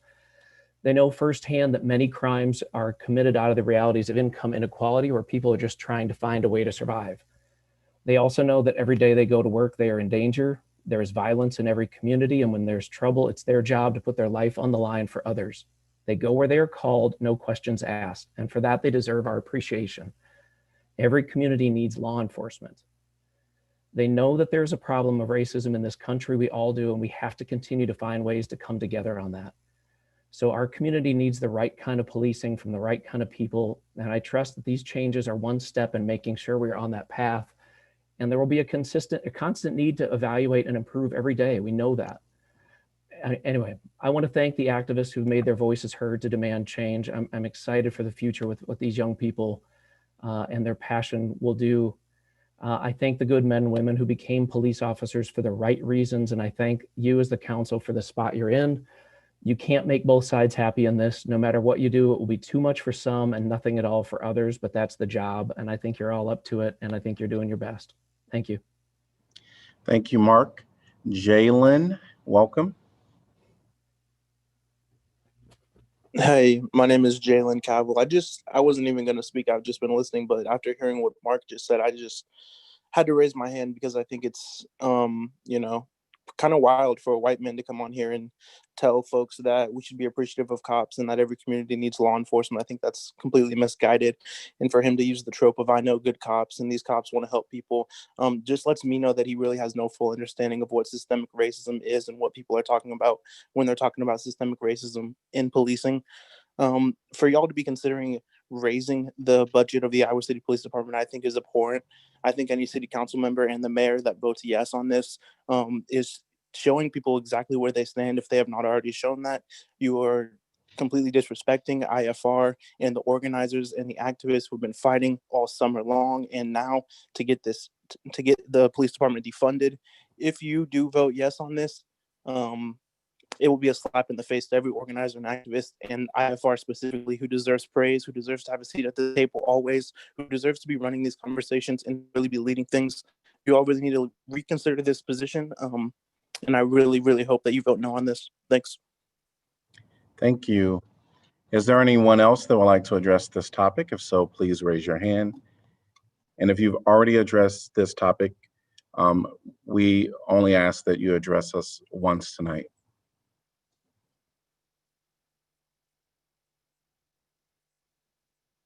Seeing no one, we are going to move on to item number 10, planning and zoning matters. This is 10A, Carson Farm annexation, a resolution to annex approximately 196.17 acres of land located west of Highway 218 and south of Railroad Road. Could I get a motion to approve? So move. Second, Mims. Moved by Saleh, seconded by Mims. And is there anyone in the public that, well, we're going to go to staff presentation. Good evening, Mayor. I really don't have a presentation on this one. If you'd like a recap, I can give it to you quickly, but we gave a presentation with the first reading back in December. I just noticed that we had a display, which I'm not totally used to that. Yeah, sorry, I can take these slides down for the ones where I won't give a presentation if that's more helpful tonight. No, you're fine. Yes, you're totally fine. Is there anyone from the public that would like to address this topic? If so, please raise your hand. Welcome, Sarah Barron, followed by John. Hi, Council. Thanks very much for the opportunity to speak tonight. I wanted to reiterate what was discussed at your last council meeting, which is that this annexation is a significant opportunity for you all to put some guidelines and policies in place that will secure the type of housing development you want to see in this area. It's not the only step in the process, but it is a significant one. And if you are considering making changes to your affordable housing requirements, I believe that you want to strongly consider waiting on this annexation until you have a firmer idea of what that might look like. You'll be giving up a significant amount of leverage if you move forward with the annexation tonight without considering additional changes you might want to make in securing affordable housing for the area. I know you've had compelling arguments from both sides, but I also know that you're building a really strong vision for what affordable housing should look like in this community and the ways it should be integrated into our new neighborhoods. And I encourage you to think carefully about the power that you have in this decision moving forward. Thank you. Thank you. Welcome, John.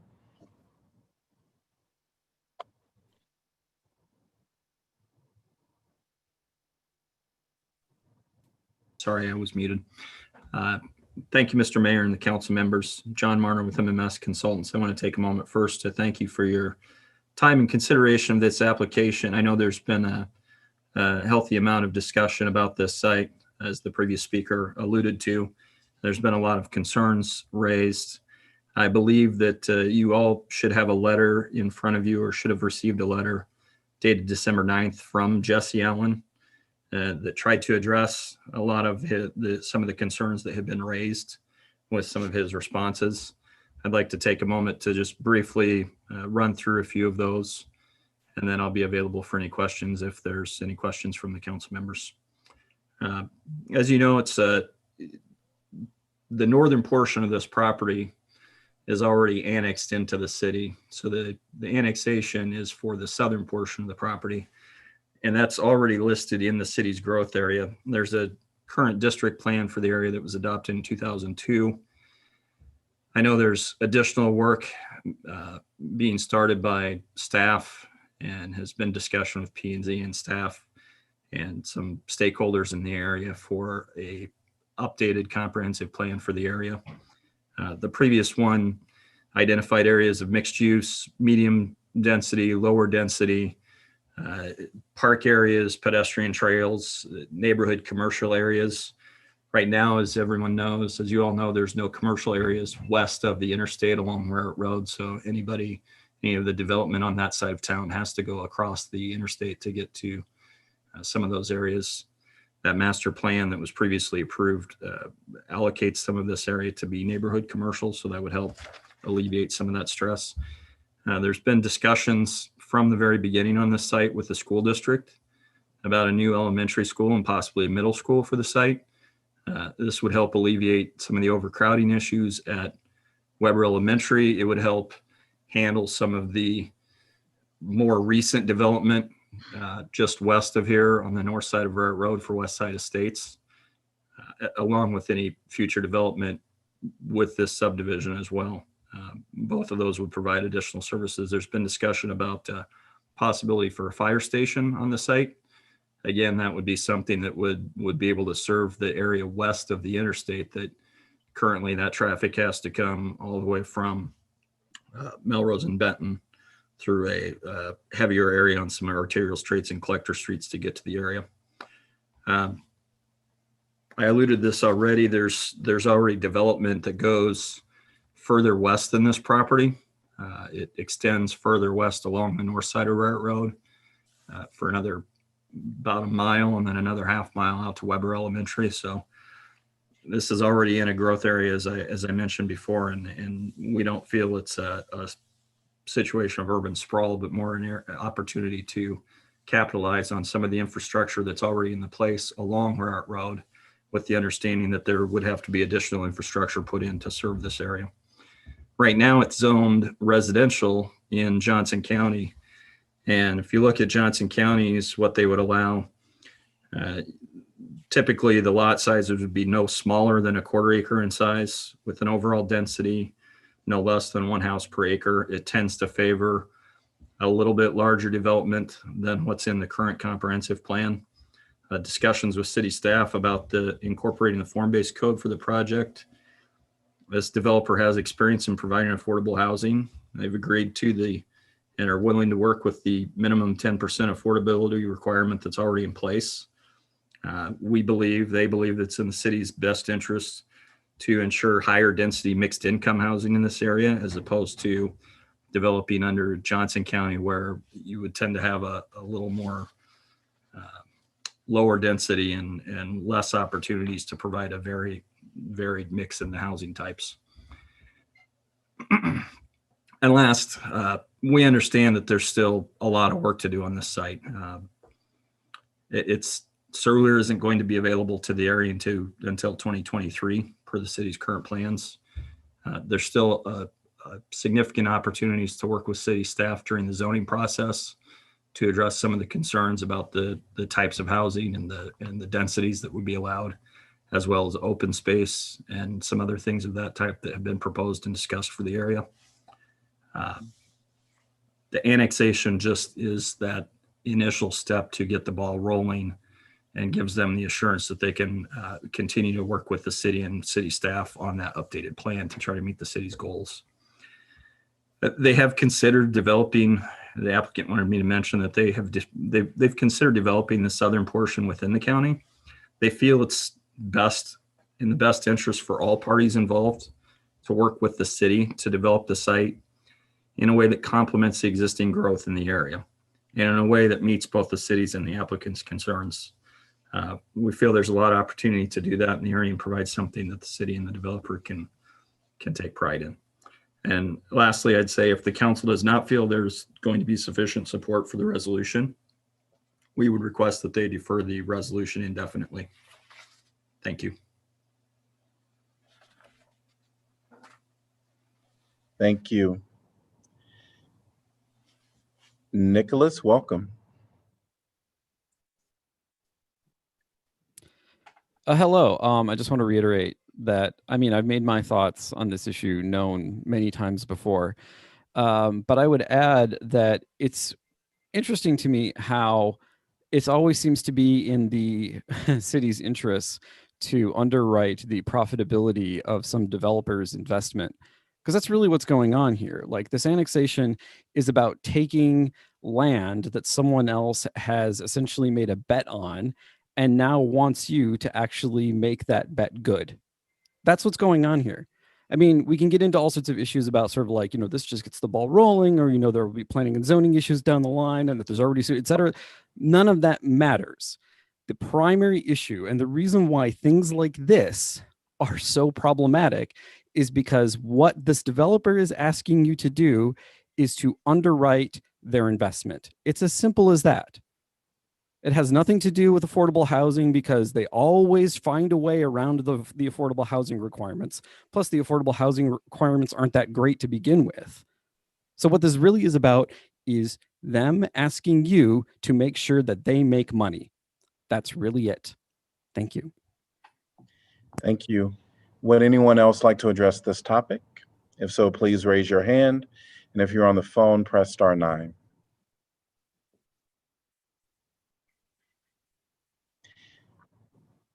Seeing no one, council discussion.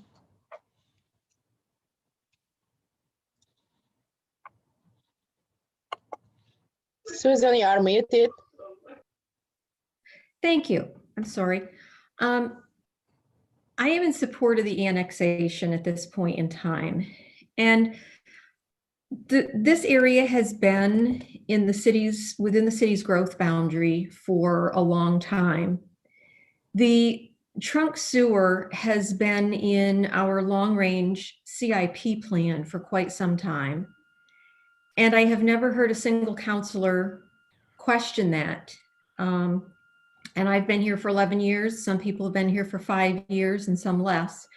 And I don't recall anybody speaking against the plan to extend the sewer out there, which to me has meant that we have all believed in the fact and accepted the fact that this at some point was a rational place to expand the city. We got information last time from staff on how little land there is left within city limits for infill. We have certainly showed our concern for lack of affordable housing within our community. And as new land for development decreases and decreases within city limits, it is only going to push those numbers higher because you can't add any housing. There is plenty of opportunity, and I won't be here, but I would strongly, strongly encourage council, if this moves forward, that you start very quickly and get very actively involved in what do you want this area to look like. This annexation does not define anything. It does not define the housing types. It does not define the density. It does not define open spaces. As they said, all of that will be part of the rezoning and any other negotiations that they have with the city for fire or with the school district for land for schools. I do not see this. I mean, we as a city have said for a long time that we plan to expand out here. There is no underwriting of a developer any more than we have ever done when we have expanded city infrastructure.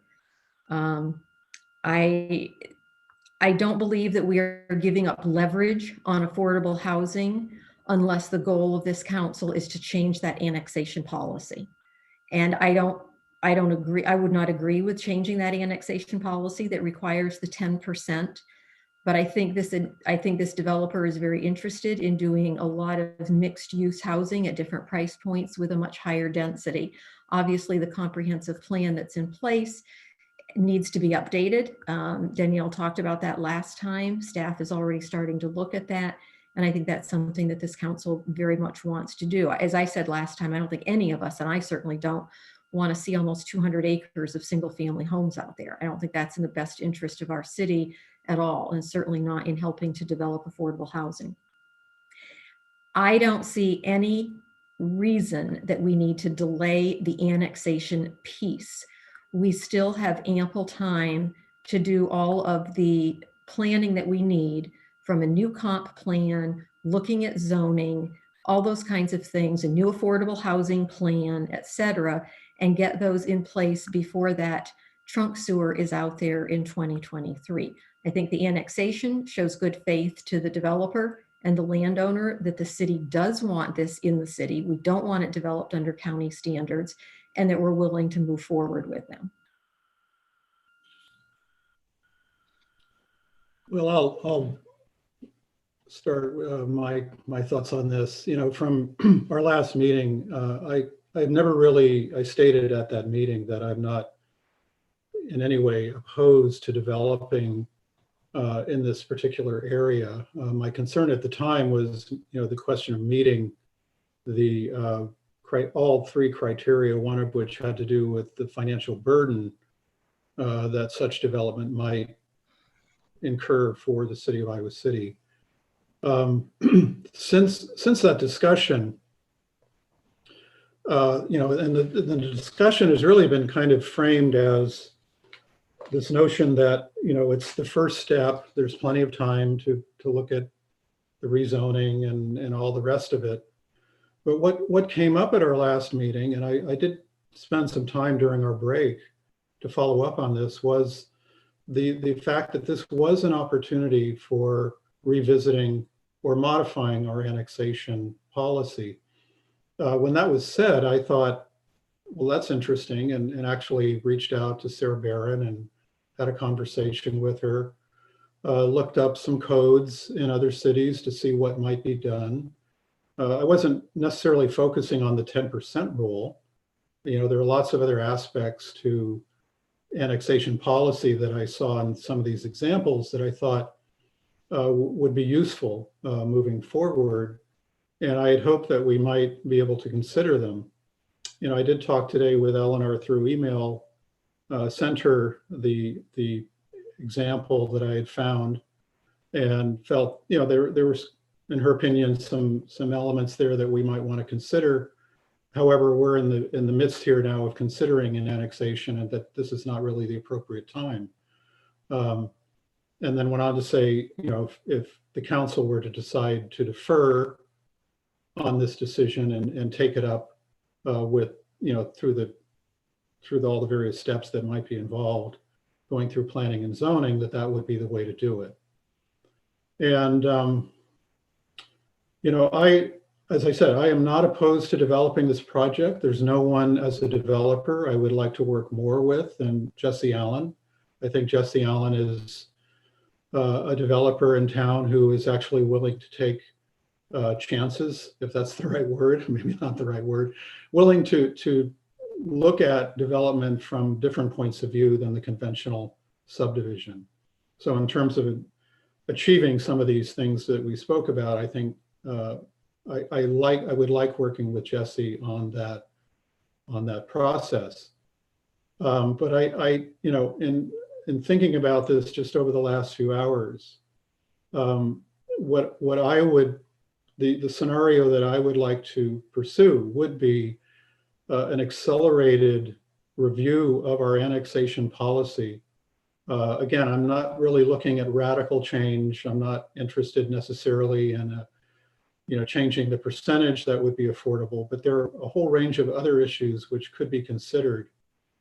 And I think we have time to do that. I would hope that Jesse would understand, maybe I'm just speaking for myself, but I'm interested in good faith pursuing this project. I'm not interested in voting no on it. I'm interested in trying to have in place those things which will make it truly help better address our issues that we have with equity, as well as the other factors that we talked about. So I don't particularly like the term defer indefinitely. I really would want to put a time frame on it, but at this point, it does seem we are missing an opportunity. The annexation as it relates to the affordable housing component of the annexation will be missed if we don't defer it, at least for a brief period of time. So I looked into the annexation policy after our last meeting and reviewed the resolution when it was adopted and the memos that went along with that. And that annexation policy has only been in place for 2 years. And we've had one annexation under it. It's been within the last year, and we celebrated it. We said, this is a phenomenal step. This is what we want. This has the affordable housing component. And while, yes, we had discussions about maybe fee in lieu is not exactly what we want, we have an agreement in front of us relating to this annexation that includes the provision that if the resolution regarding the fee in lieu is rescinded, it should be replaced with whatever is in place at the time that the affordable housing component goes forward. So I really, really hesitate to defer on the idea that we should revisit a well-researched, comprehensive policy about bringing land into our community for development. I think this is our opportunity to make a part of the community that lives, that expresses all of the things that we want, the missing middle, the smart growth principles, the fact that if we have concerns about the cost of this development not being sustainable or not being what, not making sense in terms of the city's budget, we can influence that, right? We can make sure that the development is in the zoning process and in the regulatory overlay. If we do a form-based code for it, we can ensure that it's done in a way that makes affordable housing as appealing as possible, as normal as possible for what this developer can do, right? As well as is planned in a way that is walkable, that has the school, that has the parks. I mean, we have all of these opportunities in front of us, and I really just I don't want us to forego 200 acres of expansion of our community when the applicant is telling us to defer indefinitely. I mean, that we don't get to say when it comes back if it's deferred indefinitely. That's up to them. And we can say yes, and we can implement the policies that we've just recently adopted to go forward with that, or we can say no. I guess for me, when this came up and I made mention of us pausing for a little bit, and I think after hearing what Councilor Thomas just talked about it, and that's what I think he's asking for, is a pause for sometime just to review the annexation policy. And I understand that you're exactly correct. This was just done in 2018. I think where I am is just for us to just take a look, pause, and see what we can create, if there's anything that can be created. We know that this past year has brought about, even with the climate change, and some of that I know we can't get into. We can't get into the form-based code. I know that takes time. And just like Councilman Mims talked about, there will be much opportunity to weigh in on what's going to be proposed. So I'm fully aware. I think I would just go with Councilor Thomas and just say, let us defer this. As far as like deferring it indefinitely or deferring it with the date, for one, I think we just heard it from the developers that they would ask us to, if we're going to defer it indefinitely. I would probably go with if we're going to defer, I would go with what they've asked.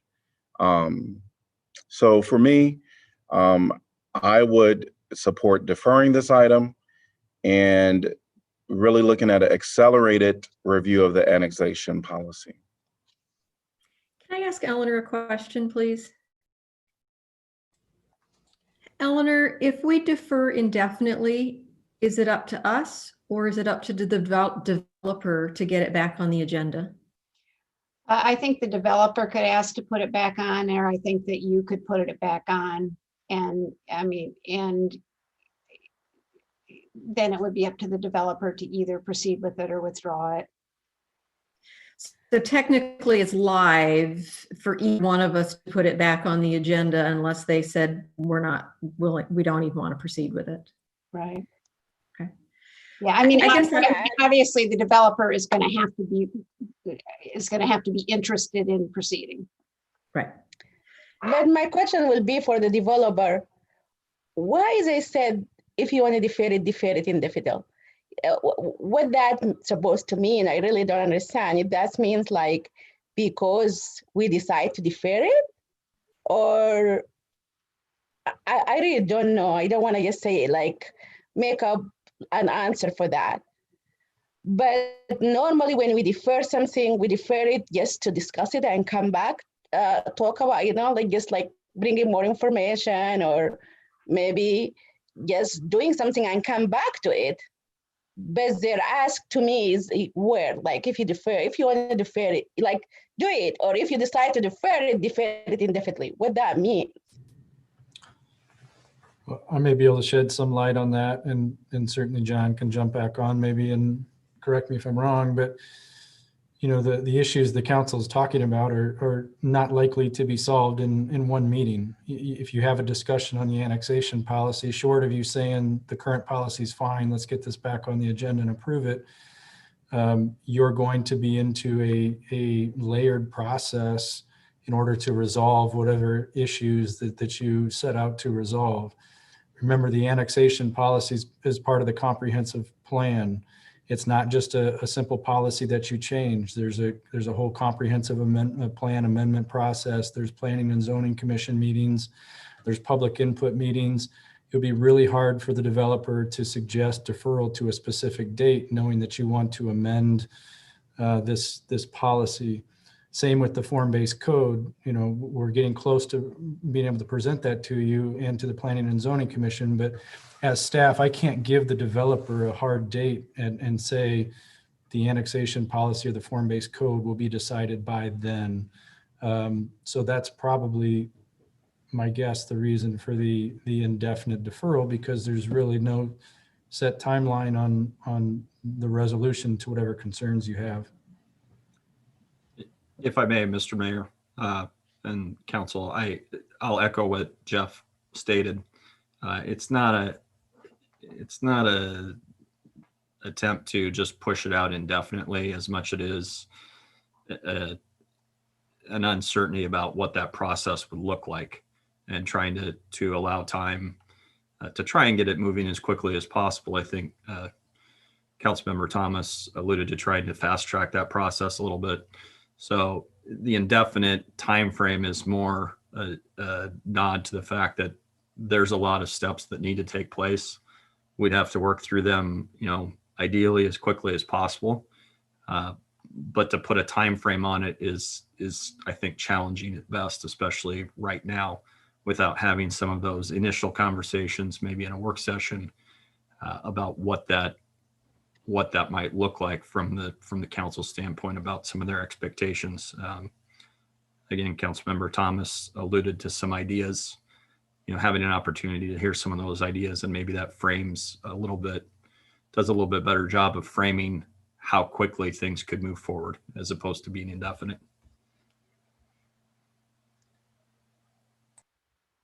I mean, can I ask Thank you. Jeff, if we're looking a comp plan amendment, a zoning process, and then back to council, we've got to be looking at least 6 months, don't we, or longer? 3 to 4 months would be the normal process. With this, wasn't involved in the initial adoption, but I'm sure it had steps before Planning Commission that we would want to check in and see if we need to go back even maybe a step closer to the grassroots and do some other stakeholder engagement rather than just starting with Planning Commission. I think one of the things the council needs to remember about the policy is that the policy kind of, it sets the broad-based numbers, that 10%, that 20 years, but it gives the city and staff and the council really the ability to shape that however you want it. So if it's an emphasis on fee and lieu, that can be communicated to staff. If it's an emphasis on avoiding fee and lieu, that can be emphasized to staff, and we can work that into the eventual affordable housing agreement that has to be signed. So if it's a matter of execution and you're comfortable with that 10%, 20-year framework, then you don't need to amend the plan. You probably need to have some discussions between now and 2023 or 2024 when that zoning comes back on what your expectations are. Now, if you want to throw out the 10% and 20 years, if you want to throw that out and start completely over, that's when you're starting to talk about a half a year's process, and you can't accelerate public meetings, the public meeting schedule. So that's just that's the path you're going down. I'd add to that too, that the policy also contemplates ownership by an affordable housing provider. And we are in a far better place to frame what that affordable housing looks like than we are, in the rezoning context with RFC. I think another thing that you really need to give some thought to is the legislature is back in session, and we don't know what proposals might be made when they come back in session, in terms of what the authority of a city is with respect to affordable housing. Well, I'm going to be kind of the odd man out on this, because my decision on this really doesn't even lie on annexation, the annexation policy and revisiting that. It's more on my belief that, and this is coming from West Sider, I live on the West Side, that expansion to the western outskirts of our city just doesn't seem to be what our community needs right now. looking down the road, we've talked about some of our departments are taxed as it is for equipment and for personnel. And you're looking at needs for police and fire and transit and the parks maintenance and the streets maintenance, all of these things. And granted, that's further down the line, but that's still going to come out of our budget, which, we're talking about this and it's kind of tight and could get even tighter as you mentioned, Eleanor, about the legislature. We don't know what's going to come out of that either, as far as funding to the cities and those kinds of things. So it just concerns me. And I think that the developer has some kind of lofty ideas of what would be in this development, such as like the commercial aspect of it. I just can't see that. Just to clarify, I was referring to something more such as what happened in the legislature with the rental permit caps. I wonder if Councilor Weiner wanted to chime in any more comments from Mayor Pro Tem.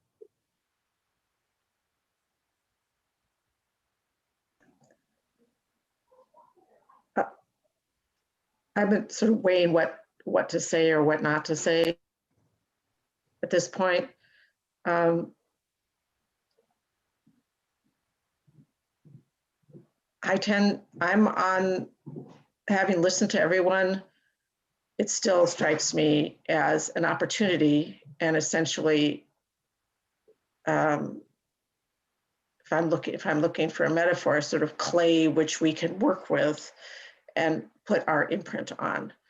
And in some senses, to mix my metaphors, it's when I think about what Councilor Taylor just said, it's a little bit of chicken and egg, because as we expand our city and expand housing opportunities and expand mixed housing and denser housing, that also increases the tax base. And so the tax base also allows for expansion of services. So that's not a particular, yes, we want to find out what it would cost, but that as we move along, but that's not so much a concern of mine.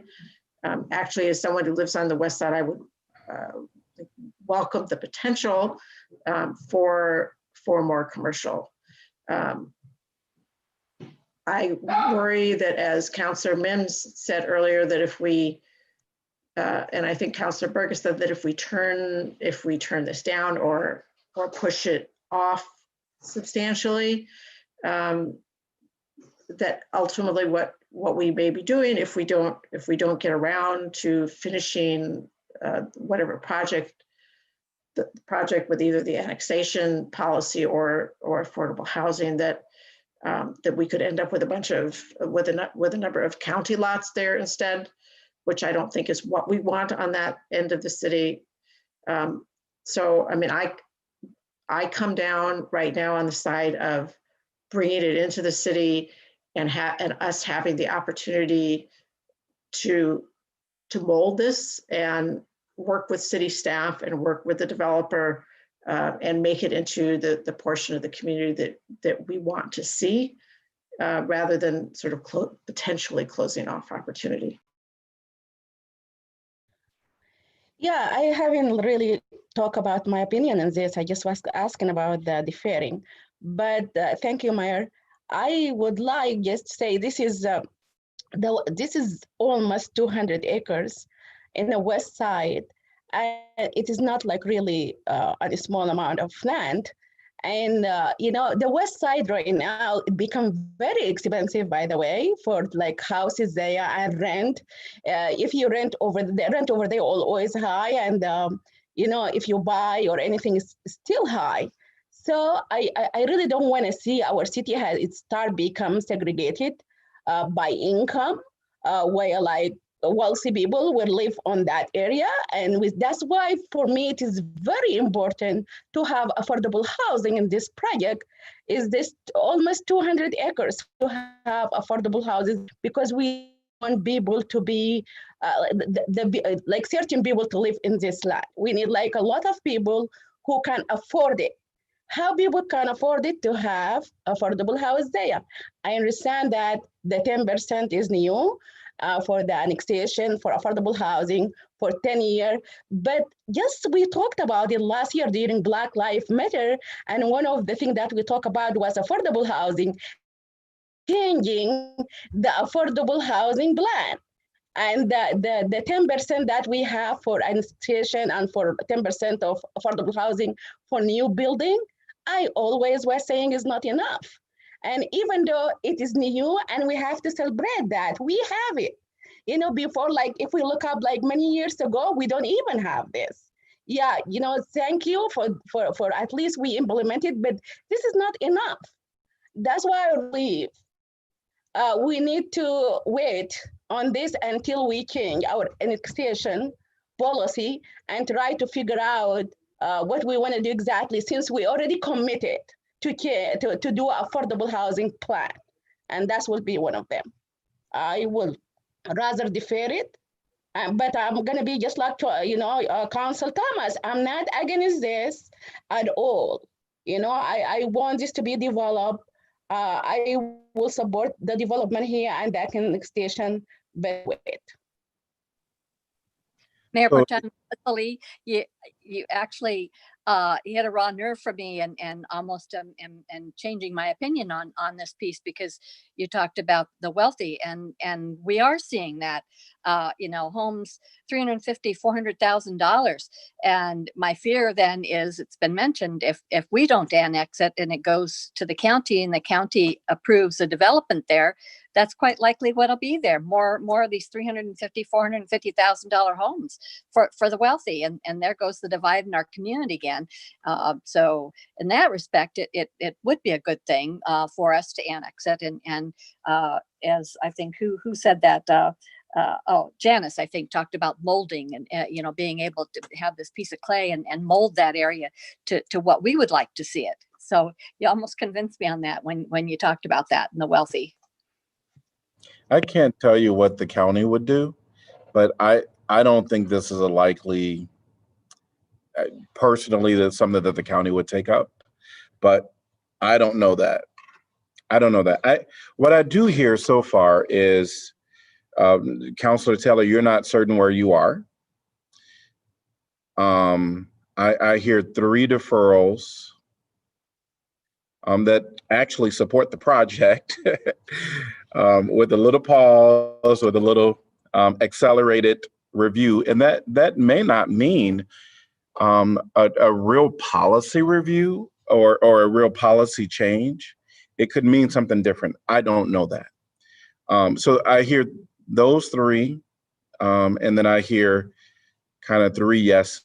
But Councilor Taylor, I'm not sure if we could either defer it indefinitely, or if Councilor Taylor, it would be nice for me to know.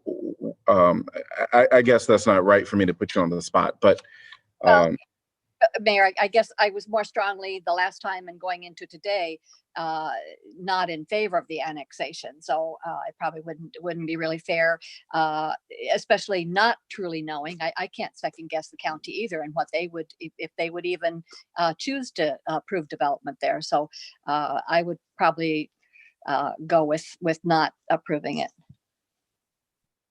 Okay. So I guess I'm sorry, can we just get some clarification? Is it already zoned in the county, or is a rezoning required? Let me check, Eleanor. I was just going to pull up the map, but I didn't want to accidentally show everybody my. I mean, I want to make sure you've got good information. Yeah, I believe it's zoned residential, and I can also look up for you whether it's in their growth plan. Just a second.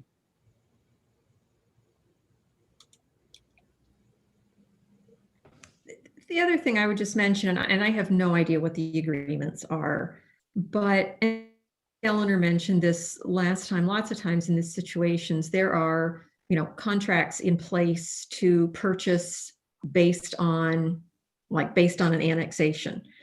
And you never know when those expire. Since they're asking for an indefinite deferral, my assumption probably is they do have some time to work on, for us to work on this. But I guess when I hear that from John, that you're not necessarily talking about changing that 10%, then I guess if we're not going to necessarily change that piece of it, change that 10% for 20 years, which is what the current annexation policy is, then I guess I question, can't we work on the rest of that once we've gotten it annexed, because we still have those agreements to negotiate and put in place as we work with the developer. I just, we have no more land in Iowa City to develop. We always talk about how affordable is so important. We need to expand out there. I think you keep delaying, you also increase the cost of development. People talk about how hard it is to develop with Iowa City sometimes. I guess I'm not sitting here really seeing what we are really gaining the weight. And I think Councilor Burgess put it really well. I mean, we've got a policy that we put in place just 2 years ago after significant research and significant discussion. Community felt really good that that was a change that we got in place, and we've done all of one annexation, and now we're saying we need to change it again. And I don't know, I guess I'm just questioning the need for the delay. Well, in response to that, as I mentioned, I did speak with Sarah and also forwarded to at least the one example I had that I was looking at in terms of an annexation policy to Eleanor. And, I think the sense I had from Eleanor, and even probably to a larger extent, you heard Sarah this evening, was while what we have in place, I think we all felt pretty good about, it could be better. And so that's kind of where I ended there. It seemed to me that, yes, we could try to negotiate those things. As I said, I have enjoyed, in my time here working with Jesse Allen on projects. I think he's one of the more open minded developers we have in terms of working with whether it's the neighborhood or staff on coming up with creative solutions. But it does seem to me we have time to have, as Bruce called it, that pause and call for, an accelerated process, as I was suggesting, to see how we can improve the policy within a reasonable time frame. And that, frankly, it may give us more time to also, not that it's necessary, but I see this project moving forward on all fronts. It's not as if, as I said at the outset, I would like to see this project move forward. I would like to see it, frankly, I wish we had a better comprehensive plan. That's another one of my frustrations, is we're working from an outdated comprehensive plan. To have a little bit more conversation about what the vision for this development might be. But I think, yeah, specific to the annexation and affordable housing, it did seem this is not simply a formality in this regard. It is the best opportunity we have to try to identify how we can improve our affordable housing policy as it relates to annexation. John, I'm going to have to clarify my comments to you. I was not commenting on the substance of the ordinance that you sent me at all. I did not review that ordinance other than to see that it was an annexation ordinance. The point of my comment was simply that the time to do that is not in the context of a pending annexation, when that needs to be reviewed under the current comprehensive plan, and that if you wanted to take up that discussion, you could, but it certainly was not my intention to review that from a substantive perspective and give you any opinion on that. No, I didn't, as I said, sense that you were strongly supporting what was in that ordinance. I think the word you used may be useful. I don't recall your exact language, but in any event, the stronger point that you were making was that if we wanted to do this, here's what we would need to do. And so that's what I'm discussing tonight. And I do hope we can, if we were to go down this route, take an aggressive, accelerated approach toward coming up with the language so we can then approve the annexation. I wanted to have Danielle respond. Thank you. Sure, thank you, Mayor. I have had a chance to double check. It is currently zoned Johnson County R district, which is up to 4 units per acre. And it's actually on their future land use map. So their intention for this long-term planning wise is that this area would develop as residential. So they've identified it as an area that's appropriate for county residential development. Eleanor, I have a question for you. I really don't know yet where we are landing and is it going to move forward or not. But that question, yes, for you, Eleanor, understand what the current policy is for annexation, which is the 10% and everything. But if the developer come up with their own plan for affordable housing that the council like, even though the current policy, they have the right to use the current policy. I understand that.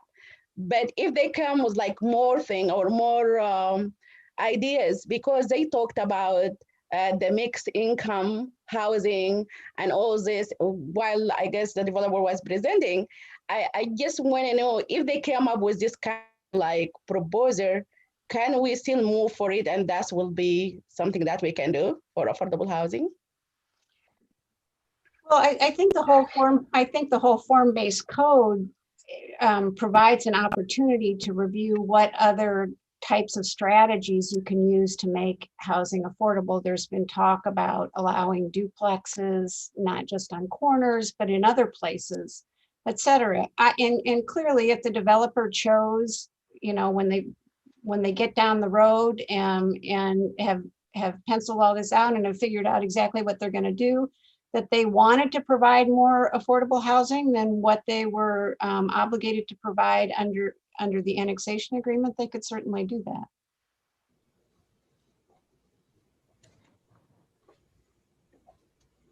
So I did want to maybe just chime in, at least here, to figure out, I think we either need to hear a deferral, a motion for deferral, and if there is going to be movement during this time to do some review, maybe we should at least assign I don't know if council is comfortable assigning maybe 2 counselors with the city manager to have a discussion. Because I think the challenge the last time was there was no movement. We deferred it and there was no movement. Well, I think if you defer it because of the split on council, you need to have those deliberations probably in a work session with the whole group and not just two. If it's a little different if there seems to be a unanimous feeling on an issue, but when there's a split like this, it's probably best to have a special work session or just dedicate one of your regular work sessions to the topic. Okay.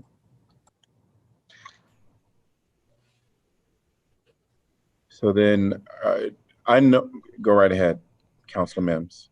I'm sorry, I guess, this kind of thought came to me as Eleanor made her comments. I almost feel like here we are in the middle of a process. Somebody has spent the time and energy to bring a proposal to us, and we're at the point of having to vote on that proposal. And now all of a sudden we're saying, oh, wait a minute, we want to change the rules before we vote on the proposal. And I guess I don't feel like that's, I don't think it's a good way to do business. I don't think that's a good way to work with our constituents within our community when we've had no discussion about changing that. I realize we need to get a new affordable housing plan put in place. That's going to take time. That's not going to happen overnight. And so the question is, do you almost put all of your development on pause while you're trying to do those things? I don't think that's a positive thing for this community. And as much as we talk about an expedited approach to this, again, depending upon the kinds of decisions that have to be made, as the city manager said, you can't rush public input and public hearings and things like that. So I think it's really hard to know the length of time that it's going to take. We still have, 3+ years to negotiate an awful lot of stuff before they can get the rezoning that they need to actually start doing the development. And so I think, to me, it's like we're changing rules in the middle of the game when somebody's already brought a proposal to the table and like, oh, wait a minute, we want to change the rules before we vote on this proposal. And I just don't see that as a particular, I guess I won't say it's not ethical, but I just don't see it as a good way of doing business with our constituents. I think, Council Mims, you are completely right that we cannot change the rule in the middle of just somebody just bring something and we decide, you know what, let us change the rule so you're going to be the first to apply to it. That could be right if we really did not decide this to be changed long time ago, even before we know they're coming up. We decide to look into our affordable housing policy and annexation policy during this Black Lives Matter, and we said this is one of our priority. We already said that. Why is not the opposite? Because they knew they're gonna be king, they hurry up and bring this. How about that? I don't want to put anything like this side or this side, but we already talked about this. And we already said this is not enough. We've been talking about affordable housing forever, that there is not enough affordable housing here. So I don't think you are changing this because they just brought. We talked about this before, and that was the reason. We have it on our master plan, our strategic plan, that we need to change the affordable housing plan. So we had this already, census has been written before we did not show up today and decide just to do that. So I wonder if we're ready to take either a motion or a vote on this item. And it sounds like I know that we've had discussions about comp plan, form-based code, and all this other stuff. And so I feel like it would be appropriate to have it on a work session in the future if people are in agreement with that, regardless of what happens here. But I would entertain either a motion to defer. Otherwise, before we get the motion, I think if this can pass, I think we need to vote to pass it. So I think everybody needs to commit to how they would vote if we have a motion. We have a motion on the floor to pass it. So I think we need a commitment from everybody of how they're going to vote before we vote, because the applicant has said if we're not going to pass it, they would prefer that we do an indefinite deferral. So I would vote yes.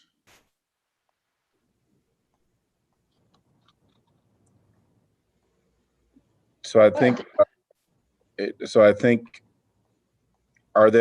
we know Councilor Burgess is supporting this, and we know Councilor Weiner is supporting this. Is there anyone else supporting this to move in its current state?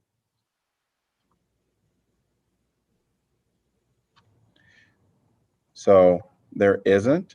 And if we do vote it up or down, it leaves, it's done. It doesn't come back unless it go through the entire, I think it has to go through the process of P&Z again. Well, they've got to change it too. So no, I think if not votes to pass it, to me, we honor the developer's request and vote for deferral. I agree. I will put a motion to defer it indefinitely as by the request of the developer. Can I get a second? And that Mayor Pro Tem made the motion. Second, Thomas. And we'll do a roll call on this. Roll call, please. Mims? Yes. Salee? Yes. Taylor? Yes. Teague? Yes. Thomas? Yes. Weiner? Yes. Burgess? Yes.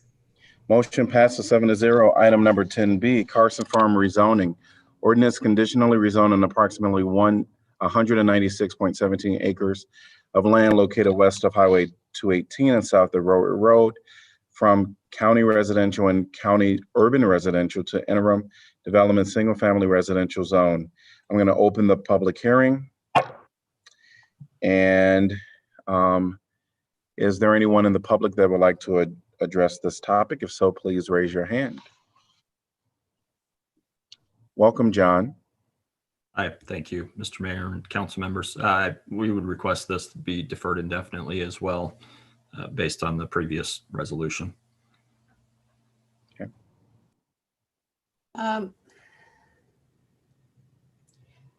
The indefinite deferral of this is a little more complicated because the public hearing hasn't been closed. We can do that just understanding that we're going to have to renotice the public hearing. So I would close the public hearing and then we'll have to renotice it. Is that correct? Actually, you can close the public hearing and then we don't even have to, there's not an issue. Just close the public hearing and then just defer the first consideration of the ordinance indefinitely. Okay. All right. I think I should allow anyone else to speak on the public hearing. If anyone else would like to address this topic, please raise your hand at this point. Hearing no one, I'm going to close the public hearing. And could I get a motion to defer this indefinitely? So moved, Weiner. Second, Thomas. Roll call, council discussion. Mayor, if Yes. I may, whether tonight or not, staff is going to need some direction on how to respond. If you want something scheduled at your next work session, or if you're looking for staff research on a particular issue, we're going to need some direction.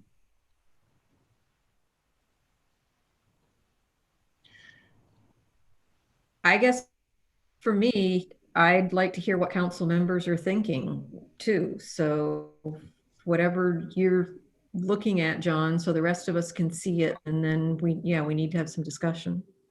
Well, I can certainly send you what I found. I think it would be important, and I was, just in the beginnings of the process of discussing this with the Affordable Housing Coalition.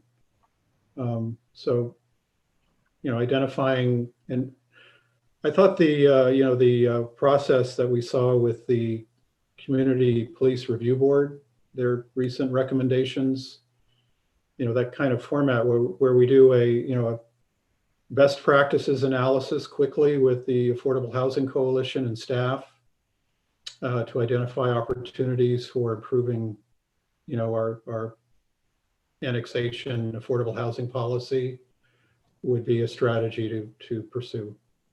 And I would suggest developers are included in that as well. Absolutely. Yeah. We did that with Riverfront Crossings, and I mean, we've got to make sure they're still going to be willing to build and they can still make a profit. That's what they're doing. The Affordable Housing Coalition has builders, but also be sure to include the builders. So we're going to run this parallel but separate from the affordable housing plan that we're kicking off this year. Is that correct then? We'll try to move this policy review faster than everything else we're doing with the affordable housing plan. Is that what I'm hearing then? I personally am comfortable with that because we'll have stakeholders there, that developers, affordable housing professionals, a few. I'm not saying we need the whole gamut, but.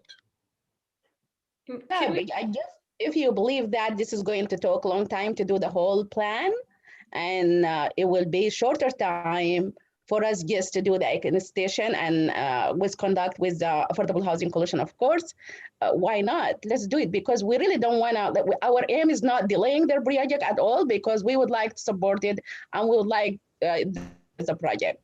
The sooner we can change the annexation is the better. Yeah, I guess, and I know it's been a long time on this topic. I don't want to belabor it, but it's hard for staff to go and just approach in this case, the Affordable Homes Coalition and developers and say, we need to redo this annexation policy without really knowing what the shortcomings are in council's views. You know, what is it that you want to see improved? It's kind of, it's just a little unclear now. I think a group discussion from council and allowing you to articulate your goals or your hopes for the policy might be helpful. Otherwise, I'm just afraid we're going to get a group together and everybody's going to be sitting in one of these Zoom calls staring at each other trying to figure out what the city wants. I would agree. I think we need to start with a council discussion at our network session. But to be honest with you, Jeff, like for me, I would like to see affordable housing. I would like to see like lowest price housing and everything, but I don't have any experience on that. So first I need to hear from the people who have experience to give us ideas. And after that, we can bring these ideas. I really believe that I can just say, hey, you know, Jeff, we want to have 50% of this affordable housing. It's not realistic. You know, I just believe that we really need to conduct with the people who really, if they can bring us recommendations to start the discussion with the council. And after, if we agree with that, that will be good. But before we get some recommendation from people who have this experience, how can we just talk about it?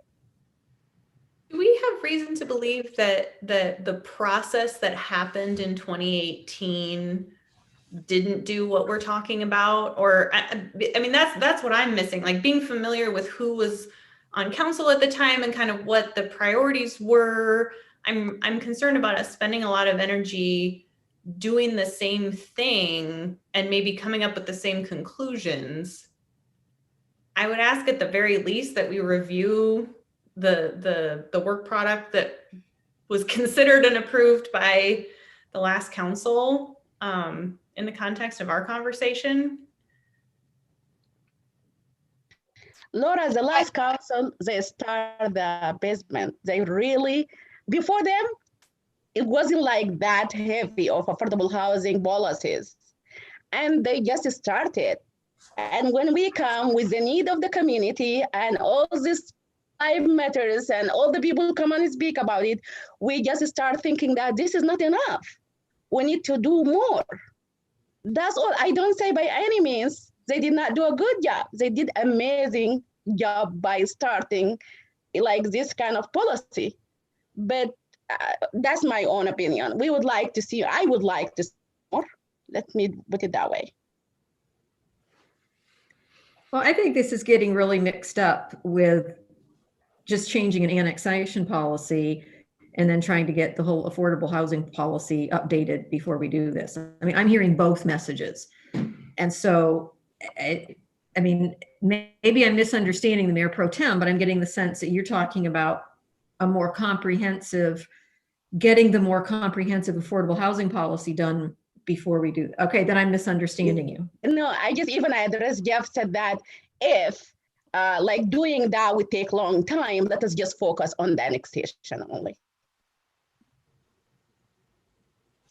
But at the same time, though, I know you need input from other people, but I think just in terms of getting some basic direction from the council, for instance, are we talking about substantively in terms of the 10% threshold and the 20-year threshold, or are we talking about is it an or are we talking about the ways in which that affordable housing obligation can be met? I mean, just some basic, we could look at ordinances in other cities from now until eternity. But we need some direction from the council as to where you want this to go. So I think I'm hearing overall there being a work session from council. We can certainly invite anyone that is a affordable housing specialist to weigh in, and we can certainly reach out between now and the next council meeting. So I think people are amenable to putting this on the work session, and so let's just go with that for a future work session. We'll try to get it on as soon as possible. And Mayor, I really would like, yeah, I agree 100%. But I would like to encourage all the people who have experience, like Affordable Housing Coalition, Habitat for Humanity, any people who really have experience with this, to send us something about this topic. And, I really encourage you to do that. Great. All right. Any other comments from councilors? Roll call, please. Salee? Is this for that? Yes? I don't know. I forget. Yes? This is to defer, I think. Right? This is to, yes. Okay. The motion was to, Taylor? Yes. Teague? yes. Thomas? Yes. Weiner? Yes. Fergus? Yes. Mims? Yes. Motion passes 7-0. Item 10C, rezoning 410 and 412 North Clinton Street.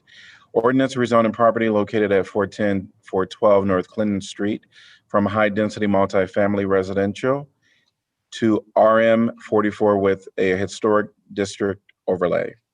And I'm going to open the public hearing.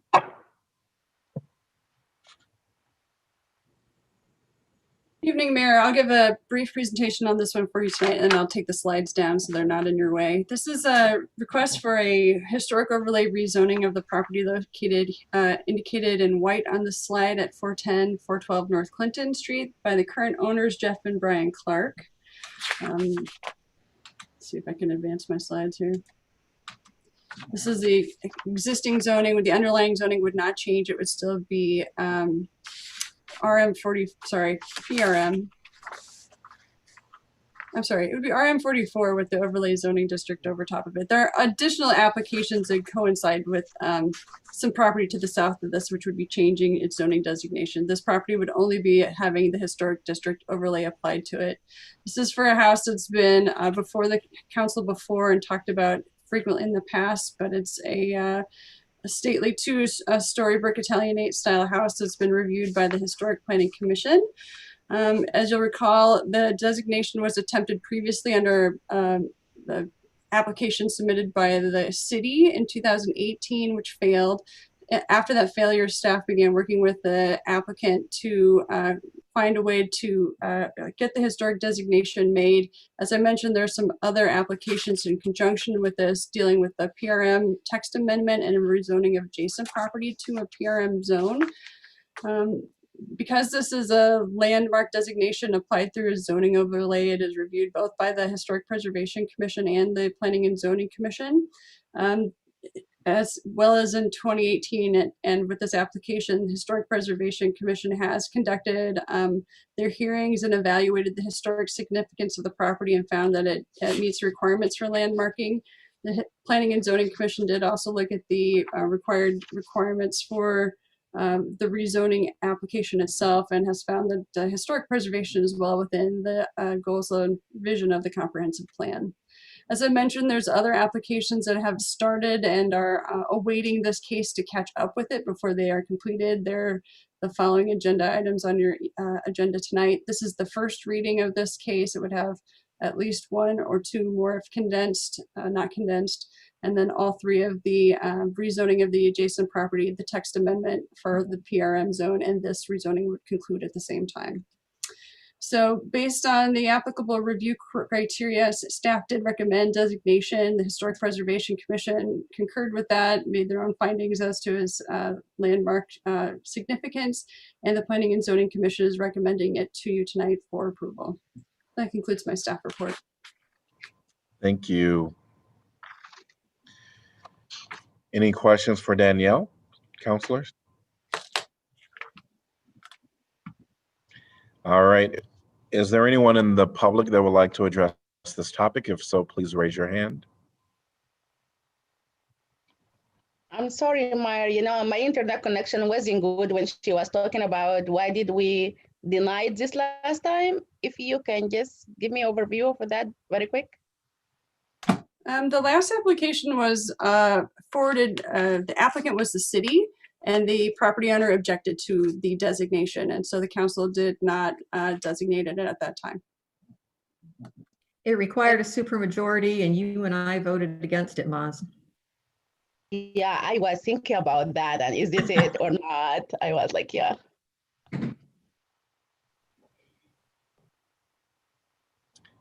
All right. No other questions for Danielle. Is anyone in the public, would you like to address this topic? If so, please raise your hand. Seeing no one, council, are you inclined to support P&Z's recommendation? I'm seeing the majority of, all right, so I'm gonna close the public hearing. Could I get a motion to give first consideration? So moved, Mims. Second, Sally. Council discussion? I was just, as the mayor pro tem just asked, what happened last time. This was brought forth by the city. The owner at the time was opposed. It required a supermajority by council. And speaking for myself, but I believe the mayor pro tem kind of felt the same way, that with a rezoning for historic preservation and the property owner opposed to it, we were not inclined to kind of go against the property owner's wishes. I know that's how I felt. I believe that's how Mayor Pro Tem felt. In this case, with the owners being in support of it, then I will certainly support it. Well said, yeah. Okay. All right, hearing no other comments, roll call, please. Taylor, Yes. Teague, Yes. Thomas, Yes. Weiner, Yes. Burgess, Yes. Mims, Yes. Salee. Yes. Motion passes 7-0. Item number 10D, rezoning at 400 North Clinton Street and 112 East Davenport Street. Ordinance conditionally rezoning approximately 12,000 square feet of land located at 400 North Clinton Street and 112 East Davenport Street to planned high-density multifamily residential. The staff has requested deferral. Could I get a motion, please? So moved, Thomas. Second, Sally. Seconded by Saleh. All right. And would anyone from the public like to address this topic?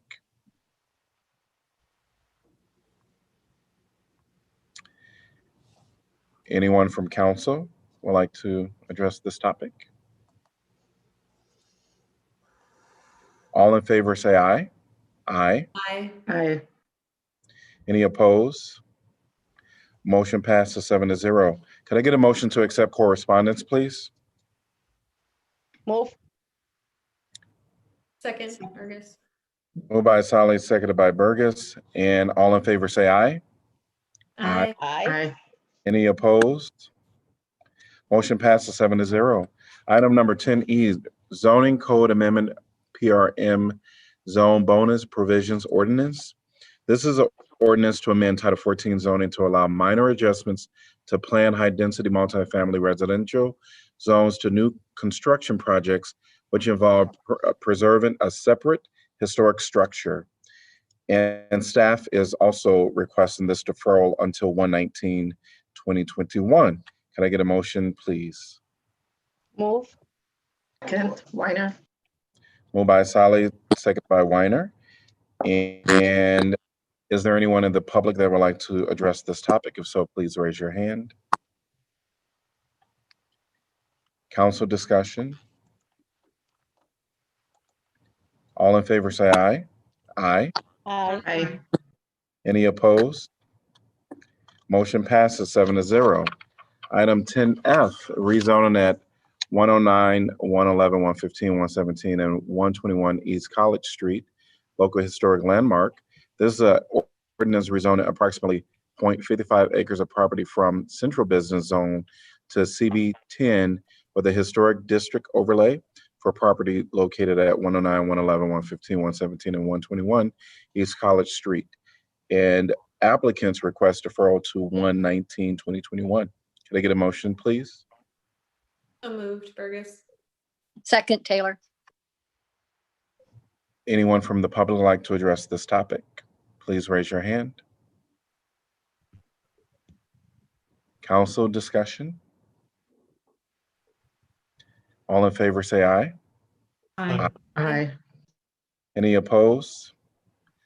Motion passes 7-0. Could I get a motion to accept correspondence, please? Move. Second, Taylor. Moved by Sally, seconded by Taylor. All in favor, say aye. Aye. Aye. Aye. Any opposed? Motion passes 7-0. Item number 11, Scott Boulevard Trunk Sewer Extension. This is a resolution approving project manual and estimate of cost for the construction of the Scott Boulevard Trunk Sanitary Sewer Extension Project. Establishing amount of bid security to accompany each bid, directing city clerk to post notice to bidders, and fixing time and place for receipts of bids. I'm going to open the public hearing. And welcome. Good evening, Mayor and Council. Scott Sovers, Assistant City Engineer. Just have a couple quick slides for you in regards to this project. As Jason had mentioned this afternoon during the CIP budget meeting, this project generally includes the extension of a 24-inch, sanitary sewer from the Iowa Interstate Railroad northerly along the north branch of the Snyder Creek to the American Legion Road. The main purpose of this project is to support existing and proposed growth within the sewer shed, and then as well as to decommission the Windsor Ridge sanitary sewer lift station, which is located just north of American Legion Road. The graphic that I've shown to the lower right basically shows, I know it's kind of hard to read, but it shows the sewer shed itself that the sewer would service, which is outlined in orange, which is basically bound on the west by Scott Boulevard, north by Court Street, east by Taft, and then the railroad to the south. The estimated construction cost for this project is roughly 1.6 million. Schedule, we're hosting a public hearing tonight. The bid letting is scheduled for January 26th. We'll award it the February 2nd council meeting, and then construction may start as soon as February, and then continue through most of the construction season through September of 21. That concludes my presentation. I'd be happy to answer any questions you may have. Thank you. Any questions by council? I'm just curious on that aerial photo where the city limits are in relation to that. Is that easy to point out? Sure. Let me go back to that.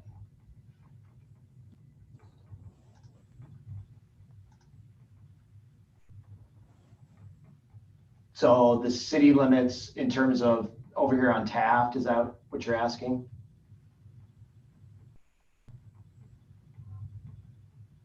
Sorry, I was just looking at how far outside of the sewer area and as far as the sewer shed the city limits are. So is it like in the red line on that? This right here? Yeah. So no, that would be outside of the city limits. Okay. And the area that the sewer is being installed itself? The area where it's being installed is right here on the red line, or this black line that follows kind of the red area up to American Legion Road. So American Legion Road is right along this line here. Okay. It's in the county. This is not city. This isn't within our jurisdiction. This is being built in the county. The mobile home parks, which you see to the left of your screen there, the west, those are in the county as well. So you can think of our city limits as Scott Boulevard. All the farm fields that you see predominantly are going to be county property that we presumably will annex over time. And then Windsor Ridge, of course, is in the city, which is most of what you see towards the top of your screen. Yeah, and then the school. Perfect. Okay. Thank you, Jeff and Scott. I was just wanting to be really explicit about that given our trunk sewer extension discussion for other areas outside the city limits. Thank you. Sure. Yep.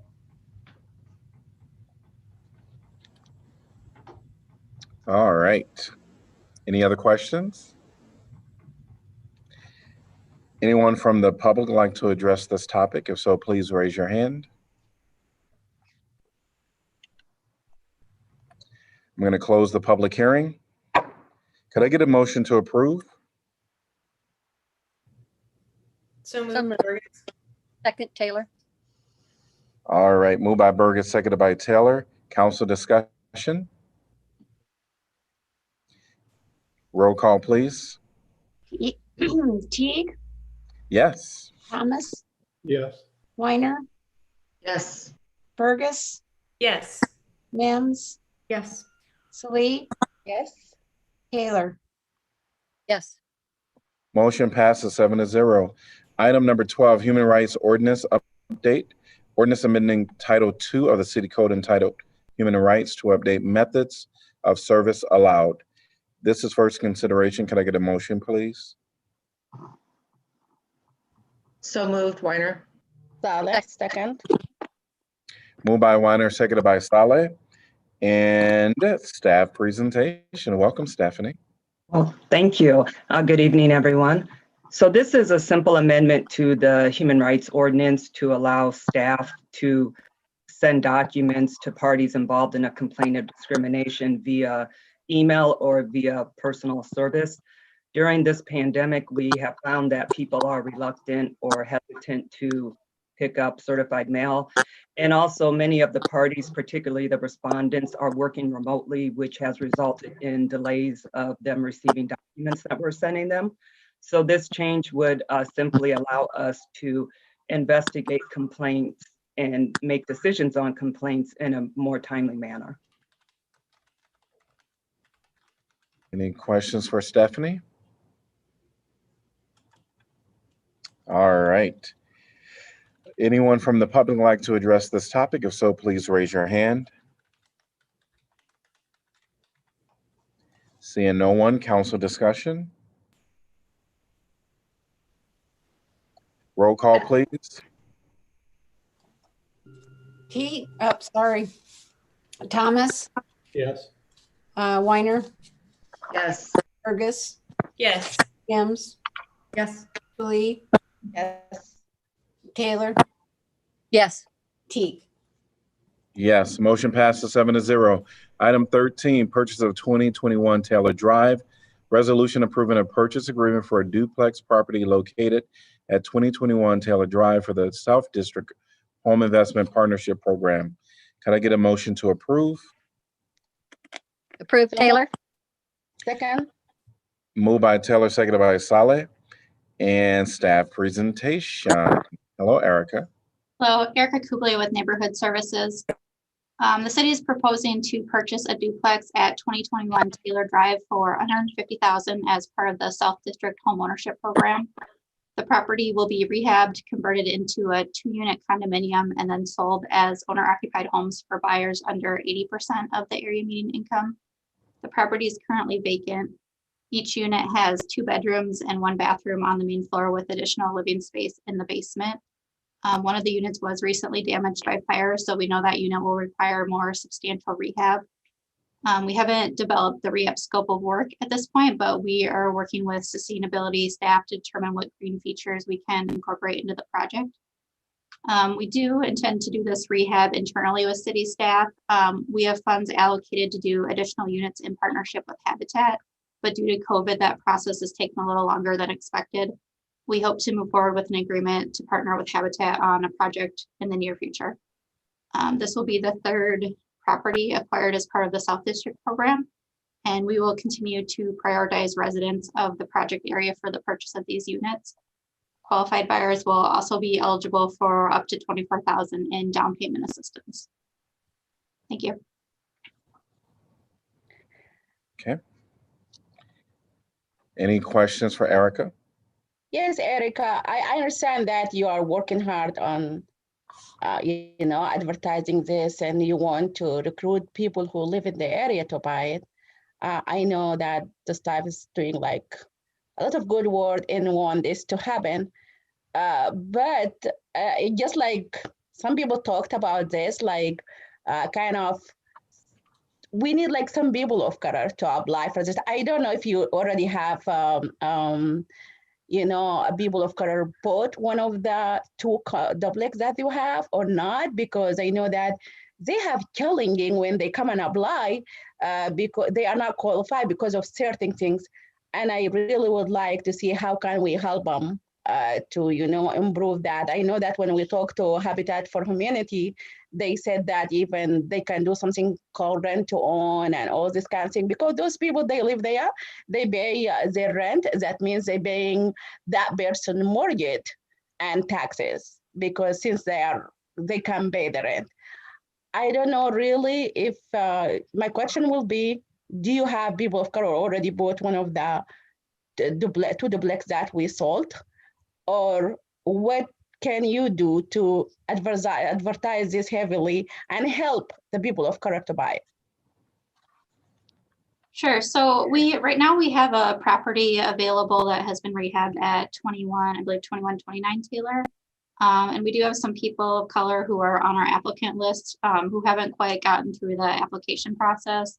But we have staff who will work with them, and kind of if they need help going to a lender, staff will help them through that process. I think our biggest way that we're getting applicants to the program right now is just through word of mouth in the neighborhood, or people in the community. But we do have staff available to help people through. We have resources with Horizons to offer home buyer education. We do see some applicants who are having difficulty getting financing, and that's a barrier. So helping them through that is one of our goals. And I know that also there is program that our housing authority for the Section 8, programs, they have that opportunity where if you have Section 8, you can buy the house through them. And they pay for you like for 15 years. Do you advertise this also to the housing authority so they can tell the people who have Section 8 or most likely be qualified, because they know who's working and who's not, because that's also another thing. But the challenge will be, do they live in the South District? Is that a requirement or not? Yeah. Yeah, we specifically participants in the Family Self-Sufficiency Program.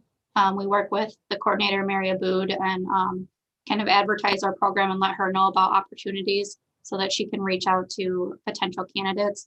And if you're in FSS, but you don't live in the neighborhood, you're also kind of the third priority level. Sure, thank you.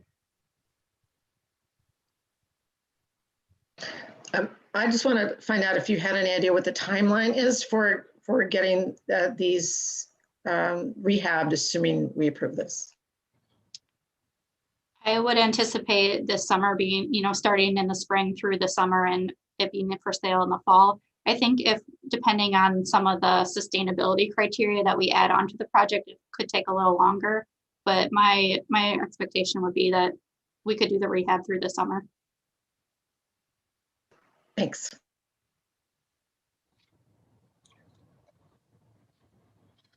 All right. Any other questions? Would anyone from the public like to address this topic? Welcome, Angie.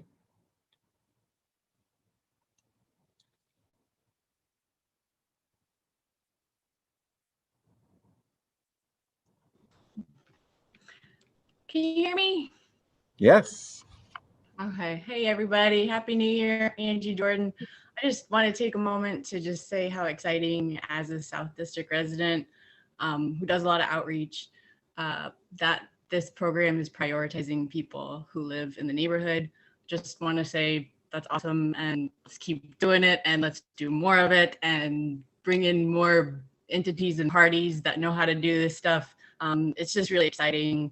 It can sometimes be really challenging, having bought my forever home on Broadway, to see people come and go for different reasons. But this is just a really cool way to encourage folks to stay who already live here. So just want to say thanks for doing this, and I'm excited to be part of, or to be helpful to, as a resident, keeping this alive and making it so that everybody who lives and rents in the South District can own as well. Thank you. Would anyone else like to address this topic? Welcome, Sarah.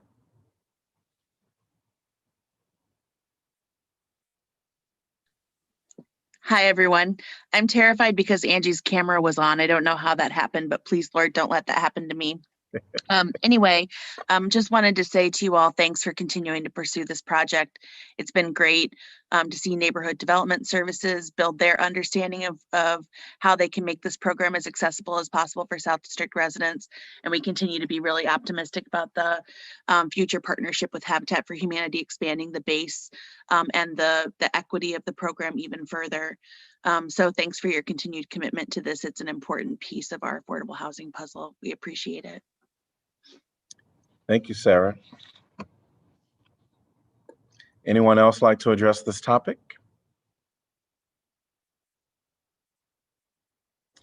All right, seeing no one. Council discussion? Well, I would just like to say, as I'm sure the rest of the council feels, this is just, you know, a great program that we've gotten started. I want to thank, you know, staff for the work they've done on finding new places that we can buy. I know, you know, not displacing residents was a concern at the beginning of were we going to be able to find, you know, enough units that we were going to be able to make much progress. Unfortunately, it seems like some fires have actually made it possible for us to get some units, but really excited to see this continue to grow and in a way that really can get some people into some very, very affordable units. And like Angie said, really help and encourage people who want to stay in the neighborhood and can not have to be so transient in their life and have much more stability. So really happy to see this program, and thanks to everybody involved. I think it's well said. Yeah, I want to just second that.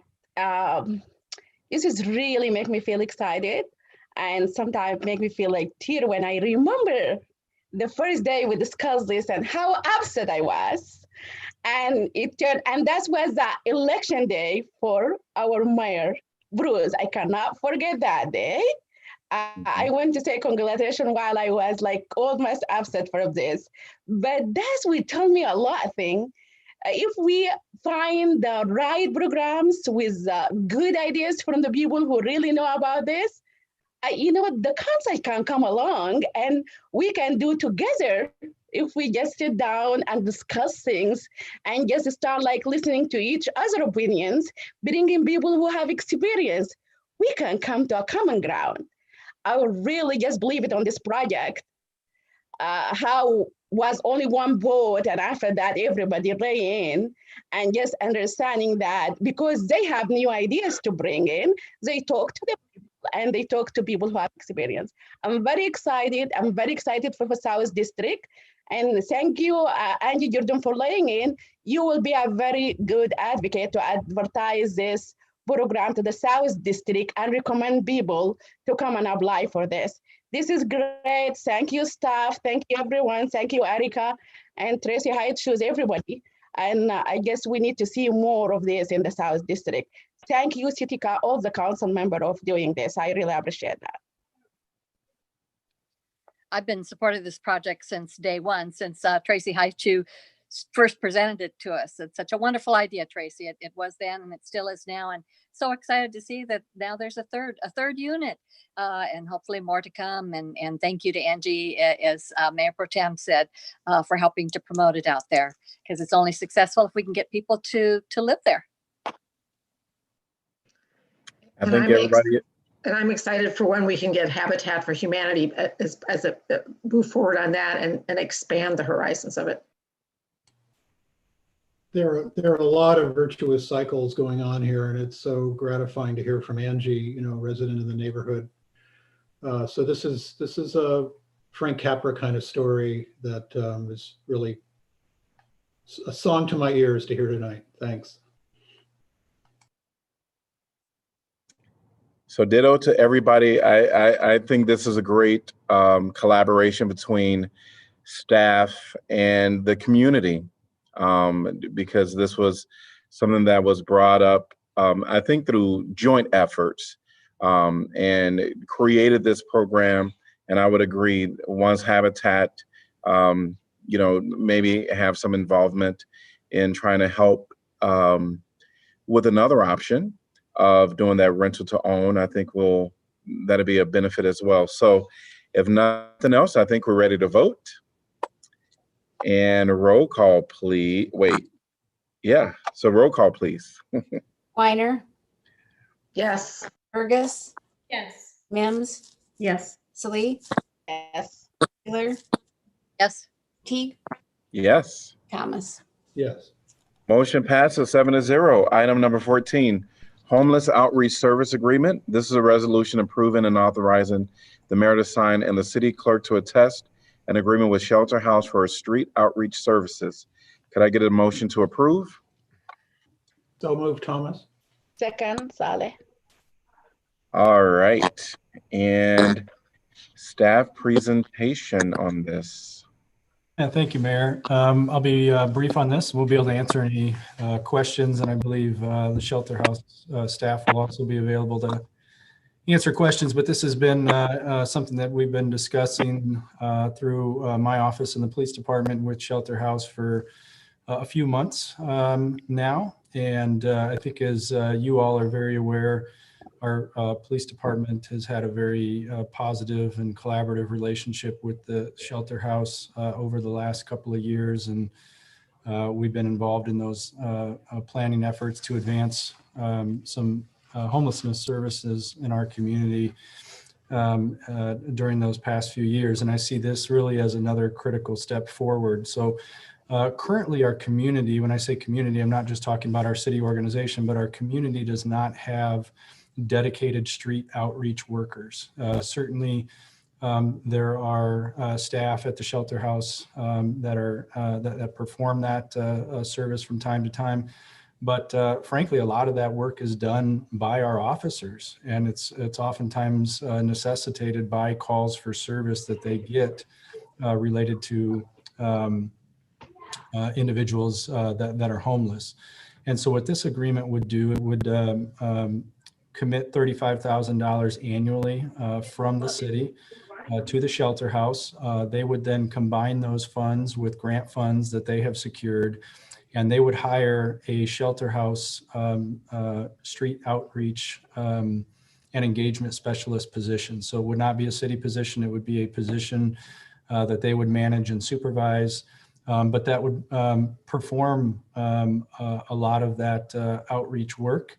And as you're aware, as I mentioned in the preliminary plan, I see this very much as a step to prevent calls for service by having somebody out in the community that can proactively connect those that are in a housing crisis with available resources.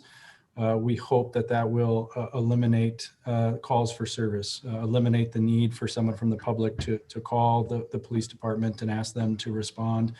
It will also reduce the pressures on our officers to perform that basic homeless outreach service to the community. So again, very excited about this. With council's approval tonight, I think we'll be able to move forward on that pretty quick and get the agreement signed with the Shelter House and allow them to go out and recruit for this important position.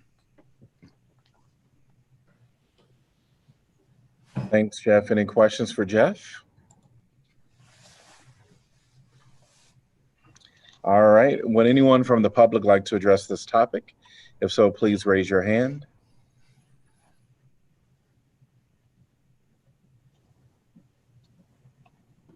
All right. Seeing no one. Council discussion. I think this is really good. I just appreciate the city support of the homeless. And I know that we going like far and beyond try to like figure out ways to solve the homelessness in our community. And this is one of the things, especially if the police was the one who dealing with those, that's what I don't want to see. And providing this money for a civil person to do it, that would make like really trust and like, good communications with the public rather than the police dealing with those people where can create a fear or something like that. But really thank you for the city of doing that. That's a great idea. And also thank you for the Shelter House with the great job that they always do. This is I think it's a wonderful idea. It's, from my understanding, it is a best practice that it's employed in other communities. While we've been ahead in some areas, like in pushing housing first and permanent supportive housing, this is something we've been behind in. And if the city can partner with Shelter House to make this happen and give short-term health, short-term caseworkers and help resolve problems before they become potential law enforcement issues, I think that's a real positive. I would just say ditto. I think this is great. Will really help a lot. We've had a lot of pressure on some of our officers, and certainly started out with Officer Schwint downtown, dealing with a lot of the homeless population that was down there, and he made great connections. But that's not the best use of our law enforcement resources in terms of, you know, the economics of it and in terms of the professional experience. And so this is a much, much better way to go, and glad to see it. I'm very much in favor of this also. I think it sounds like an excellent position to have out there to help like building relationships with these folks that are homeless, but also they're reaching out to any folks in that might be in an emergency situation, those affected by some domestic abuse, and finding shelter for those folks. We certainly saw a great deal of success with the Cross Park Place, and then soon to come the 501 project. And those proved very successful in getting those individuals into a housing situation and jobs and to their medical appointments. And I just think this is going to be a wonderful thing. And there's some confusion about the funding of it, but just pointing out that it's more of a funding diversion. They're diverting funds to this. We talked about that earlier today. There was so much talk about diverting funds away from the police, and that's exactly what this is. So it's just a perfect win-win situation. I think it's a great opportunity for our city. And when I think about the unhoused and the availability of services, who better to kind of have that knowledge than someone that's affiliated with the Shelter House. And so I think it's great, and I support it.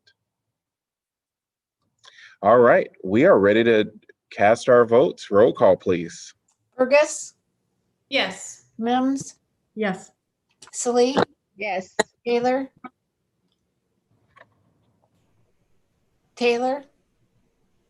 Sorry. Yes. Teague, Yes. Thomas, Yes. Weiner. Yes. Motion passes 7-0. Item 15, this is going to be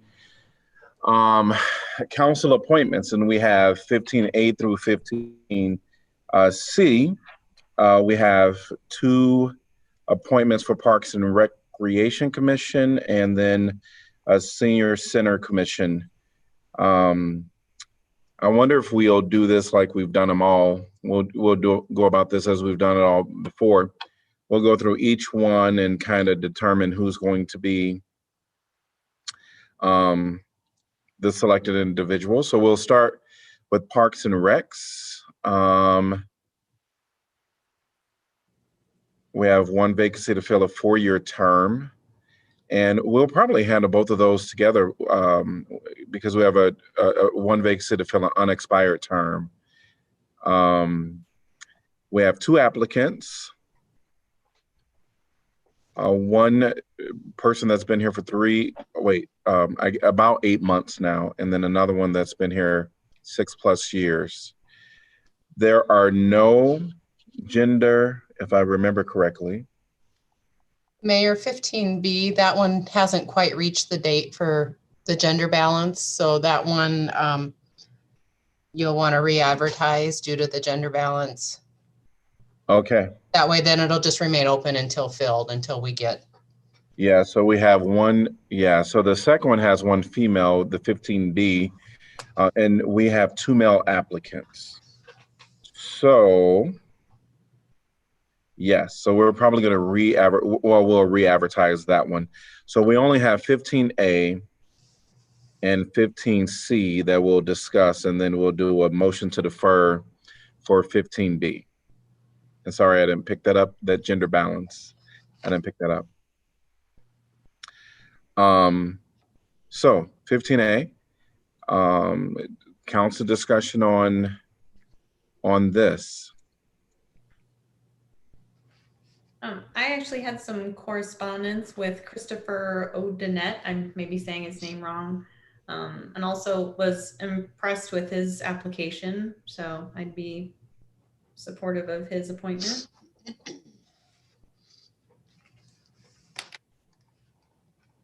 I would as well. He's only been here 8 months, and I think he would be a great addition. And sometimes I know we don't like, well, it's not that we don't like, we tend to go with some longer term residents that seem to be committed and invested in our community. But I've met Christopher, and he's very committed to this community, and I think he'll be great addition to the Parks and Recs Commission. I will support Chris too. So I'm seeing a lot of head shakes. All right. And then we'll go to 15C. There's one vacancy to fill a 3-year term there. And there is no gender balance. And we have one applicant, Susan Eberly.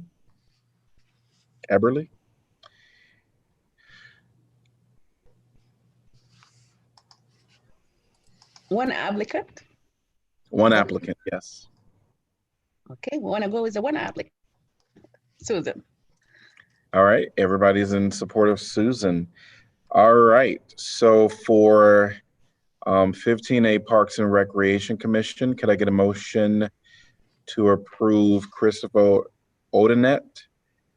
And then for the Senior Center Commission, we will, in the same motion, could I get a motion for Susan Eberly?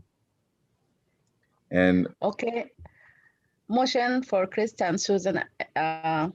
Emily, that's what you said? I'm sorry. What's the last name? Eberly. Susan and Chris for Background Recreation Center and Senior Center. Yeah.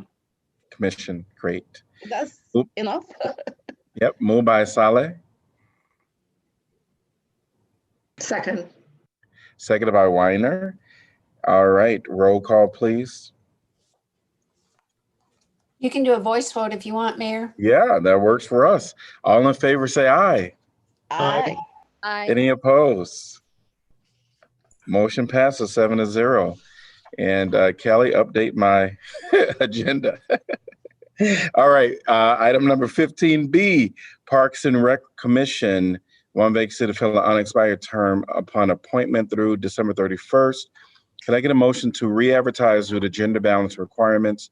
Vacancies will remain open until filled. Can I get a motion, please? So moved, Weiner. Second. Moved by Weiner, seconded by Mims. All in favor, say aye. Aye. Aye. Aye. Any opposed?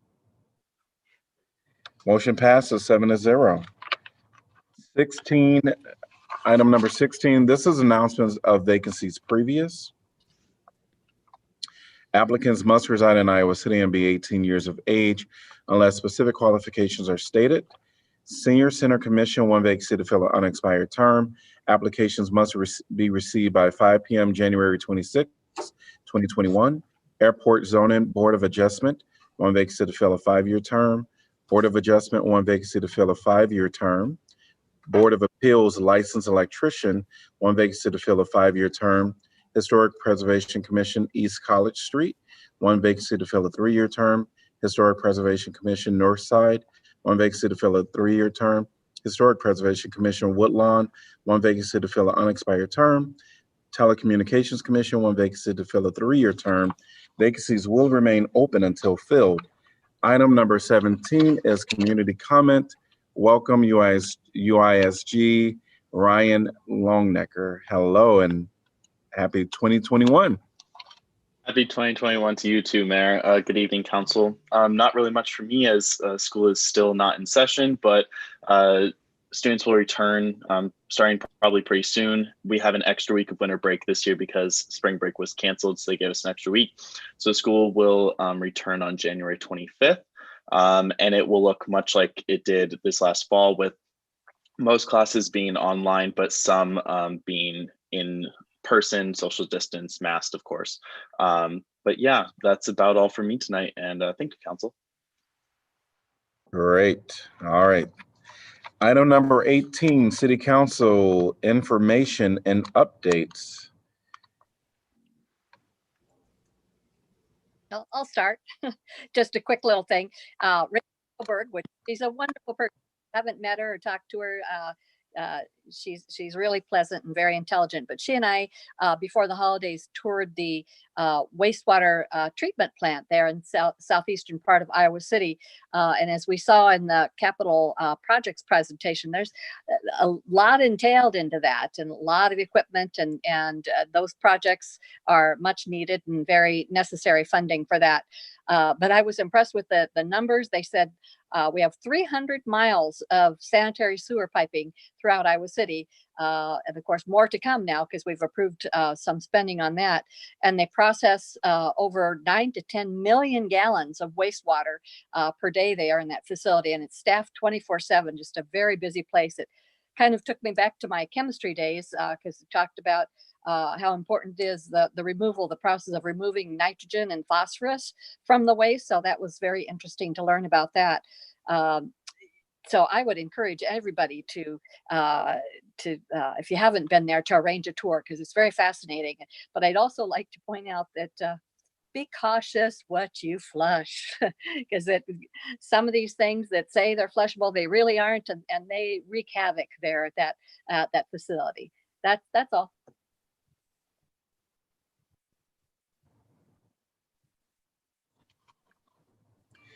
All right. Anything else? Well, I just real quickly, I don't have any announcements other than to wish everybody a happy new year.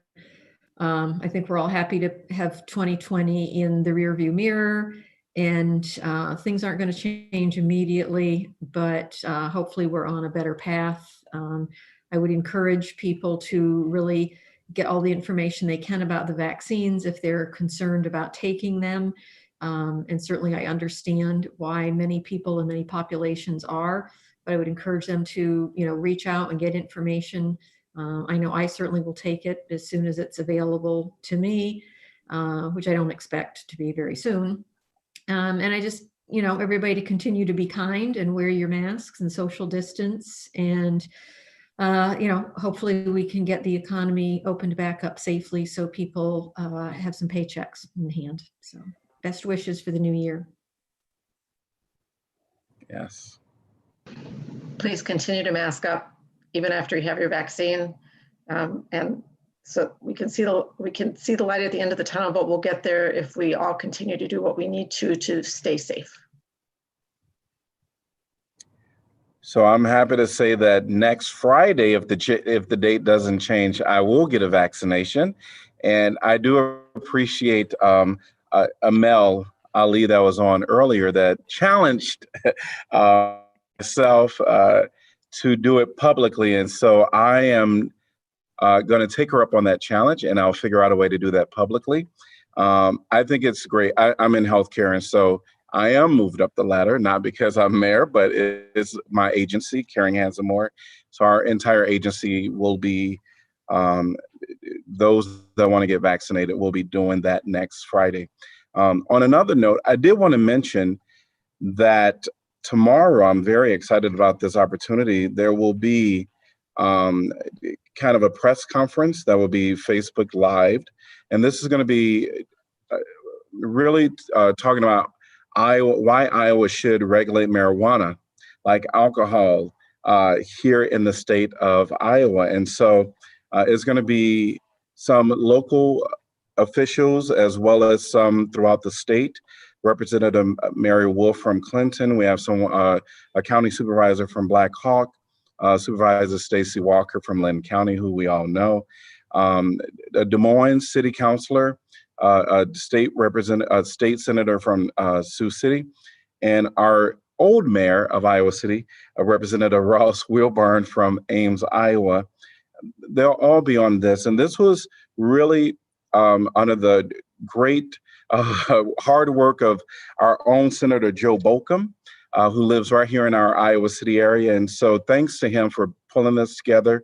This is just a step to really say that in our state, we really need to look at marijuana and how it has disenfranchised so many throughout our community. And so anyone that is interested, I'm going to post something on my Facebook page so that you can tap in through Facebook Live on tomorrow. But any of our elected officials that want to be a part of that, there was an email sent out and you can sign up to register to be a part. So I'll leave it at that. All right, seeing no other announcements, we're going to move on to item number 19, City Manager Jeff Fruin. I do have one today or tonight, Mayor. On next Monday, January 11th, we'll be welcoming Dustin Liston into our city organization as he'll assume the role of Chief of Police. And I would be remiss if I didn't take an opportunity to publicly thank Denise Brotherton and Bill Campbell for their leadership over the last 10 months during this interim period. You all know the challenges that 2020 brought, and it was just so heartening to have the opportunity to work with both Bill and Denise through those tough 10 months. They showed incredible leadership in the organization, and I thank them for their dedication to the city and to this community. But beginning Monday, they'll get a break from the daily phone calls and emails and text messages from me. But thank you to Denise and to Bill for your service over the last 10 months.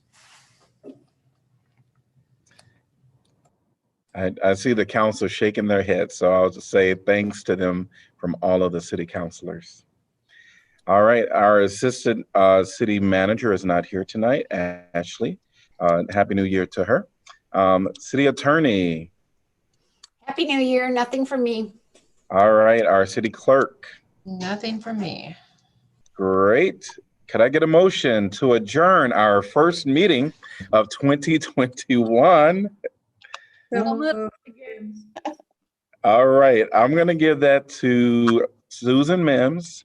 Moved, and the last one I saw was Councilor Pauline Teller. All in favor, say aye. Aye. Any opposed? We are adjourned. Good night, everybody. Good night. Good night. Oh, see you Saturday. That's right. Don't forget. Yes, don't forget Saturday.